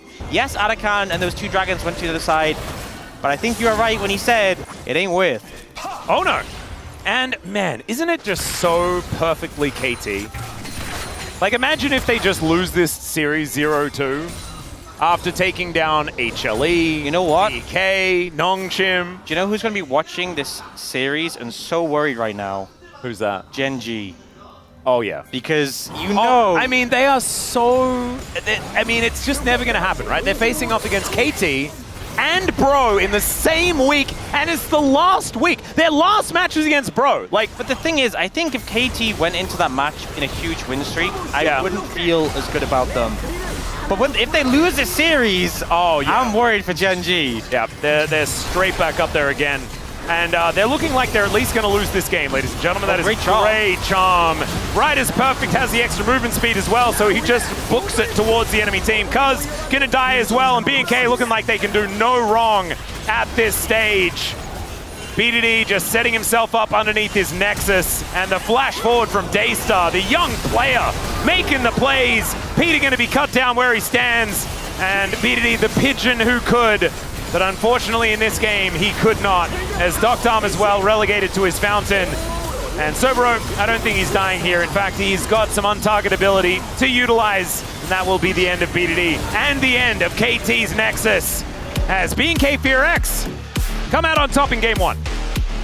Just really well played. You know, yes, there was a couple of mishaps that happened early on, and some objectives they let KT get, which you'd obviously not ideally give them over. But in terms of the fights, in terms of the skirmishes, this was pretty clean. And I felt like, especially considering two of these players haven't been on this roster very long, it's day one for Daystar.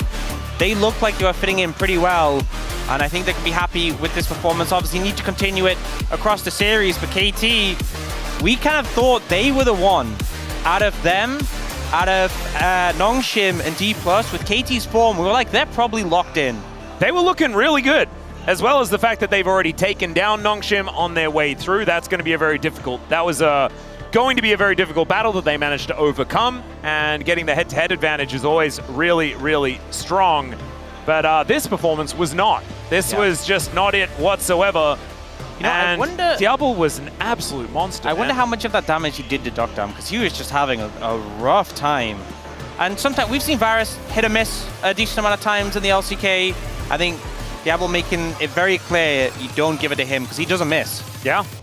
And sometimes the power of excitement is actually too strong. I'm going to go back to believing in curses. I'm going to make sure that I don't say any E words moving into game two. This is on you. And we're going to see whether or not KT turns the series around. Time for us to take a short break. When we get back to space, it's going to break that one down, and then we'll have game two. See you there.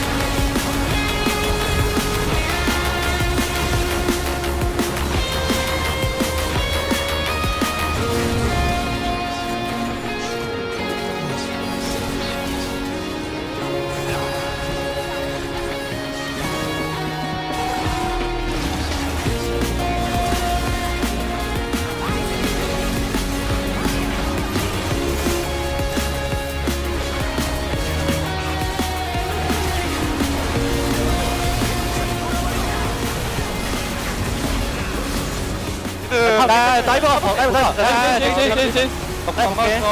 진도 뿌리고 진도 뿌리 그래야 있다 끝낼 거 봐야 돼 아지로 잡아야 돼 미드 아지로 내가 밀어내 아지로 내가 이칸 매우 한번 볼게 그 아지를 뭉쳐있지 마라 그냥 조용히 봐 오케이 볼 거야 괜찮아. EQ 더블 EQ 빠졌어. 아지를 2번 렐 봐봐. 나 아지한테 공 한 번 넣을게 얘들아. 천천히 해봐.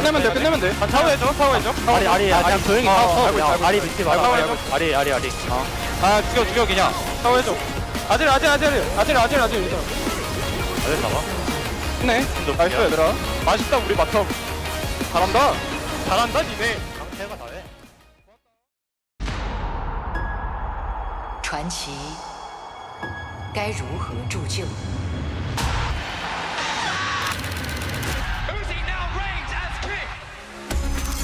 Uzi. He was really young and really prodigious. AD carries known for being like greedy, very selfish. The game was about him at all times. This is the best AD carry in the game. Incredibly mechanically gifted. He's going for every trade. He's fighting for every farm. He's playing like a psycho. Whoa, that's dude. 我特别喜欢虐别人的感觉，他的打法像疯狗一样。 근데 우지를 보고 캐리가 이런 거구나라는 Everyone loves a wonder kid. 这肯定是会有一个，就是有一个利弊的一个衡量的。 Only person to reach 2 finals and have 2 losses to his name. Uzi is denied another title. 太多次觉得可以的事情都没有做到， People wanted to see him lift a trophy. 就觉得自己还可以赢一切的对手，我都不会怕。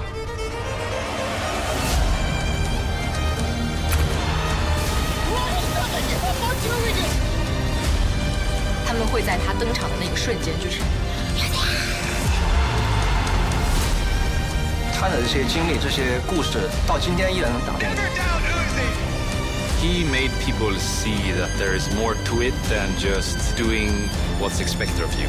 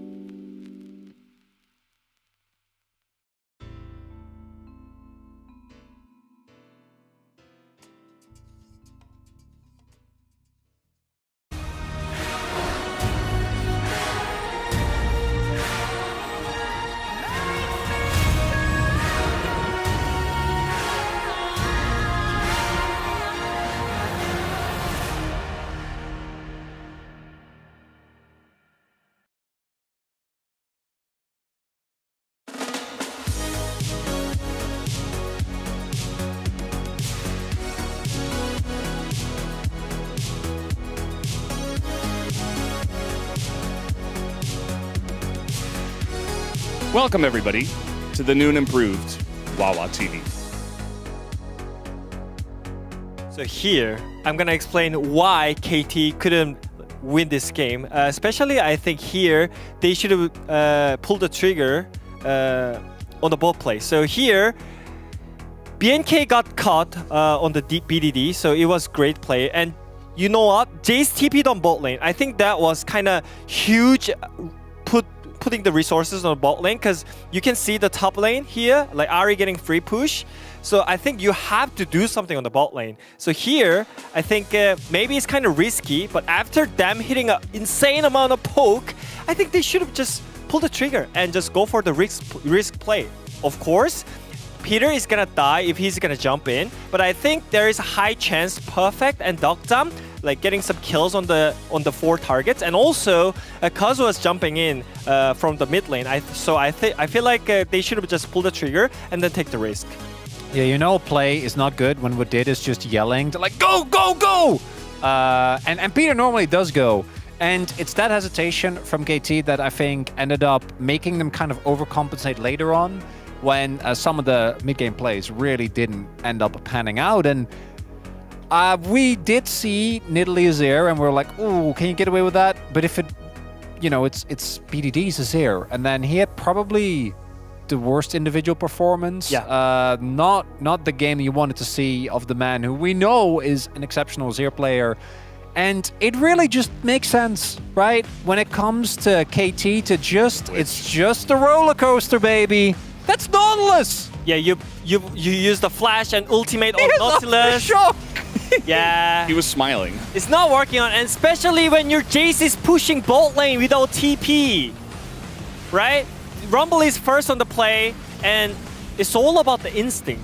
They didn't plan to like cut out Nautilus. They just did it, and it didn't work out. And this is such a good example of, particularly, as long as the team isn't Gen G and DNF, who feel like they're in a league of their own, in the bad and the good way, if you are a team that's in the middle of the pack and you disrespect and you're just like, oh, we can go for this play, and you're not actually ready, you will lose, right? Like, I think BNK obviously are also really benefiting from the fact that they have made some substitutions with now Sobro and Daystar in.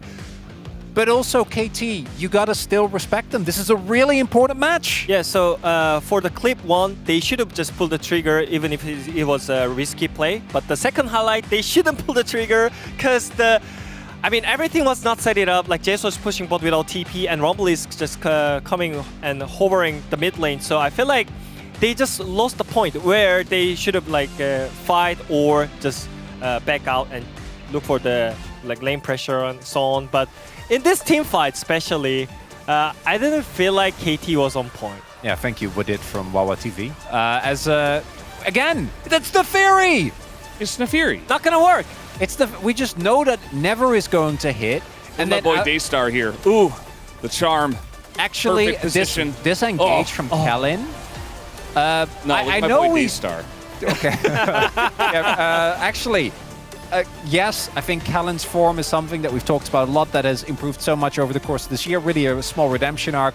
But we got to talk about Daystar, and we got to talk about challengers. And I know it's been a while, but I just want to remind everyone. Well, has it been a while for you? I don't know. What? Look at this. You seen those stats? Wait, the title is LCKCL is harder than LCK? The stats do not lie. Why do you think Daystar and Sobro can come in and just clap? Huh? Why do they look like such a good team with Sobro and Daystar? Did we earlier? Why do they have better synergy? Yeah, did we earlier not see Gio after a really rough year so far just come back and be a demon? The KDA, they don't like. Is KDA a perfect stat? No. Is this graphic true? Not necessarily, but this is food for thought, and we should think about it. The numbers are real. Like, those numbers are real. Numbers are real. The graphic is true, but, you know, the 2 games against Bro. What about the other ones, though? Actually, yeah. 23 games for Dokdam. That's big. That's a big upgrade. Yeah, that's huge. Yeah. And really, the only thing that could cause that is a hyperbolic time chamber. Challengers, baby. That is Challengers, baby. And Daystar looked great. My boy Daystar is doing great. You've adopted him. I have adopted Daystar. He's my new That's guy. your new favorite guy. Brendan, sorry, Peter. We'll see you about next game. He's come around to Diablo first, and now he's like fully on board. Yeah, Diablo's really good. I mean, he had an insane performance. I think that, you know, everybody's... It's your boy! He's my boy Daystar. I just think that for some reason, it's one of these situations where you put in a new sub and it just like totally changes the entire environment for some reason. It's like a new voice, the honeymoon phase, whatever you want to call it. But they just looked great. Like KT didn't look awesome, and we did highlight a couple of their mistakes, but like BNK were awesome. Yeah, I mean, I feel like KT was kind of hesitating on their plays, especially when it happened on the bot lane. BDD got caught, and yeah, I mean, I think they should have just take the risk, like just what they did against a lot of good teams, right? That's why KT could have a roller coaster against such a great team in LCK. But right now, they're just struggling against the BNK right now. So I'm not sure. Again, I don't know what's happening in LCK. I'm not sure who I can trust. Like in LCK. Who do you trust? Genji. You can trust anyone that has come from Challenger League. That's what we figured out here. Guys, we are going to throw it back to Atlas and Ox for the cast. Take it away. My God, it's so cool. Look at Perfect doing his thing, but it's on the... Oh my God, that's the best fan sign that we have ever seen. Absolutely incredible. Thank you so much for the breakdown there, gentlemen, on the space. I do love me a bit of WA TV. I'm really glad that we just went straight into it. And I've got a magic trick for you. Do you know what I'm going to do? I'm going to not do the things that I did in game one, and we're going to see if it makes a if difference. anything is going to change. Because this is how you do science, right? If you want to discover if curses actually exist, yeah, you have to run some tests. You do a curse, and then you take the curse away. And then you see whether there is a difference. Yeah, because it could just be unlucky. Yeah, because you got to test the variables. So the only variable that we're going to remove is the curse situation. And so that we're just going to get definitive proof. Oh, but they also switch sides, so that's another variable. And also, we some reason it looked like the Yone was banned first on my screen. So. And also, they it's fearless, so they can't pick Nidalee Azir again. True, which was awful. So maybe there's more factors at play. Well, you can see BDD, no big grin on his face this time around. And sometimes when KT are looking serious, looking stressed, things can go horribly wrong. It's often when they're just carefree and happy that I'll say bad for the opposition. For this KT lineup, Peter has been bringing a lot of the good vibes. I feel like BDD has just looked very serious, you know? You'll get a little smile if things are going well, at most, but a lot more serious, whereas Peter, he's got the vibes and things are going well, so you can't always get too much from BDD's expression. Blue side Vi. Yeah, that's... So I feel like BNK FearX are struggling now, because well, we were going to ban Vi. Yeah, this kind of looks like the blue side bans are happening on the red side. It's kind of weird. Yeah, they are just locked into the Vi cluster. So Gwen, Yone, Taliyah. This is the same bans that BNK FearX had on the other side. Panther's been left open, but they ain't interested in that Pantheon. They want the Rise for BDD. Look at BDD. He is so busy. He's doing the classics. Azir game 1, Rise game 2. What, is it going to be TF game 3? No, probably not. Is there going to be a game 3? That's the question. Yorick says no. We'll see whether Yorick is going to be correct. I think maybe part of this is you don't want to play again. Like, we've seen Rise and Yorick be very popular for playing through sides and maybe not wanting to give both of those over. Yeah. Will pick it themselves. Also, the Nidalee top lane is off the cards, as it was played jungle last game. Xin Zhao going to come through, not prioritizing the Pantheon. I think for KT roster, you just take Pantheon here and feel really good about it. I think so too. And with both Xin and Pant, that's probably why they didn't elect to go for that one, as matchups into Xin Zhao. Okay, go on the Trundle, pretty good one, and that is a Jax going to be locked away for Perfect. That is, yeah, that means like not going to have a very good time. This is just anti-Raptor composition. This is like they set up the trap for the Xin Zhao and said, okay, we'll steal your AD, we'll counter your order attacks, and I guess Rise will root you as well. That's kind of annoying. Yeah. So as far as KT versus Xin Zhao is concerned, they're going very well, as Daystar is going to pull a Calyx and lock it in. Okay, well, I mean, we saw this work out in our previous series quite effectively. Yeah. Is it just like a good thing now? I don't know. Okay, well, we think about the last time it was played. last series, and it was into a composition with like a Victor on the back line, and it was 2 carries, and it was like, hey, we get on the carries, we win. Yeah. This time you're playing into Rise as a point-and-click route. Yeah. Trundle and Jax, who I don't think they're really too afraid of Akali being up in their face, so I'm a little concerned about BNK Furex's direction in this draft. They have a split pusher, and then they have, you know, 2 Ionian buddies who pretty heavily want to go in. This is not like, you know, sometimes when you have a split push, you're like, hey, let's have a defensive rest of the map so the split push and get stuff done. Nothing about Akali Xin Zhao screams defense. Well, Xin Zhao can be played defensively, but nothing about Akali screams defensive. No, you're not going to be able to do that. So maybe Daystar is going to be in side lanes. He has certainly spent a lot of the last game in side lanes. And maybe that's going to be the case once again, as Rakan and Braum both taken away from Peter. Probably this is the Alistair then from KT. You would expect so. Peter being quite vocal here for KT at this moment in time. They are going to take that one away. Let's see what Diablo is going to lock in.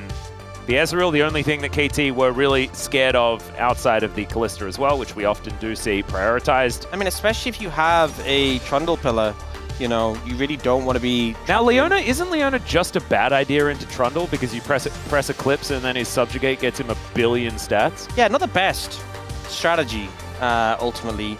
Also, into Jax. Jax very annoying as Leona to peel because you Q him and he just counter strikes. Yeah. So, also Leona not so hot into Poppy.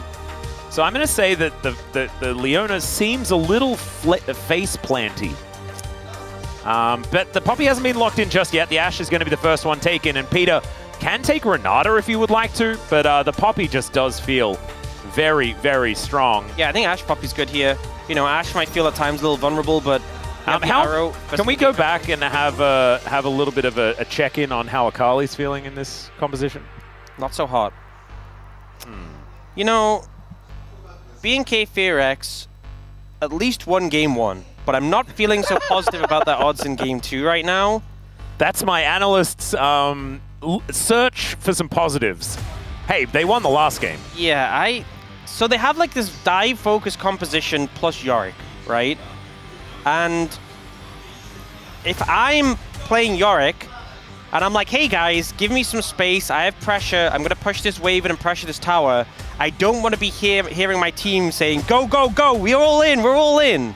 Yeah. But maybe that's just me. No, I don't think you ever want to hear whereas that. KT have this composition where you have these backline carries, you have 2 champions that I kind of deem as anti-melee champions, like, but get into melee range of Jax and Trundle is not fun. And they just have great disengage. It's very hard to dive onto this KT lineup. So I feel like the 4-man of BNK Furex is going to struggle. And then you have Yorick, who I guess has to solo the game. It feels like I don't see the cohesion. I don't see the direction. I don't quite see it either. But I do see KT trying their very best to get back on the horse. And we'll see whether it does actually work out for them. Maybe getting their sillies out in game number 1. As BNK Furex obviously wanted to get their players over towards Lolly Night as well, you know, so they can have a chat and stuff like that. It's an important day to find a victory. Also, if you come off the LoL Park stage and you don't have to play again for at least a couple of days, it certainly feels good to come off the stage with a victory. So Sunday's games often feeling that little bit more important. And this could be a difficult time for BNK Furex. They may need to put in some work in another game as well. Let's dive onto the Rift for game 2.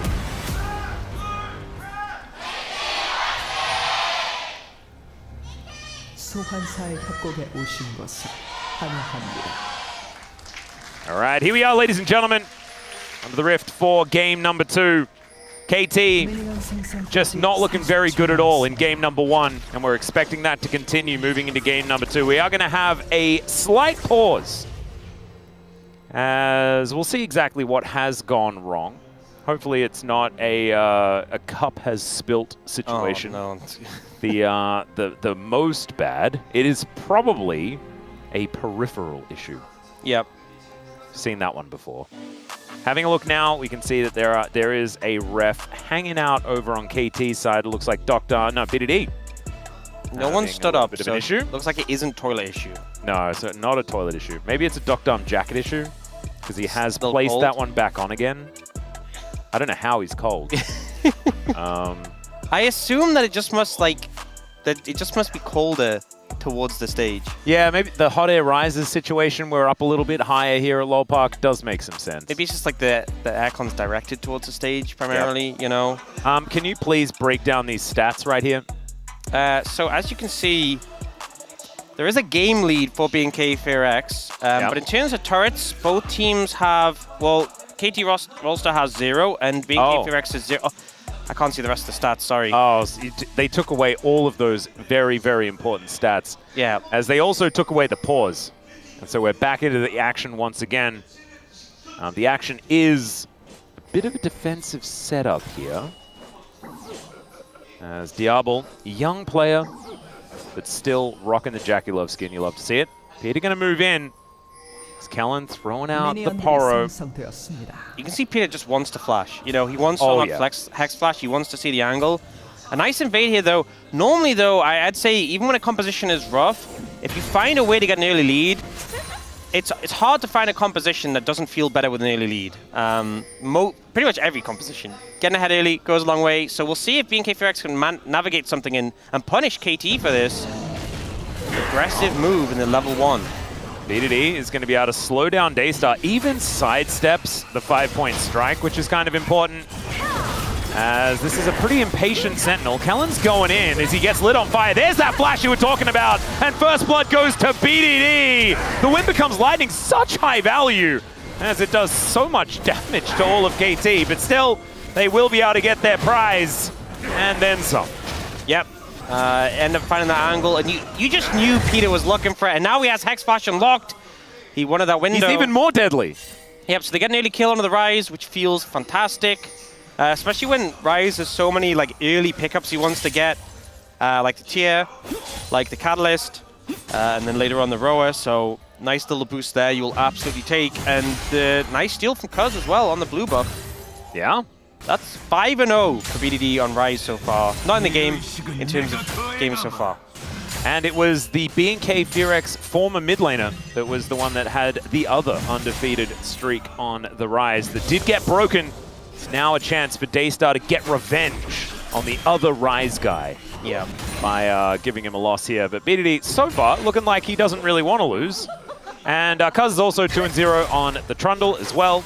So certainly some comfort picks here for KT as we get into it. 800 gold going to be the resulting lead here at 3 minutes. Nothing to scoff at, but no real resets coming on through. And so not going to really change what these lanes are going to look like, which right now, looking relatively even. Having a look here towards the top side, perfect. Just having fun with his Counter-Strike. Even stuns the Ghoulies. Yep. And going to be able to get a whole bunch of extra money as well by taking those out. Capitalizing on it, you know, taking advantage, the Ghoulies.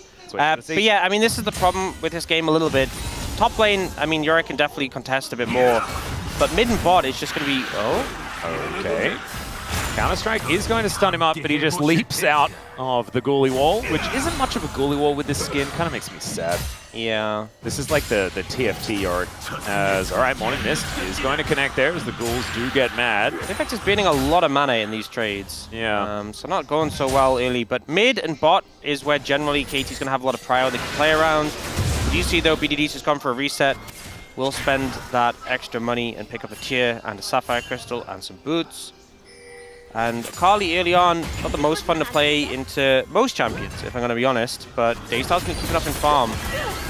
Yeah, doing well as far as that is concerned. Kind of surprising, especially with what we were seeing in the early stages of the lane. Honestly, if you're a Ryze, though, you're not really too worried. And didn't actually have to blow the flash, did Daystar, or anything like that in the initial fight. And so he's going to be okay, even if it was BDD that gets first blood. Should be able to use that Shroud to keep himself pretty safe. It was Raptor that had to flash, and thankfully he's the jungler, so he's just able to keep himself in the fog of war.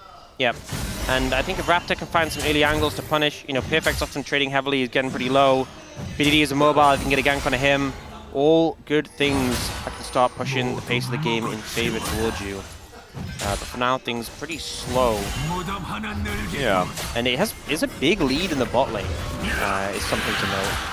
Yeah, it's a massive one as well. Dr. has actually played some pretty good Ashe games more recently. feel like it has been a big champion for him, as that cannon I don't think was picked up by Perfect. Yeah, Perfect also kind of just walked up to him and let him hit him and proc grass, but then walked away. Yeah. Very generous, but not very ideal. Top lane matchup gone pretty rough for Perfect, and now Raptors coming in. Yeah, Saburo has ult too. It's not looking like it's getting better here, as he does leap to the back of the minion wave, but it does mean this whole wave is going to just get destroyed. Soburo getting a little bit more as Daystar down to 100. BDD putting on the counter pressure here for KT. Top side of the map is a big problem. No teleport out or back yet. Okay, is that just the solo kill? No, it's not. Not quite yet. He goes into the Shroud and pops back up again. Flash still up here for BDD, so Daystar knows that he just has to get out. It's going to be first Dragon going over to KT. Next one going to be a Hextech Drake. I hope you're paying attention there. Doing my best. Please, Orcs. One of the concerns, though, if Ryze gets strong, Ryze is pretty comfortable in a side lane. Yeah. So, you know, yes, Saburo getting ahead against the Jax is great, is what you're looking for. But the fact that they have someone else who's pretty serviceable in those side lane scenarios feels really... Cannon, get on them! Oh, perfect. I would have leap strike to it. Oh, me, 100%. If it killed me, like you know what? Look at it. That's just a price I'm willing to pay. Yep. Let's get the extra gold from the ghouls, though. Well, you can see the Maiden getting a little bit mad at Perfect here, as we're looking at Orcs paying attention. I was leaning back a little bit, and I'm being judged for it, you know? We just need to make sure that we get this camera up when the next Dragon is going to be taken, okay? That's what we have to do. Keep him locked in. We've already had one Chemtech Soul, okay? We don't need another one today. There's plenty of Dragons. The quota. Yep. Stock time. Well, you know, if there today ends up being a 6-game day, do you know how many different dragons there are? 6? There you go. Oh. So one of each. No, we've already had 2 Infernal Souls. Well, that's not my fault. No, Infernal Soul's not your responsibility, but we cannot have 6 unique ones today. Yeah, but as long as I'm meeting the quota of 1 per day, 1 per 6 games, then completely allowed. Yeah. 100%. We will not be too mad. 257 health for the Maiden as she makes her way back towards Soburo. Unfortunately, that 50 gold is going to go wanting there. Perfect really wanted to pick that one up. And Soburo is just Yoricking. He's having a good time. You know, this is probably the best case win con for BNK FairX, and so far it's doing what it has to do. Yeah. It may need to do more than that though, as Daystar's going in, Kellen coming on over as well. The 5-point strike just looked a little bit sad as Kellen, that one looked a bit sadder. He flashes for it, and Soburo is just coming, looking for the kill. The goalie wall blocks BDD, and he gets cut down with the perfect execution. And you can see BDD in the player cam there, not really happy about how that one went at all. Great answering pickup there for BNK FairX. BDD felt like he'd calculated every single variable in that situation. He's like, all the CC down, time for me to Realm Warp out. And the Gully Wall comes in clutch. They're teleporting in though, they do not want to give away these grubs. Diablo's making his way over, Kellen doesn't get the Zenith Blade to get in. As Doctom, he's cleansing, but the Killer Instinct from Diablo will be able to shut down the Ashe, and now BDD comes through, but just the dregs of a fight, and Kellen, he's able to walk it off, he gets himself out. Will they find him? I guess not. Nope, he's out of there. Sneaks away. Some good picks coming through for BNK FairX. Really nice. Oh, man! Oh, and that would have got him too. Big shame. So KT down about 800 gold as a result of that play. The grubs were not all secured. It was just one of them that BNK managed to collect. They do have vision on this, but it is not going to be something that they're going to contest. So that will be 2 objectives going over to KT in the early stages of the game as Soburo, he comes on over and is just looking to get rid of him, and he puts down the Gully Wall and knocks him out. Yeah, that little shunt saving the play, otherwise BDD would have gotten out. And it's not the ability you expect to have a Realm Warp cancelled by. But it's also funny because it not only CC'd the Ryze, so it cancelled the Realm Warp, it also knocked him out of the Realm Warp. Yeah. It's very cool. It like only had to do one of those things. And it did both. It's just a very versatile ability. Indeed. A lot of terrain, well, I say a lot, 2 pieces of terrain generated by champions in this game. We have the pillar and the Gully Wall. The The pillar is feeling a little overpowered because you can't hit it to knock it down. Yeah, but also it blocks allies and enemies, you know, whereas the Ghoulie Wall only blocks enemies. But you have a Poppy, so you can slam people into the pillar. And you can't slam people into the Ghoulie Wall. Wait, can you? No, because they don't. It's not terrain for. But like, it's terrain for Peter. But it's you. How does it work? No, I'm pretty sure you can't. That's a cool idea of an interaction. I feel like you'll just knock them through it. Yeah, would you? Is that how it would work? Because it is a wall for Poppy. Yeah, I think you would just knock them through it. Yeah, maybe. Because it's a wall for Poppy, but it's not a wall for BNK4X. Another one's being slammed into it, right? Yeah, I guess. I think if it was the other way around, if it was Poppy and Yorick on the same side, then I think it would work. I believe. Once again, down to a 250 odd health. Raptor is looking for this. We'll have to get that cam back up again as this Drake is being taken just to make sure we know what this is going to be. There's a Shuriken backflip.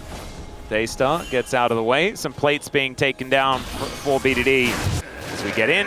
And there is the dragon secured. It's a mountain. You're off the hook. Okay. Beautifully done. I was leaning forwards. Splashing. I was sitting forwards at that moment, very intently staring at the screen. You were. I'm right here watching. That did indeed happen. As Dr. moves in. Raptor. They are going to be able to at least get a plate here. Not going to go for any sort of gank right now, but Diablo will be able to get some more money. As BDD has Realm Warp, and he really wants to use it. You can tell. They want to go for some sort of play here. They need some extra information, though. As BDD moves up, Daystar is here. And they just look to interrupt Kellen. Okay, they're just going to slam him into the wall. Peter does find the angle. The aftershocks go down, and now Daystar should be able to help get rid of this Poppy. He goes in, sees that the Poppy is dead, and then ults his way out again. A 1-for-1 trade of the supports, but KT with good position around this turret. Daystar not having to worry now about the arrow, as Doctum is now just going to go back home, and they get a few extra plates. BDD gets in there for some pot shots. Not too much more going to happen. Yeah, we saw that pillar slam combo from Cousin Peter, but unfortunately, Daystar is able to burst through the Poppy after the fact. So, even trading chips kill, extra plate for KT, will keep gold dead even right now. Perfect having some trouble. It's not looking a whole lot of fun, as he does get the maiden. There we go, 50G. With? Well, and not if he dies, as there are just more ghouls. And he's just going to have to get out of here. So now Sobro is going to get 2 plates at least from this push. Teleport is there, thankfully, for Perfect. But this Yorick is doing what it's supposed to do, ladies and gentlemen. Yep. And that is stay inside lanes, kill turrets. Doesn't even have Trinity Force completed yet. Perfect does put his together. So that means that Sobro is sitting on the money for it. Absolutely. I mean, yeah, he should be. I mean, he bought... he did buy full boots. And yeah, no shoes on Perfect at all. Maybe, we'll see. We'll see. We'll find out on this recall. I feel like we're... Don't you feel like we're going back in time a little bit? Feels like, once again, when you look down, it's just BDD. And then a sea of wealthy bad guys. Yeah. I mean, some of the gaps are a little small. It is that Triforce complete for the Yorick, so Saburo feeling very good about that one. We do see Cuz moving towards the boss side, but is spotted on a ward. Yeah, where's the next point of action? When is the next thing going to occur? Looks like it's going to be Rift Herald that's going to be coming up next. So this top side is what we're looking for. Control wards being put down. Because it's just hovering around bot lane, despite having been spotted but didn't know. He will now recall, but wasn't able to find anything. Yeah, didn't have a whole lot to take, as it's only his blue buff that is left up at the minute. Raptor is fresh off a reset himself. Feels like he does have a slight tempo advantage on the map right now. Is Peter going to walk over towards Callan? They find one another. As Diablo hit by the volley, and the arrow going to connect as well. An instant cleanse. They do manage to get that cooldown. And Peter able to heroically charge his way out, as now Cuz getting aggressive himself. That's a great pillar as BDD gets in there. Daystar doesn't get the Shuriken backflip, and out they go. Callan will be secured. And KT, just a swift teardown of the Leona, and they're back to their ways. That was a great pillar, as you said, from Cuz, like getting the airtime. That was also like So he gets the airtime, but it's also placed in such a way that you push them in the right direction as well. That is so hard to do. It's flawless pillar work from Cuz there, and in the end, Kellen sacrifices himself to let his team get away. Raptor knocked away as Kellen goes in. And it's starting to look a little bit tougher in the 4v4 for BNK FearX with the tools that KT have. In the 1v1 though, they're still going strong. Yeah. Still looking very rough for Perfect at the same time. We're seeing a few more blue numbers coming on through though, as now Kellen getting pushed towards his former teammate. Another great pillar to come in as Kellen, he just come out of the death chamber, guys. This is such a hard game to play Leona because you're in a situation where anytime you step up, there's pillars, there's Ashlows, there's CC from Poppy and Rise, and I mean, I guess Jax if he's ever there, but it's so hard to escape. Goalie wall, as he gets the ward down, stuns things up as now Raptor is making his way in, and the Maiden going aggressive, Diablo moves down, and Cerberus is not going to die. It is going to be the Rift Herald secured on the other side of the map for KT. But it is going to be first turret. Oh no, it's not first turret actually, so we won't get feats of strength just yet. KT had already taken down the turret on the top side, I tell a lie, and secured feats of strength for themselves with their extra objective that they just locked down in the Rift Herald. Yep, so it really does feel like it is Yorick against the world right now. I mean, isn't that exactly what the composition was, though, Orcs? Like, maybe this is exactly what it's supposed to be. This is just what it was always going to be. But they will be able to pick up this dragon, unless KT can get in there. It's 5,000 HP. Cuz is trying to charge in. And the Pillar Man can actually get a bunch done here with the fact that it is the Mountain Rift. Whole bunch of extra terrain is there, as it is Raptor securing the dragon. And now Cuz could be in a bit of trouble. He subjugates though, and stays alive for a long time. Doctom trying to get that damage down. It's Perfect. He needs to be with Doctom. He does find the kill, but it's only onto the Leona still. Perfect's in there with full health. And Daystar getting some work done on the back end of the fight. PDD still alive, but it's actually BNK FearX that win the fight and get the dragon, and Sobro is in a side lane. They didn't TP the Yorick in. They know what they're doing. They just let him split push. And in the end, KT full prey. How did that go so well? I mean, I think it ended up in a situation where Akali just got some pretty great target access. Yeah. So we see it going in, and I think Cuz ult Raptor here. And so it's 4v4 at this stage. I think if he'd ulted the Leona instead with like the Aftershock clips, could have actually gotten a bit more value. But then here, Diablo manages to get away. Daystar comes in and just does so much work and able to dip out again. Oh, that was so sexy. The Akali value here. Oh, gets in, gets out. Doesn't even need the rocket. Or flash.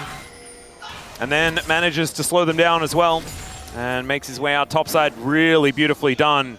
And a 5v4 that was won there by BNK. On top of that, they also get the smite, so they are one away from a Mountain Soul point as well. I mean, here's the crazy thing, right? Daystar is 1,200 gold behind BDD. After that fight, he's now 3-0-2 and he's still that far behind. It's kind of And yet he was able to make that impact. So really getting value on this Akali pick. Herald's going to come down mid. Yep, should be a turret, as BNK not going to be able to take, not going to be able to defend that one. Speaking of not defending stuff, Cerberus is just able to push this wave in, and there's no one there to catch it. Looks like now BDD is going to make his way down. This might end up being the strategy, having BDD answer. Oh, they're actually all going down here. Yep, Goalie Wall comes in. He's just going to Realm Warp his way out of it. Cuz comes through one more time. Has a very spooky pillar, and Cerberus is just going to get destroyed. Nothing they can do about that one, as Raptor is going to get hit with an arrow. It looked like he didn't even really notice as he goes back in. Doctom is executed in an instant, and they'll take the outer turret at the same time. BNK just trading up. Yeah, and Doctom just no reason to step up there, right? Yeah. Oh, I've got Jax with me. They're not just going to kill me. Why not? You're an Ashe. You know, you're only really able to ward up enemies if you have the Trundle, if you have the Poppy with you. They're your peel, not a Jax, and they kind of just decimate Doctom in a moment. Yeah, there's nothing he could really do. KT are now going to be able to find this outer turret on the bottom side. That's going to even out the turrets here momentarily. But that is the whole breaker now completed. BDD probably could have gone for a longer Realm Warp perhaps, but maybe didn't want to give Cerberus any options on where to go, and ultimately the result was dead Yorick. I think just because he knew he had Cuz coming around the corner, he was fine. But here, There's just, I mean, the tower's dead. Yeah. And he put his only defensive thing on cooldown in order to do a bit of damage. Ultimately not find too much more. So that was probably suboptimal, we're going to say. With the benefit of hindsight, of course. 1,000 gold is going to be the resulting lead here for BNK FureX. As Daystar up with full vision control of this Arakan.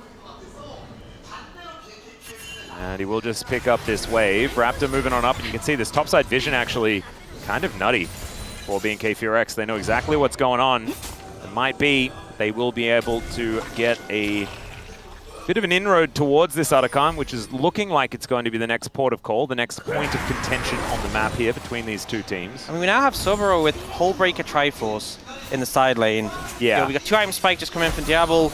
Daystar's approaching his. BNK FureX are getting pretty scary. And if they're able to take out Duckdam, I just feel like KT are gonna flounder a little bit. And, like, it's happened once again, where Kellen is kind of feeding. He's got 5 deaths, but it means everyone else's scorelines are looking fantastic, right? You know, they're starting to stack up these bounties, things like that. And KT, if they are able to win a team fight, it could look good for them. But BNK, I mean, they just lose their Leona every fight and don't seem to worry about it. Diablo playing confidently there, threatening Peter, getting him, chunking him out. Yep, he's got 2 items now completed with the Kraken and the Rage Blade. So he's feeling pretty good. We're still waiting on the Infinity Edge for Duckdam, or he's going to do some relevant damage. And now 7 seconds on Mountain Soul Point, ladies and gentlemen. This is so important for KT to win a fight around this, or at least get that smite, keep themselves in it. Sobero is just going to make that an impossible choice. As this inner turret goes down, my god, he does so much damage. Yeah, he just smashes that. And now able to move over towards the Dragon. Yeah. Likely to join this fight if they need him. Solar Play going to connect onto the Poppy. There's the Void Seeker as well. Good steadfast presence denies the entrance there from Kellen, as the arrow is going to connect onto the Yorick. BDD able to now just machine gun the spells on top of him, and he does finally manage to lock that one down. Now Raptor, we're getting so much value out of the ulti. He goes back in. The killer instinct from Diablo is exactly that, and he is going to get pillared and taken down. KT finally getting themselves a decent team fight. Daystar surviving. But the main thing is, KT will be able to deny this Dragon. Honestly, BNK FureX, lucky didn't get aced in that situation. Daystar and Kellen so low HP to get away from that one, and KT were hunting for more. We'll see how the fight played out. And ultimately, this is where we start to see the issues of BNK FureX on the 5v5. Hard to engage here because of the steadfast presence. And then the turnaround, this arrow from Duckdam gets so much value, catches the Yorick. BD moves forwards and just puts focus on him. We see Perfect jump onto Raptor and Kellen, and at no point do they really find an easy time approaching. Eventually they jump in, but it's on a Perfect, who's not really that valuable. It's on a Peter, who again, he's done his job. And the rest of KT are just marching forwards. Yep, this time Cuz doesn't get focused down immediately and destroyed. He's also got Spirit Visage now completed. And I mean, yeah, there's a Bramble Vest, I guess, on Kellen, but otherwise there is no heal deny. And so the amount of healing this Trundle does in fights is disgusting. Yeah, especially if he starts kind of pseudo-resetting with the King's Tribute. Yeah, you can get so much health off that, and it can be really frustrating if you've been focusing him down and then a kill comes in. BDD, by the way, 3 full items. Yeah. And a large rod. Yeah, and the other rod, the one of ages, that has now given him an extra level. In fact, he's about to be level 16, and that is such a huge spike. Oh my god, he's going to be that's 3 levels ahead of Daystar. Look at the farm. I mean, even when Daystar got those kills in that fight, he was still down 1,200 gold because there was such a farm difference. Yeah. BDD has farmed up a Storm right now. Strongest champion in the game, and looking for Raptor. His Realm is going to walk him in towards Raptor here, who does have to use his Crescent Guard, but still does manage to use it and get himself to safety. Daystar's teleported in at the same time. Why is Sabura here, can I just say? Well, this is, okay, so I'm going to explain this pretty simply. This lane we're looking at right now, the mid lane. Got it. Okay, if you look on the map, there's is that because it's in the middle? Yes, it is actually. Oh, thank you. That's one of the reasons it was named that. Oh, wow, okay. So the Yorick, I thought it was named after that Team Solo Mid. I thought that's why it was called mid lane. You know what, don't interrupt me. my apologies. You know what, I don't want to get into that now, but Yorick shouldn't be in the mid lane. He should be in the side lanes. There's two, one top, one bottom. That's where he should be. But instead, they're bringing him into the mid lane, and I'm not feeling good about that. Well, he's now in the mid lane still. I thought he'd moved to the side lane, but he hadn't. I was listening to the lecture. I thought he was too. He did not. Now he's moving up the river towards Arakan. Maybe he's just scared of Ryze. I mean, he didn't have TP. Maybe that was the reason they're a little concerned they go for Baron at Arakan. But this feels a lot of grouping with the, oh, they're going to start it, aren't they? Oh, and this ward is just out of vision range of that control ward as well. These minions are here it's the at false the same sense of time. security. You think you're covered by the control ward.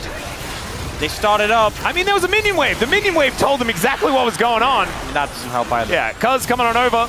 And the Arakan is down to 50% health. Cuz is nowhere near, but they go for the turn. They look for Perfect, who will just get chomped down and destroyed. PDD now trying to find his way in here as Daystar is chasing after him, but he is keeping PDD out of the fight for the moment. The Maiden is going to be taken down and the Arakan resets. 37 seconds on Perfect. They've still got some time with the man advantage here on B&K's side, but instead they look for the Pillars. Raptor is going to use his ult so effectively, but it's ultimately not enough. As Cuz is just chomping them all out, the flash forward, and he kills Diablo for a triple. Still, it's only Doctom left alive. And these solo laners are going to try and kill Arakan as Daystar is almost dead. Okay, Doctom. Maybe they don't go walking back to mid lane, and yeah, they don't go back to Arakan. What a crazy fight, though. You know, that PDD was insanity. Trying to go hero mode. Yeah, so Perfect doesn't press his E in time. Raptor had the knock-up stacked up from the Arakan, so that was a great play from him. Oh, he actually pressed E too much, I think, and popped his counter-strike too early.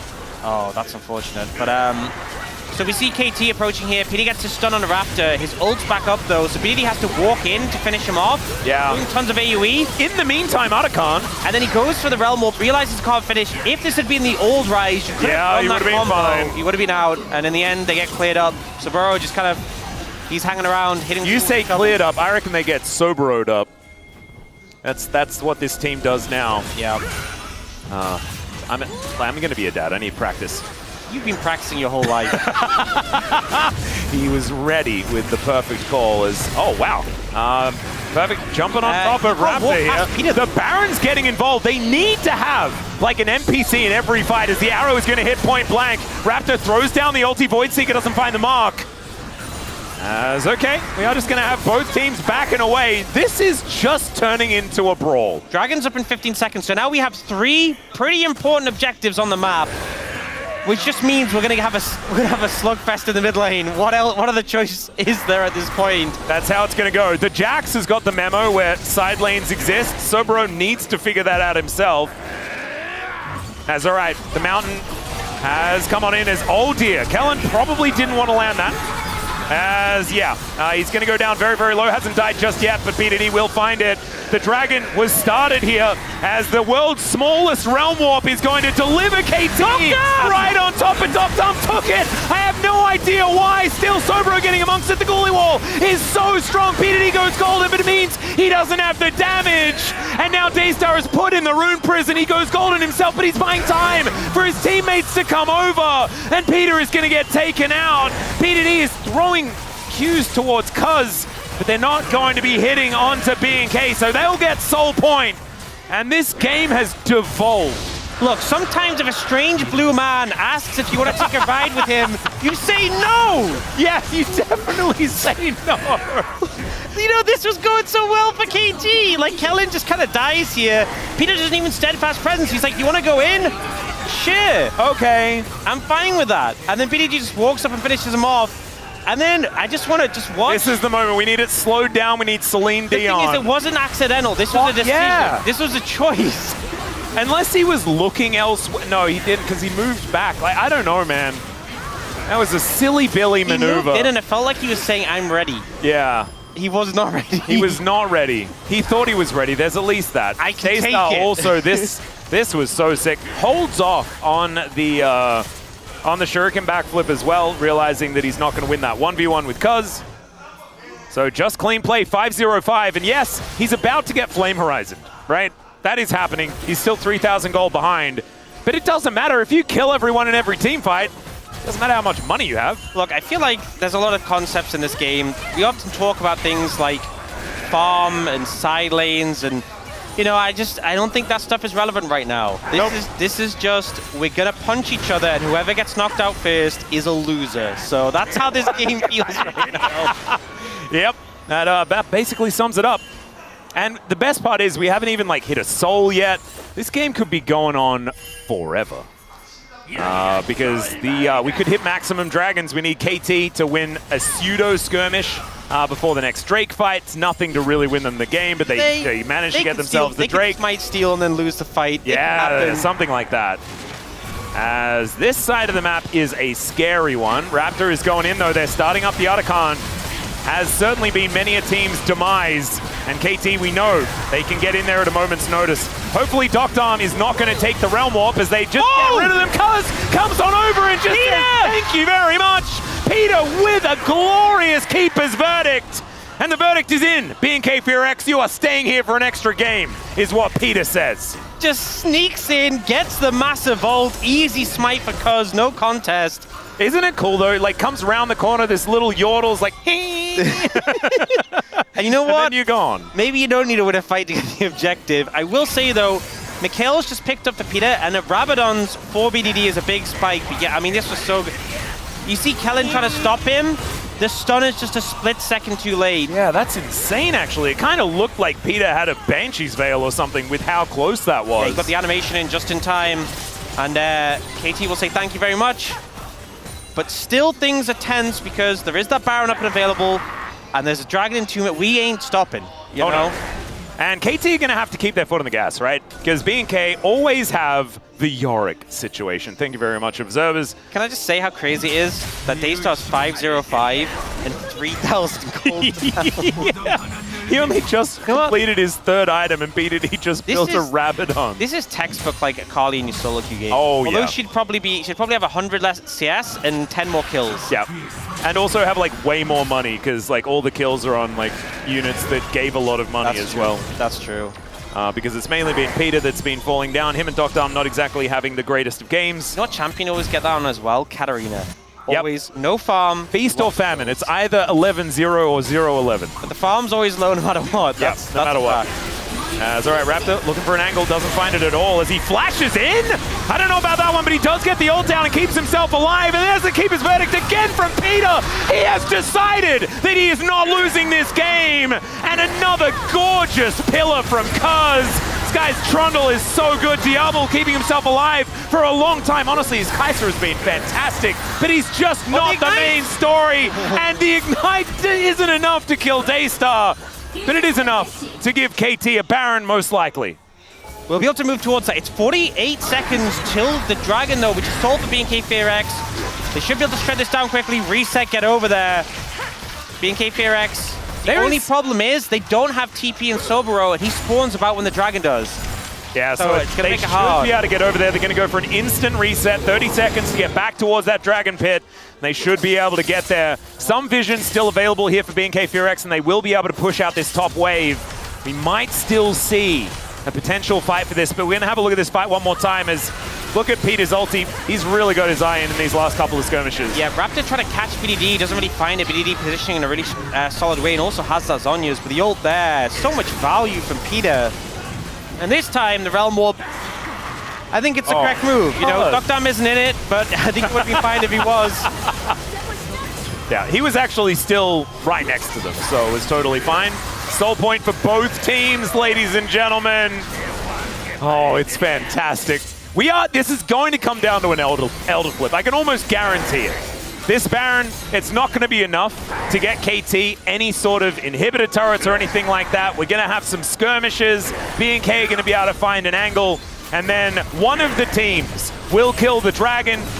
The Soul is not going to mean the end of the game, though. We're going to have to wait. As Diablo broke. That's not good. Did he? No, he didn't break it. That was his Zhonya's, as he's got almost his full build completed. Still being on cooldown, not ideal. Absolutely not. Could have been worse, and instead it's now just bad. Yeah, so we'd have to try and stall out and play defensive against this Baron. You know, for the team who had all that split push pressure, it's now BDD in the side lane. Oh, the Maiden! Oh, no. Oh, you must protect your Maiden, Sobero. Yeah, well, BDD in the mid lane, sorry, who's applying all that pressure with the split push. And Sobero is just trying to help clear these waves, and they're struggling. And remember, Peter has ult, so if he knocks some people away, they can just take structures. Yeah, and they didn't even need it. As maybe it's not my storyline that I was looking for. I honestly did just want as much League of Legends as possible. Cuz is even body blocking. Yeah, as there's the flash in from Kellen. BDD just says no, and so does Peter! Oh, Diablo is just left with his pants down, ladies and gentlemen! The turret is going to be taken out. Daystar, he's in his shroud, but unfortunately there is no good place to go as the Realm Warp brings KT, and Dr. Army takes it this time, and this time doesn't instantly die. That is character development, ladies and gentlemen, and that is us getting delivered to a game number 3, a 6th gamer. Here on this Sunday, there is no cringe to be found. Daystar goes gold, and he looks a little bit flashy, but he still loses the game. It was always going to be a 6th gamer. We knew it in our bones. Oh, yeah. And KT answering back, taking us to the last game. You know what? Pete had a phenomenal game. Yeah, and the fan sign meta is honestly, it's become ridiculously good. It's so good. We've really amped it up. It's very impressive. Obviously, BDD on the rise had a massive impact, did so much that game. 100% deserves a lot of credit, but I feel like Cuz with the pillars also doing a lot of work. But Peter, the ults, the steadfast presence. I mean, you know, Peter, he's not a new face to the LCK. Obviously, didn't go down to challenges for a bit, but you know, we were always a fan of his when he was on Nongshim because of the vibes he brought. But he's bringing good play, really good play as well as some impeccable vibes. This is the thing. If you pair amazing play with impeccable vibes, that is the best player you can ever get. You know, that's the wombo combo right there. And Peter locked in towards the end of that game. Honestly, like at the beginning, he was finding some flubs. Yeah, there was a few of those moments where we saw the pillar heroic charge combo work out, but otherwise he was overstepping in a lot of those instances. And then it was 3 plays back to back, and he won them the game. Yep. Absolutely amazing stuff from the support of KT, and that does mean that we are delivered a 3rd game. Also, it is definitive proof that curses are real. We are going to go to a short break. When we get back, the space is going to break that one down. Chronicler is going to try and rebut me, and we are going to have game number 3. We'll see you soon.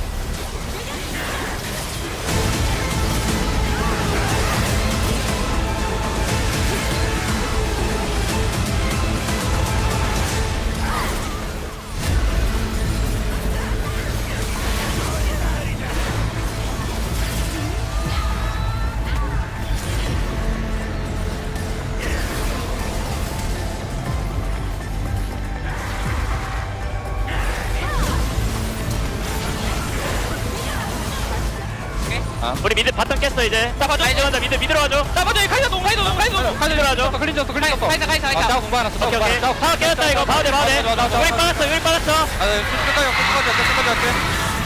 이거 아칼 가줄래? 나 공 볼게. 천천히 해. 자, 못 될게. 나 기준 3초 봐도 돼. 요릭. 나갈게. 나 들어있어. 나 택이야. 나 죽었다. 빼고. 라인 들어가 있어. 타워. 라인 들어가 있어. 옴댈게. 계속해. 타워 쳤다. 타워 책 내가 됐네. 쓰냐? 쏘리.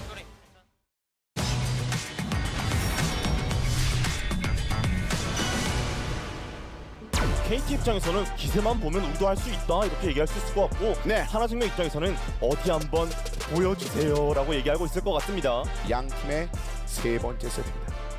세주 안에 6렙 어디든 조심. 웬만하면 위야. 세주 윗장거리다 그냥. 다르만 보이고. 정레드 싸움으로 볼게. 나 이번 지나가면서 한타 써줄 수 있어. 와드 지울게 일단.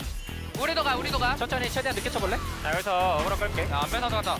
냈어. 여기 들어오면 돼. 얘 노아되거든 여기. 기다려보자. 싸운다. 노플이야. 안배사 갔어. 괜찮아. 잡았어. 자르마 볼래? 자르마? 좋은 거 같아. 앞에서 띄워줄게. 앞에서 뛰어. 좋아. 노플이야 쫓아가볼래? 끝까지 쳐 같이 쳐 같이 쳐갈수 있냐? 좀 안 좋고 와우 나이스 집 갔다 와서 유충 보자 이거 돈 써야 돼 확실하게 하자. 야 우찬이 형 말만 들어.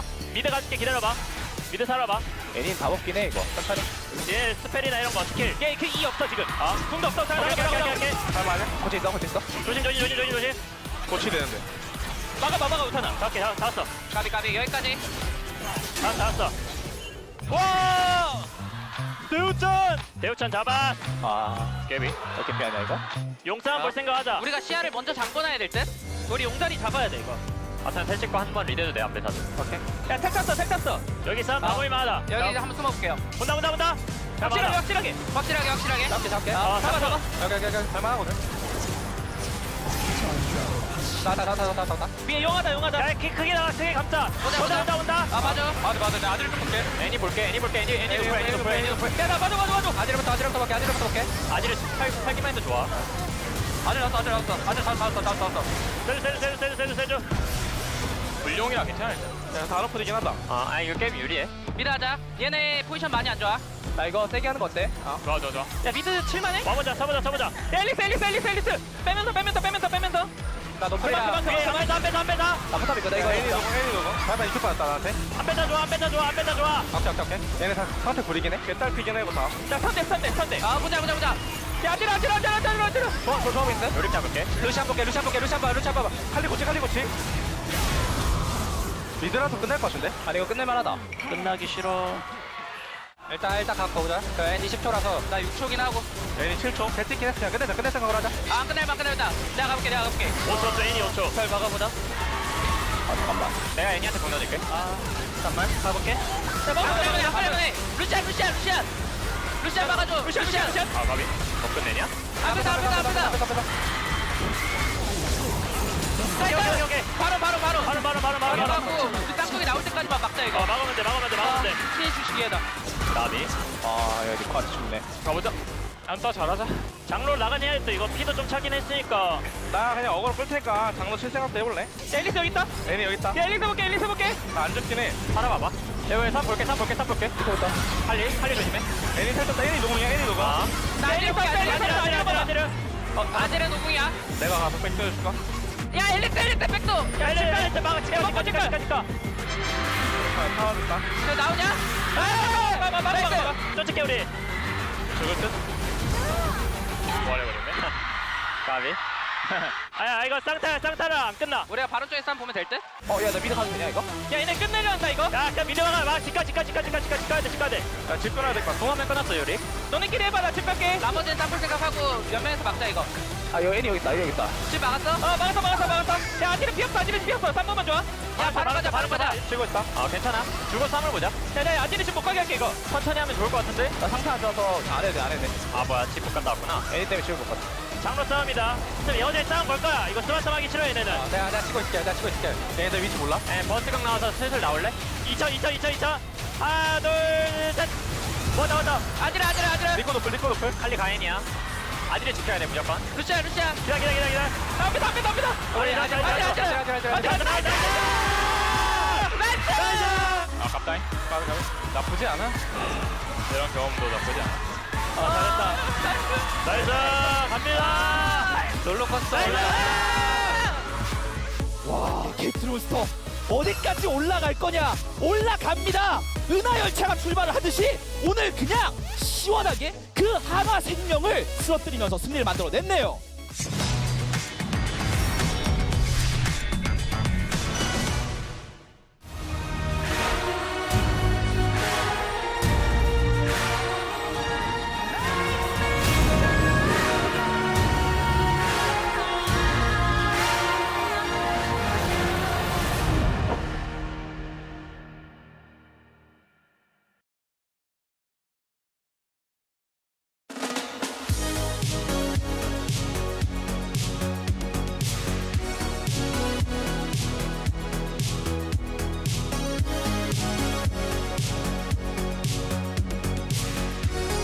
Well, we made it to Game 6, and it came off of KT winning a very close but very nice game, actually, that was a bit carried by BDD's Rise there, taking down my boy Daystar, flame horizoning him multiple times in this game, and just winning it. So KT are back in this series. It's 1-1.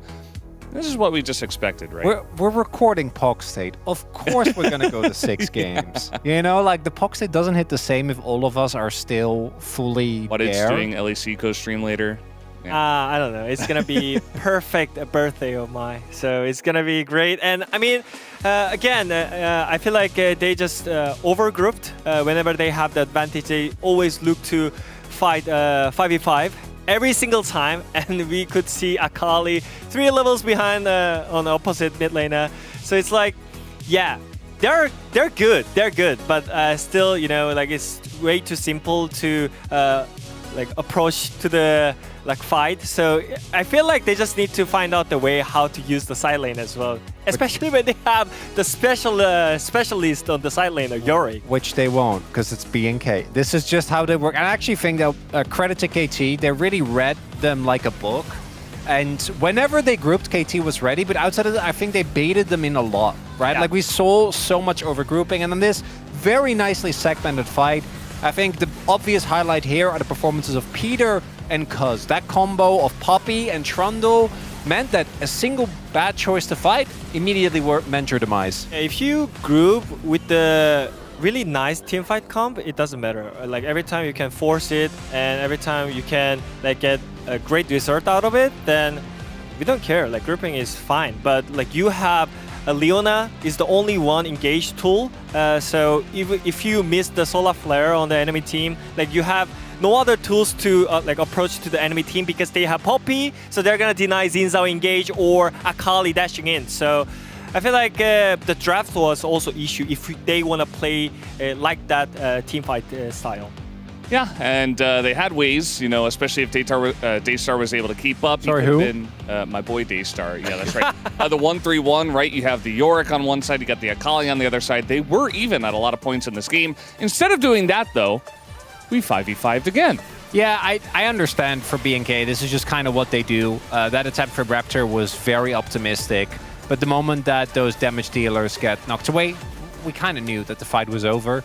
I think this is a really interesting game because in a lot of the fight, at this point the game was basically already done, right? But before this, in a lot of the fights, we actually saw BNK be able to relatively match the mechanical level when it comes to the fights, when it comes to the executions. I think KT is just a lot smarter, and ideally, now that they've realized that, they will keep doing that.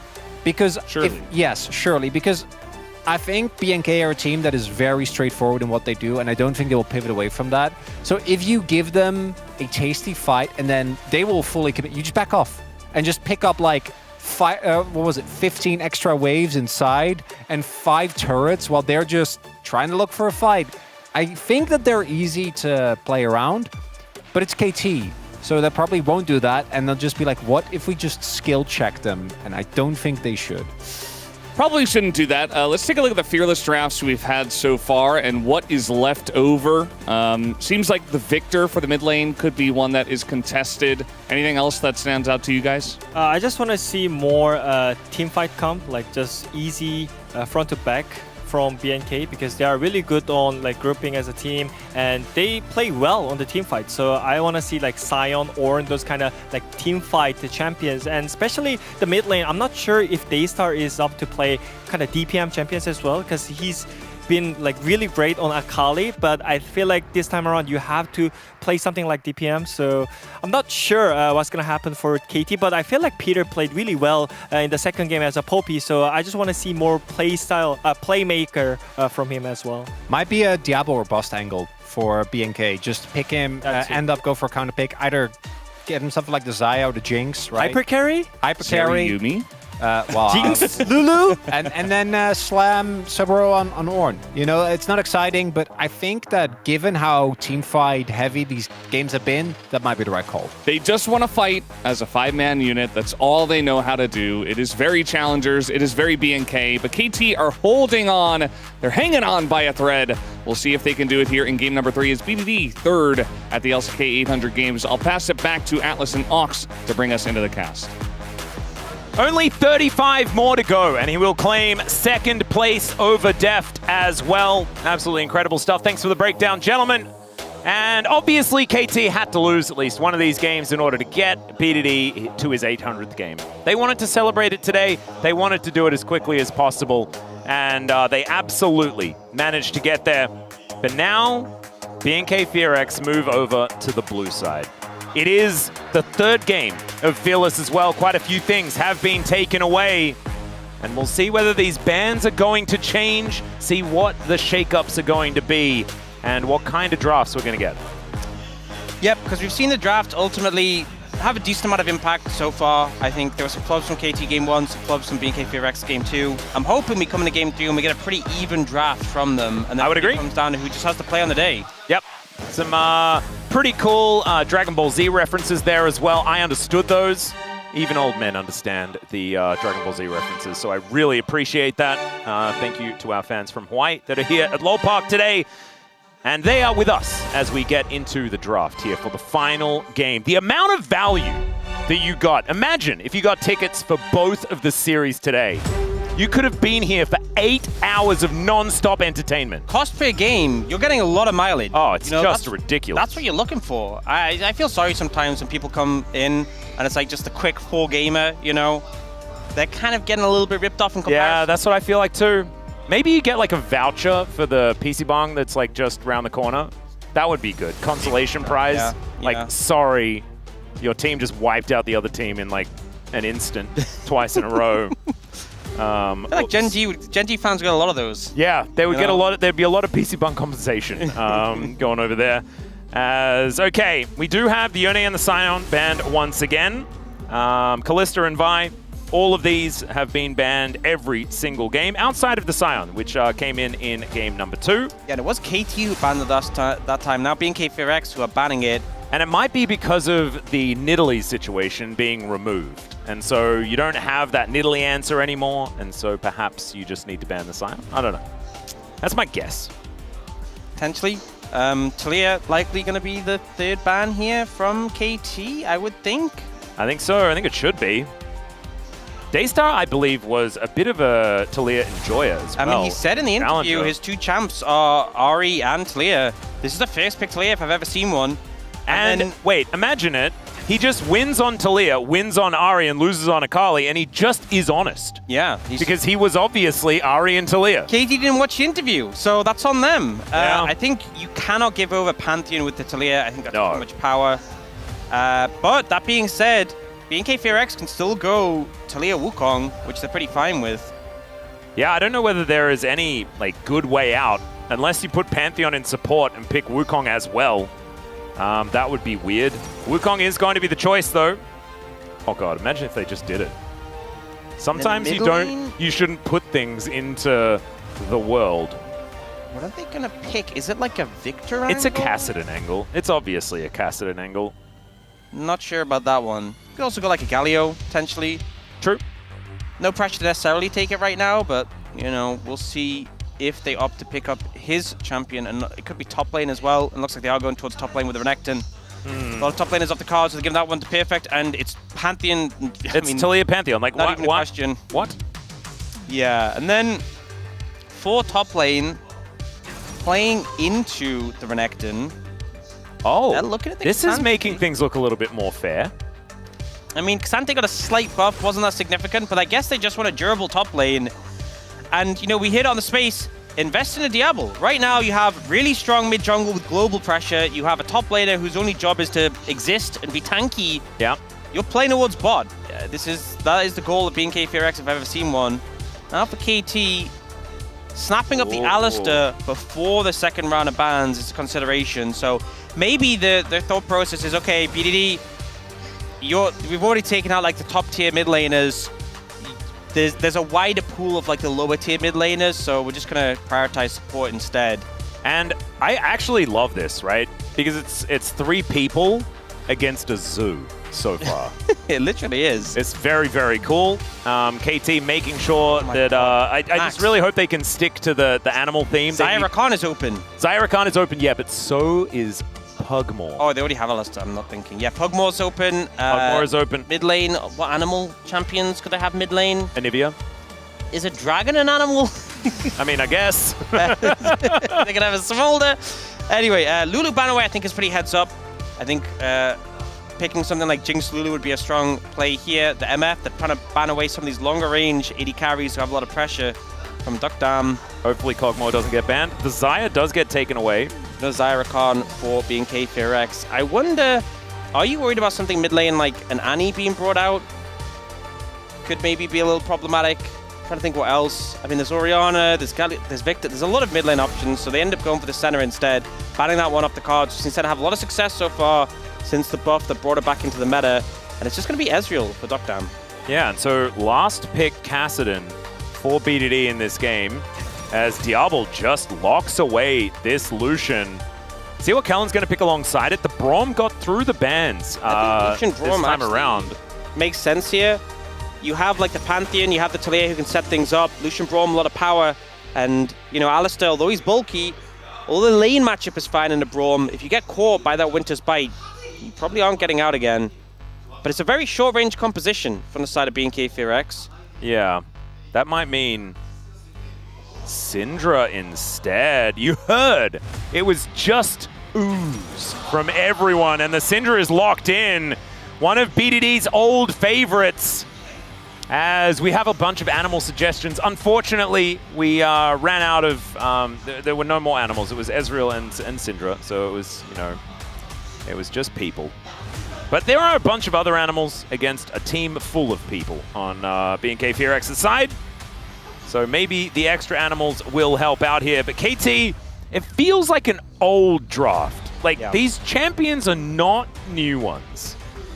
Yeah, it's definitely a bit of a throwback, whereas on the other side, you know, Cassante is pretty new, but the rest of them definitely a bit more old school as well. But, you know, I think there's pros and cons to both of the drafts here, but this is kind of what I wanted. This is what I was looking for. This is more even than I think both of the previous drafts we've had. I think both compositions have strength, there's playmaking potential. I think we are going to have a bit of a closer game here. I mean, last game was pretty close, but I think pretty even in terms of odds, which is what we want. Final game of the 6th game day. Yeah, we need it to go down to the wire. I want to see 2 Elder Dragons. That's what I want. We have some questions that we've been... Is Lilia an animal? Lilia is half an animal. Yeah. Or they're a mythical animal, which is like, what is the centaurs? Is Nami an animal? Nami's a mermaid. I don't know whether a mermaid is a... Is Ahri an animal? When she ults, I don't think ulting changes. I think that might change. She does have 9 tails, and I don't know that many humans with 9 tails. Let's get onto the rift and ponder. 수감사의 협곡에 오신 것을 환영합니다. All right, the desperation in the KT fans right now is reaching pretty ludicrous levels. Okay, so she momentarily turns into a fox when she ults. Yeah, she's like a 9-tailed fox, though. That's in the lore, right? Is there they can transform into a person or a fox? Yeah, she could turn into an animal. So maybe we would say yes when she turns into an animal. Yeah. Nami's a no. Lilia's a maybe. Yeah, Lilia is a pseudo, Yeah. a 50%. Nami's also a 50%. Like, she's half fish. No, but that is actually a thing. Yeah, but Soraka's 10% animal as well, because she's got hooves. So I'll give that 10%. Yeah. There's different percentages of animal. Peter, though, he is all animal. That's all cow right there. Okay. What about Renekton? Oh, yeah, that's all animal as well. Mainly dinosaur, which is an even cooler version of animal.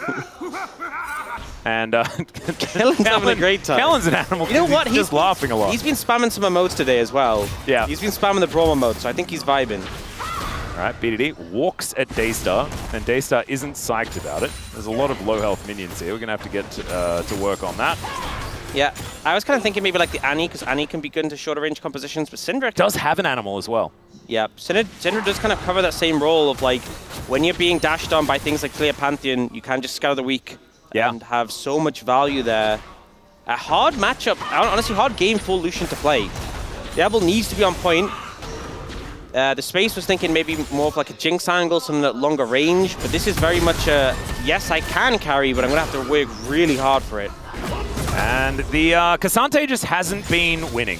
I actually remember when Zeus locked this in, I was like, man, this is...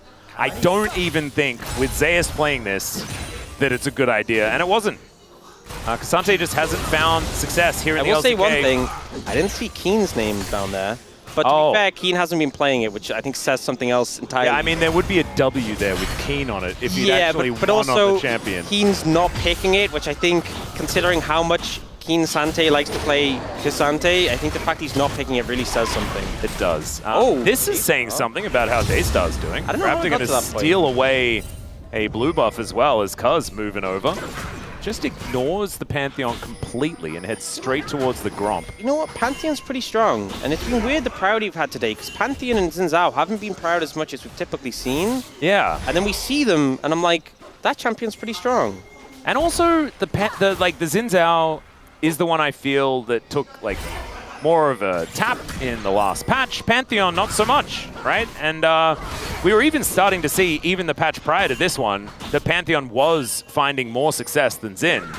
And yet players are really gravitating towards Xin Zhao instead, as Raptor and Cuz are just rotating around, and neither of them really deciding what to do. Finally, the Rift Scuttler is going to spawn, and the Seismic Shove going to go slightly wide. Bone Plating is going to be dissipated here. Thing is, it works out pretty okay for Raptor, because he essentially gets to keep Cuz locked onto that Gromp and gets to pick up double scuttle. Yeah. Because you can now just move over. Don't think Cuz is going to respond. Cuz his camps are respawning, so it's not like he's doing nothing with his time. But Raptor has a full set of camps he can now move through after this. And there is vision in this river, so KT will have full information about the fact that this double scuttle is going to be secured. Perfect realizing that he has to play a little bit defensively. And Cuz just goes back to farming things out. So not going to be a huge advantage or anything like that, but double scuttle always feels fantastic. This feels pretty good for Perfect as well. And man, that Kuldamik actually got so much health back for the Renekton. And we can see the next one also working out. And Sobero just getting the Cassante treatment. What do they do to Cassante, man? He's not the same man he used to be. He is really not. Do you know what's going to happen if he ever gets buffed back even into pseudo-relevance? Everyone's going to say, how the heck does this champion exist? He's so broken. Yeah. Seems to be the only way Cassante can exist. Yep. He is pretty strong when he gets going, and when he had all those abilities before that did ridiculous things. Bit weaker now, and I think his general laning is just the thing that's taken the biggest hit, so it's much harder to kind of match up in the early levels, which we are seeing. Well, Force of Will does connect, but the Scat of the Week doesn't really work against Daystar here. I think Syndra has some of the best ability names in the game. Yeah, right? So what is it? Dark Spear. Yep.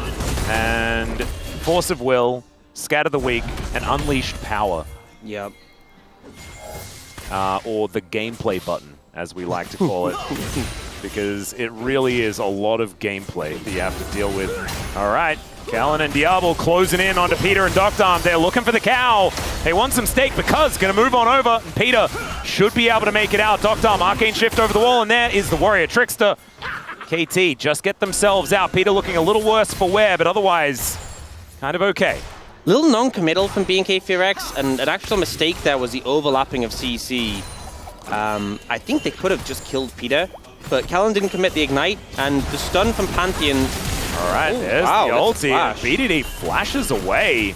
Seismic Shove would have killed him. Considering BDD used his ult, and obviously Daystar didn't, not ideal to have burned the flash in that manner. But yeah, as I was saying, so I think if they ignited Peter, and the thing is the Braum passive stun came in at the same time as the Pantheon stun, so it kind of overlapped. Yeah. I think if they'd managed that better, Peter would have just died, but this is kind of one of the strengths of BNK4X's composition. Any combination of like support, AD carry, jungle, mid, support, just so strong in these skirmishes. The fact you have the Braum passive, Pantheon who stacks it so easily, Talia who can shove off it, Lucian who can stack the Braum passive. It's really hard to skirmish against this team, and that's something I'm a little bit concerned about for KT. I'm concerned about a few things for KT. Not this top side, though. I think Perfect is the one that is eating the best after the draft. That's helping them stay in it. As far as right now is concerned, no real advantage is being built up. We'll see who's going to be able to get the Void Grubs or this first dragon. It is going to be a mountain right now. Kellen pulling this wave, and Diablo is going to rotate up. So it looks like the Void Grubs are going to get a bit of a look in here by BNK4X. Yeah, imagine KT will just pick up the dragon in response.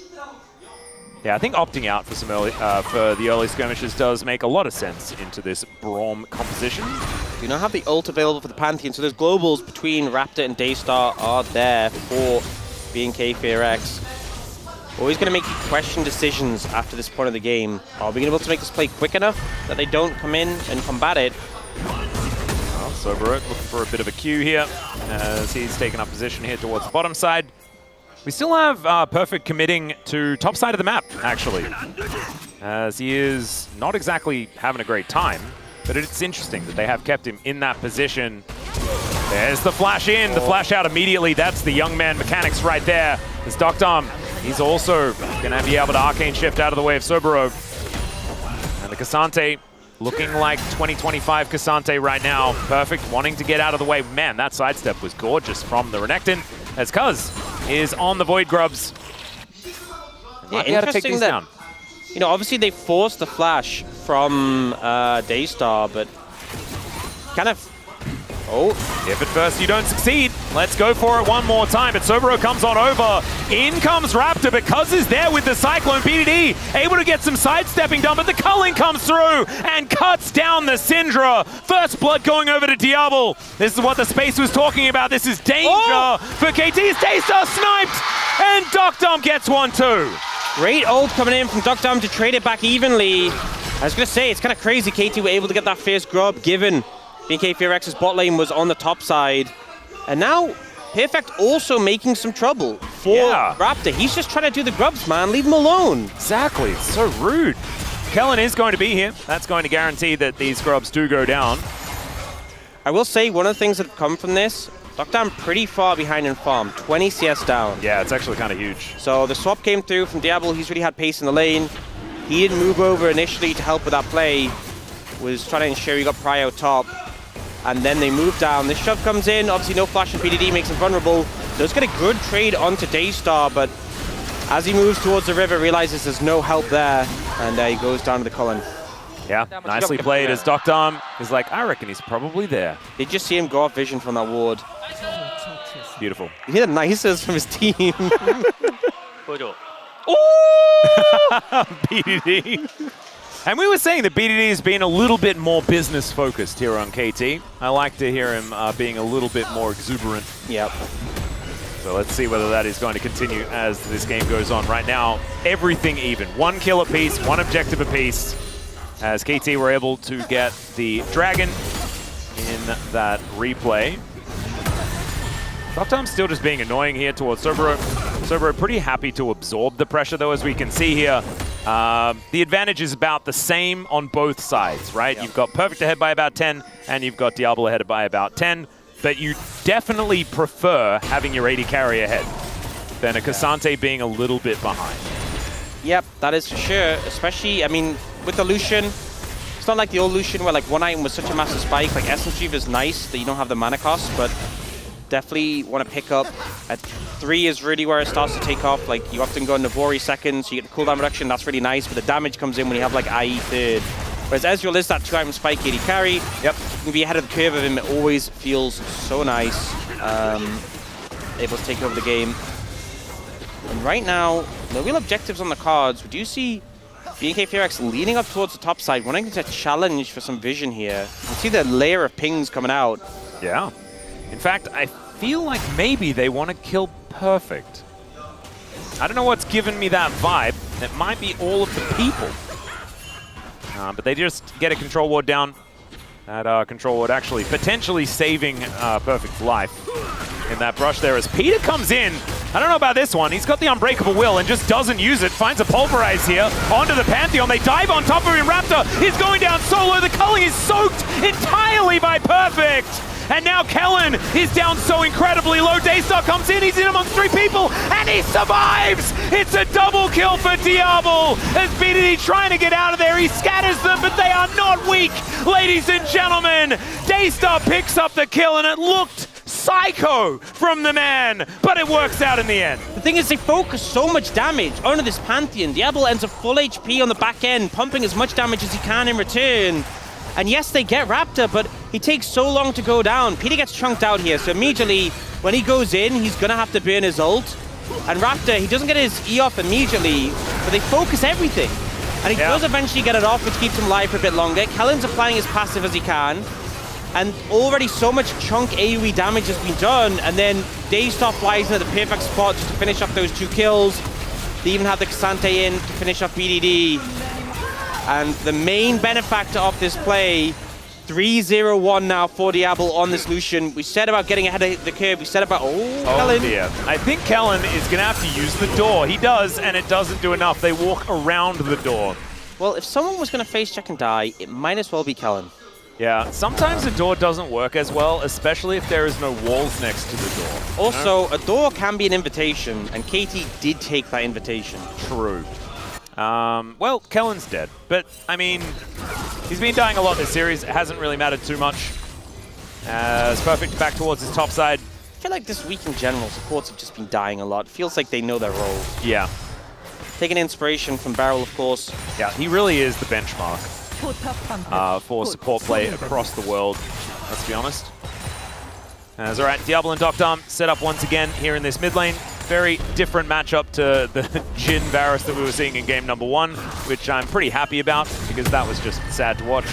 Diablo looking like he was making Doctor's day very, very rough. But this is also looking a bit rough as Sobero, his health bar is just a bit large and he has that Thornmail done. Perfect, unable to do those crocodile things that he really wants, and he misses a cannon. It's a disaster. They're just stacking up the armor and being a... You know, you got through those early levels, so it was a bit trickier, but Cassante's still going to scale up and be that super strong tank with so much CC in his kit. Okay, Perfect. Just going to catch the wave. So, things have calmed down. There's a lot of vision on the map here for KT, so they've at least done some of their homework. Chemtech Dragon, going to be coming up next. It's not going to be a Chemtech Soul. Well and truly off the hook. The quota was 1 for the day, and we met that. You've done it. You've done it. Been working hard today. We did see for the first time that it came in that you know, you were paying attention as well. So that's just to confirm that it is allowed to have 1. It's just when there's more than 1 that we're like, where is Orcs? What is he focused? Is he paying attention? As Daystar pokes his head out of the brush. Don't know about that one. As he throws down the seismic shot, but it doesn't hit the mark. Doctom looking for some angles is Perfect. He's level 11. It's Dominus time, baby. Daystar, though, is still alive. Doctom wanting to get that last auto. He gets in there, but so does Peter. And the knockups from Cuz are massive. Diablo tries to get out, but it does not work. And BDD unleashes the power on B&K FearX. Sobero doing some of those Cassante things, but it does not matter. That's an ace for KT. Perfect's angle on that fight was perfect, I guess. Able to come in. The CC had been burned. B&K FearX didn't have the tools to peel him away. Sobero did his best, but Daystar just overextended here. Walks into Peter, very weird. Clearly was looking towards Doctom instead, and then Perfect comes in on this angle. And Kellen, he throws his Q at Cuz just at the wrong time, because now no passive on Perfect. It takes Sobero coming in to CC him, otherwise Diablo would have been able to. Daystar does get off this Unraveled Earth before he goes down, but Cuz is able to take out the Lucian in the back end. And watching, like, so I watched Doctom that entire time. It is so weird that he is the guy that just realm warped into an entire enemy team and died, and then also was the guy that didn't arcane shift over that wall, that was making sure that he stayed in perfect position, didn't get hit by anything, and played out the fight near flawlessly. How does one man have both of those people inside him? KT things, man. KT things. Oh, it's nuts. And he also picks up the pedal. Can you ask for more? It was a big one as well. That's the thing, if it's a little one, you're wrong to not take it, but it's less of a big issue. Whoa! Whoa, whoa! Splinter check, 75. Okay. Yeah. Hextech Alternator plus Luden's. Luden's so cheap now as well that you get that spike so early, and it's a lot of burst damage to a Cassante who has 0 magic resist in his build. And that barely even matters that much, because Syndra starts doing true damage later on into the game as well. So this is This is BDD starting to get into the swing of things on the Syndra. Still hasn't really worked the way that we were expecting it to, as now Peter looking to wrap around. Sobro gonna get headbutted back, and every time these Dark Spheres land, it is looking real scary. And over the wall goes Doctarm. They're gonna finish off the turret here as he looks to go all out to get all the way out. And he might be able to do so, but still the turret is gonna go down. And never mind, he's not getting out. Doctarm gets the Conqueror Proc, and never mind, True Shot Barrage not gonna land. Sobro lives. And now in the mid lane, the Rift Herald is going to be thrown down. Daystar on the top side of the map as well. And so it's one turret, first turret blood, going over to KT on the bottom side of the map. But 2 turrets going towards B&K, and Sobro survives. Pretty nice play there coming out from Sobro to dodge all those skill shots and make them invest more time than KT really wanted to. Freeze up the window for them to take both that mid and top tier 1. And just when the last fight started to push things in favor of KT, B&K FairX answer back. And whoever gets the next objective is going to get feats of strength as well. Kind of a big deal as Kellen. Oh, not again. No. Oh, dearie me. Oh dear. You walked over a ward. You even autoed it. You knew it was there. The thing is as well with Braum is, you know what makes Braum really hard to kill? Is that you can jump to allies. So go with an ally so you can jump to them. And also around the corner. Also, if you're standing in a position where people are hitting you from a specific angle, it's good. And if you get headbutted back after you've put up the directional thing, and then it's hitting you in the soft spot, it's not great. Okay, Perfect is now the one that's in trouble. He's going to get flung back into the bad guys, as now he's slicing, dicing, flashing away, but he's still dead. And B&K going to be able to grab another kill for themselves. KT, they get one, but the answer is also there on the other side, and I'd argue that losing the Renekton is more important. And now the gold is completely even. Yeah, dead even. KT have that advantage in terms of dragons, but it's still so close right now. We have Arakan in 45, Dragon in 1:25. Starting to see some item spikes come in. Black Cleaver, 4 Raptor completed. True Shot Barrage just to scout what's going on here, as KT don't have a lot of topside vision. What's crazy is to look where the gold is, because like, Cuz is 305, but he's only slightly ahead of Raptor in gold. Yeah, everyone's only slightly ahead. Yeah, so it's not like sometimes you have games where nothing really happens, there's no kills, and everyone's just even in gold. Sometimes you have games where a lot happens, but like one lane is like 4,000 ahead and another lane's 3,000 down. Yeah. But this, it just feels like everyone's even. Yeah, a lot of resources on both sides, so... It's kind of crazy, because the score lines don't necessarily dictate that, right? It's like both junglers are just as fed as each other. On that graphic you can see, just the same... Yeah, so it really... I said coming out of draft, this felt like the most even draft we've had so far. Feels like the most even game we've had so far, and they are neck and neck right now. And remember, B&K FairX need to win this if they want to keep their chances of Legend Group and Road to MSI qualifiers alive. If they lose this, they lose access to both of those. This is huge. And already dropping a game makes it even more difficult. Oh, BDD just picked up a Shadow Flame. Going into this fight, and Doctor now has Triforce and Manamune fully stacked, so KT feel really strong right now. And with that confidence, they're leaning topside. They may be looking towards Yarakan. They're like, you know what? We've got 2 dragons in pocket already. You can have the 3rd. And it's also just an ocean, so they don't really care about it too much. However, it is feats of strength for whoever takes it down. So that might give KT a little bit of pause, as Diablo getting taken down lower. That is Doctarm with the 2-item spike that he's been looking for all game. And Scat of the Week going to connect onto Soboro. Man, I keep, like, BDD really makes everyone not look very tanky, doesn't he? Yep. That's a lot of damage now that that Shadow Flame is completed. Remember, with it being Ocean Soul, a lot more brushes and stuff to get control off. You can see the extra on there. For a second ago, Raptor was hiding inside.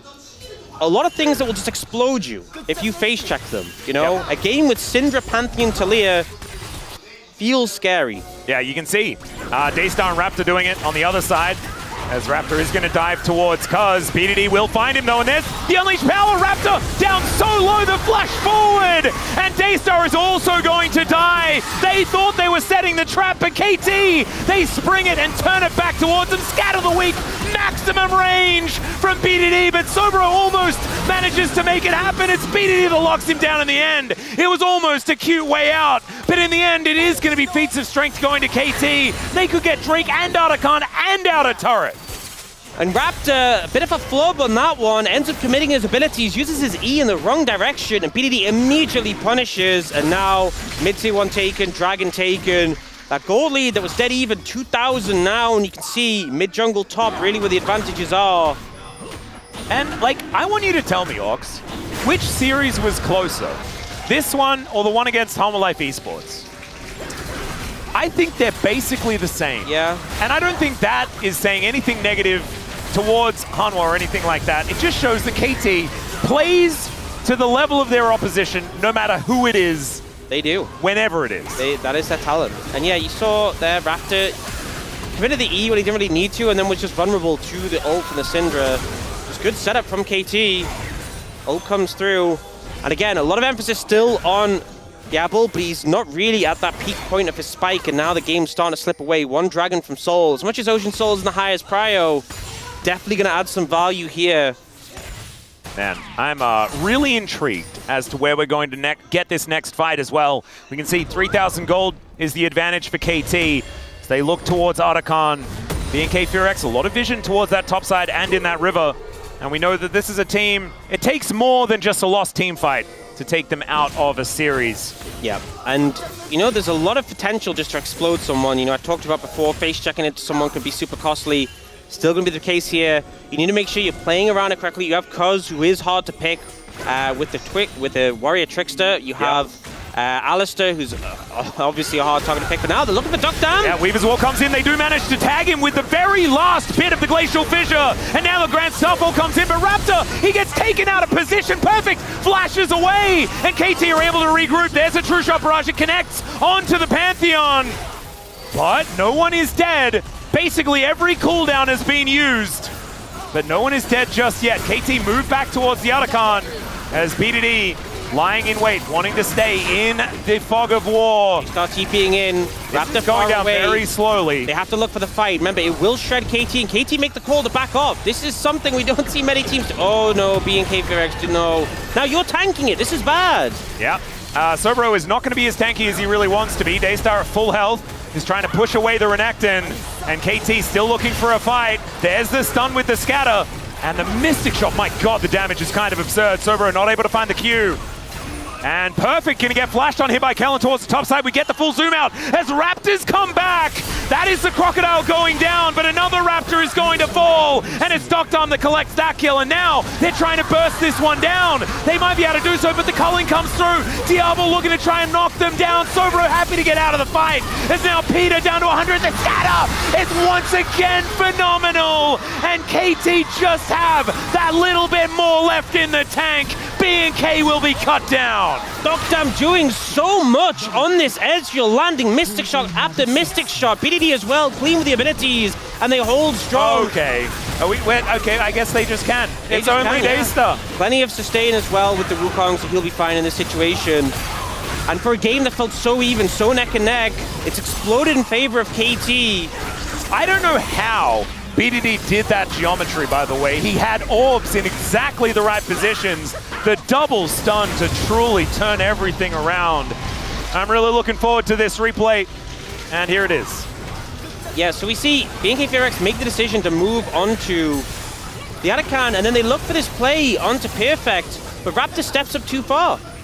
And Flash comes out from Peter, that's how they catch him. Yeah. Great moves from him. They managed to get Raptor as a result. And losing the jungler, a lot worse in the situation. And then BNK Furex, why are you still on Arakan? You're getting chunked out. You're setting him up for the smite steal. Well, Peter's going in. Daystar might be taking a long way out through the Death Chamber, but instead, they look to get on top of Cuz, but he has the Cyclone. He's able to knock them all up into the sky, and KT are now just a steamroller. This roller coaster is going through all the other carriages right in front of them. Kellen's gonna get taken down. It's a double for the Croc. It's a clean ace for KT. And an inner turret will follow. They might even just try and win the game. They got a Baron, they got a lot of damage. They got time, and a game that fell down to the wire is suddenly KT's completely in control. This is the team who are on that huge win streak. This is the team making the claim to try and stay in that Legend Group. And honestly, if they keep playing like this, they deserve to be there. They 100% do. They keep that win streak alive. You're exactly right, Orcs. That's the big deal. They also do not want to kill the Nexus before they've killed Kellen another time. However, the minions will do it for them. And KT will well and truly keep their legend dreams alive. And you can tell somewhere DK are sweating. Nongshim also sweating because KT well and truly another contender. Absolutely, and they had to work for it, right? It was not clean sailing, but I feel like it's a little bit devastating for BNK FearX because they say goodbye to the next stage. This part of the competition, they will not make it to the Legend Group, they will not make it to the Road to MSI qualifiers, which does mean we have our teams for the Road to MSI qualifiers locked in. There is a Road to Redemption later on. Absolutely. As Perfect really starting to get his pizzazz, you know? I think we're seeing on camera here. You know, yes, KT series can be a bit messy, they can be all over the place, but they are managing to just bring their level of play up again and again. Yeah. And BDD had a pretty fantastic, okay, the game one was a little rough on the Azir, but the Rise and the Syndra, pretty phenomenal. Dr. His Ezreal was just incredibly good. You know and what? It kind of bothers me. I can forgive him for the Realm War play because it was funny. It was definitely fun. But the Jhin and the Ezreal games, he was pretty fantastic. So credit to him on those. Well, KT are going to be in that Road to MSI no matter what. We're not necessarily sure about placement just yet, but congratulations to them for that one. It's also about Legend Group as well. I'd say the Jhin game was fantastic. I actually struggled a little bit on that one. I just want to correct myself. But, you know, the Ezreal game was fantastic. Yeah, the Ezreal, like, it's like he just decided that it's time to lock in now. This is time for me to win. Yeah. I have to get alongside BDD, make this one happen. His Syndra looking ridiculously good, actually. I think it took him a little while to get his eye in, but then once he did, those scatters absolutely gorgeous. And KT, they break open the game, and they take down BNK FearX. Yep, and we're getting to the point in round 2 where things are really starting to align, and we know where teams are going to end up with this day. With this day in particular, things are a lot more locked in. Yeah, that's what it's feeling like. And this game was scrappy. We saw some great moments. We saw some not so great moments from BNK FearX as the game went on. I think the mid jungle just really struggled, you know? There was this moment where they focused Raptor and they managed to turn it around. It looks great. And then I think every fight after this, Raptor just really wasn't pulling his weight on the Pantheon. The Alistar value pretty massive, and Cuz do a lot of work with the Wukong. We've seen the Wukong priority rise to the point where it's sometimes even outstripping the Xin Zhao and the Pantheon, and I think it's starting to get why. Yeah, and it was the first pick on the red side. They left the Pantheon up, and they just felt like this Wukong was going to be the way. Cuz certainly looking the greatest on it, to be perfectly honest. Like, that was the start of their win streak, was when Cuz was able to get on the monkey and really run amok. Look at this bouncy castle that they put them in as well. Yeah. Cyclone Pulverize is pretty silly. And I think it's rough because they ended up going for this Lucian for Diablo, and I think he played pretty well, but it's such a hard game to play Lucian. Yeah. Because a lot of the time you're hitting Renekton or Alistar or a Wukong clone, you're not really getting that much progress. And if, you know, the Mystic Shot flies onto you, that does a lot of damage, and just Syndra existing makes it so hard. So I think it was certainly a challenging game for Diablo. I still think it was very winnable based on the draft, but I think ultimately wasn't able to carry through, and KT just had some fantastic moments. Cuz in great form, BDD in great form, Dr. bringing it in through the end. And Peter, you know, Peter I think just had a fantastic series and a fantastic couple of weeks. Yeah, Peter honestly, like, it was halfway through game 2, he won them the game. And in this game, he played his Alistar. He's been fantastic at this champion, but finding all of the angles here, Perfect as well needs a shout out on the Renekton. He looked brilliant. For me, Dr. was the POG for game 3, but I have no idea where the votes are going to go as far as POM. It's probably, my prediction is probably going to be BDD POM. But I think, if we're talking who do I think was best all 3 games on average, I think Peter. Yeah, I would agree. I'd probably be voting for Peter, even if this number on your screen you see right here is not dictating so. The Alistar and the Poppy performances were game-changing. That was the reason why KT won. And it's kind of nuts. Let's have a look. It's going to be BDD. He played Syndra. It's like, that's the BDD sexy pick. Yeah, you have to vote for him. I think he had a great series. And again, the only game he really struggled in was Zia, and that was the first game, was a loss. You know, it's whatever. But I think a lot of members on KT playing well, and it's just the roller coaster's still going up. It's still going up. It's just going to keep going up. What they're doing now is they're making sure that it comes down mid-series, so that then they can, keep it on solid ground. The problem with the roller coaster is when it reaches the stratosphere, they just cannot really build tracks anymore. Yeah. And so it just falls off, and then it's not on the tracks. So if you keep it coming down but retain the track situation, it can work. We're right here on a 6-win streak. Yeah. Okay. Road to MSI qualifiers, MSI winning MSI. It just keeps going in that direction. Well, we'll just have to see. It's time to have a chat with BDD, though, as the interview is ready and Ji-sun standing alongside for the translation. Thank you very much, guys. This is Ji-sun for the POM interview translation. We are here joined by BDD after a phenomenal performance, and also who just had his 800th LCK game. And KT Roaster is indeed going up. Now currently KT is on a 6-match winning streak. Can you secure the spot at the Road to MSI tournament as well? I'm very glad that we were able to win a very important match for us. It was a 3-gamer today, but it also allows you to hit 800 games in the LCK. Congratulations on that as well. Please give it up for BDD, everyone. And you are the 3rd LCK players to ever hit 800. How do you feel? It does tell me that it's been a while since I have performed in the LCK. You will not be able to, it will be really tough to surpass Faker's number, but I will make sure to surpass Deft if I get a chance. And your lane opponent today was Daystar. He played a lot more aggressively than expected. How was it facing him from your veteran's perspective? I kind of thought he was a little nervous on stage. Maybe he got the jitters, so I could tell that he's a little, anxious as a rookie. So that was the feeling I had for game number 3, and turned out he played really well in game 3. So I had to focus up, but I think he's a great player. And then game number 1, I think we had a lot of mistakes, so we wanted to make sure to clean up those. Game 2 was also incredibly intense, but you led the charge with your Rise. What role did you feel you needed to play in that game? These days, when I'm playing Rise, I think it's a good champion because it's strong in lane, very stable. Also, he can exert a lot of dominance in teamfight as well, so I wanted to make sure that I can influence teamfight a lot. And in your 800th LCK game, you played Syndra. KT Roaster picked Wukong very early and saved the mid lane pick for the last. Did you consider any other champions? I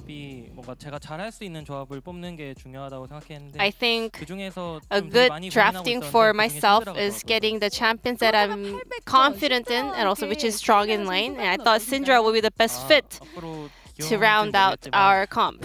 I'm not sure whether I will play Syndra again in the near future, but I'm glad that I was able to win.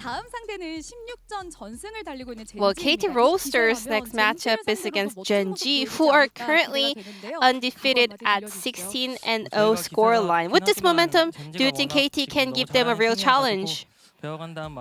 Yeah, I can say for sure that we are on a great momentum, but Gen.G is a very, very strong team currently, so we will approach the match as a challenger's mindset. And you and Deokdam will be appearing together on tonight's talk show, Lolly Night. What kind of chemistry should fans look forward to? Deokdam is a very, very funny guy, so you should look forward to his, talks and some fun bits that we prepared. Lastly, any message to the fans who came out to cheer KT Roaster today? Summer is just around the corner. We are, I think, still on the up and up, so we will make sure to keep displaying the best performance possible.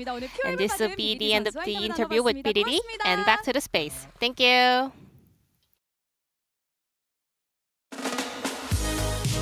Thank you, Ji-sun, as always, for that awesome translation. Great to see BDD smiling and happy again. And with that victory, KT are in a great spot to actually make it into Legend Group, but we will have to see what happens next week, as we do have a lot of stakes, a lot of matches that do matter next week, which is always a lot of fun.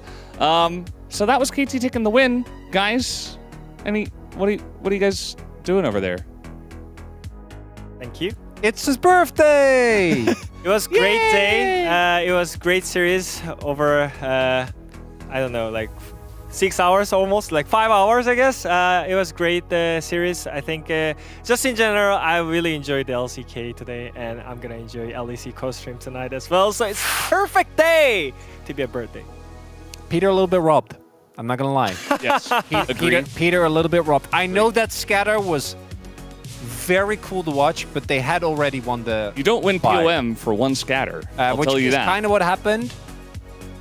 The Cuz votes, I'm also on board with. I think those make a lot of sense. I think his Wukong performance in the final game was kind of crazy. But sorry, I love BDD. I think that he definitely has been the most standout player on KT over the whole course of the year. But let's be real. Do you want me to say it, or are you going to say it? You can say it. You should do it. Peter Parker Poppy provides perfect performance. Now we did. Peter Parker Poppy provides perfect performance. Boom. There we go. Peter Parker Poppy provides perfect performance. Nice. There we go. We all did it. Nice. Nice. I don't know, man. This kid is crazy. Robbed. So good.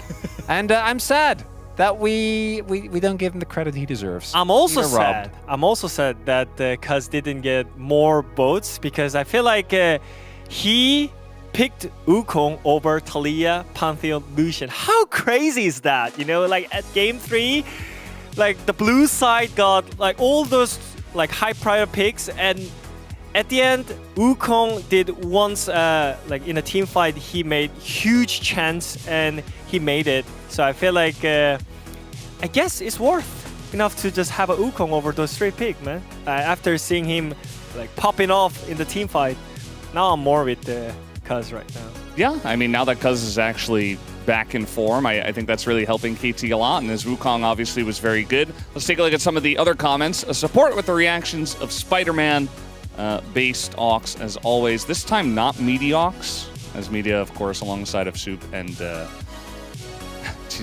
go What for did wrong mid. on purpose? Did it bother you? No, you can. It's your birthday. All right. You don't. I'm just gonna take it It's off. gone. Birthday's over. Okay, any more reactions here? Hey, BDD, can you do it with me? What did he mean by that? What do you mean? Helios, what are you trying to say? What are you gonna do? Like, what are you gonna do with What is BDD doing with you? Play. Okay, so no.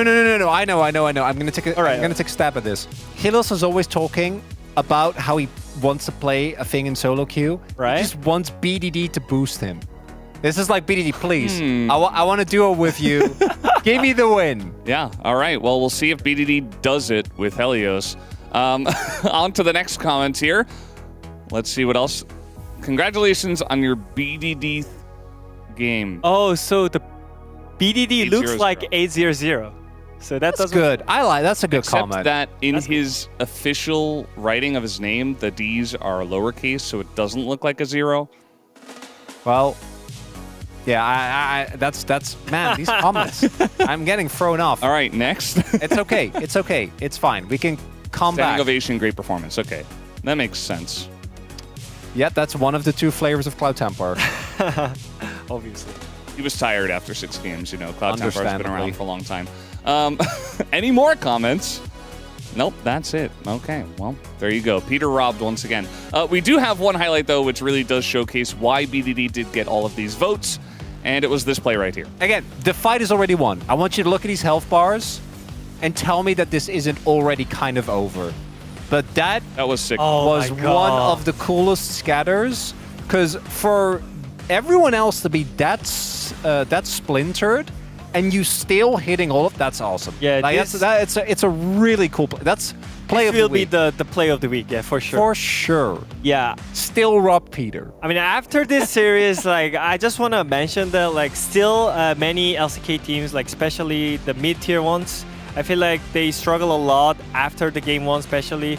They show up some steady and decisive rock and steady games. But after the game one, they always show the opposite side of the team. So I feel like they need to find a way how to get the consistency, and also they need to find the stability somehow. And I think that mainly comes from the champion pool. And it's really great to see like BDD showing off his Syndra again, because right now we are only doing the BO3 fearless strat, but after that, especially we're gonna do the BO5 fearless strat. I think the more champion you need, you have to get some champion pools. And I think larger champion pools like gives you a lot of stability in the team. Yeah, really the only thing that stands between BDD and a perfect rating is his itemization, which recently he's been doing well, but he's still on thin ice. Yeah. The inventor of triple lifeline. He's working on it. No more triple lifeline, please. Let's take a look at the best ceremony of the week, as it is here at the end of the week Sunday. We do take a look at who's got the best ceremony. This one wins my vote. Chicken banana. Chicken banana. He's always so good at ceremony. Chicken banana. Chicken banana. He's the best. All right, there you go. Guma. Oh, Senna. Yeah. He's done this, the mouse mat, he's done a lot. Pretty sure there's a picture of him here doing a Caitlyn one.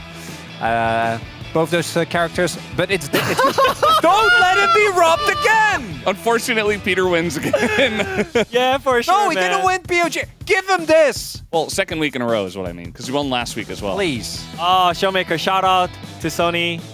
Finally, he got the trophy after 10 years. I think that's the shout out to Sony. How I feel. All kill ceremony by Pony as he takes us all down. That last swipe was pretty Pony good. gets the scene? Pony, really? For the best ceremony? Yeah, I didn't get it. One where he gets up and he does the full rotation. For the I fame, think we should be nominated. Yeah, like for some like our dancing and like our cosplay as well. Action scenes, yes. We are robbed, right? Yeah. English desk robbed again.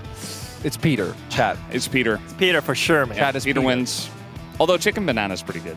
It's listening to that a lot now with my 6-month-old son. Let's take a look at the standings, as we do have KT in a very good spot, but not secured just yet, as Nongshim and DK are still in the running. The best part is Nongshim and DK face each other. That's the final match. If everything goes according to current standings, that is actually going to be the decider. Because we're going to take a look here as well. Because KT, okay, I know we're memeing a lot, but they should lose to Genji, right? Sure. And they should beat DRX. Now, neither of those things might happen, but as if we follow that, KT makes it in. And DK, favored against DNF. Nongshim, unfavored against T1, which means it all comes down to that final game. Game score is obviously also going to matter, right? So even getting individual game wins for those two teams is going to make a big difference. With the form as it is right now, I don't know. I feel like Nongshim is slightly worse, but DK did also get 2-0'd by Bro. It depends. That did happen. I know they beat Hanwha, but it did also get 2-0'd by Bro. What does it mean? We don't know. There's a chance for tiebreaker as well. Yes. I wish. It's gonna be crazy. And then you come, right? What did? I'm not sure if I'm working at Sunday. Come on. Am I? No, we'll do tiebreaker on a different race so you can join. I hope it's on like a Tuesday random. I hope like not. 1 p.m. I hope it's like not. a best of one or something between DK and another team, inevitably. This is the Challenger League. I'm planning actually on co-streaming tomorrow, so tune in for that. Should be a lot of fun. What did? Happy birthday. Thank you so much. I'm glad I'm here again. I'm happy to be here. With like 11 hours of... What did? It's little... Okay, fit into the frame. There you go. With like, what? It's going to be like 10 hours of League of Legends? Yeah, That's the dream! I mean, I already co-streamed the LEC this night. So 16 hours of League of Legends! probably. It's going to be great. Well, Ripwa did, but happy birthday, buddy. I love it! Always great to have you here on the space, and that's it. We're done for the week. That's it. Join us for week 9 next week. Should be a lot of fun, and we'll see you there.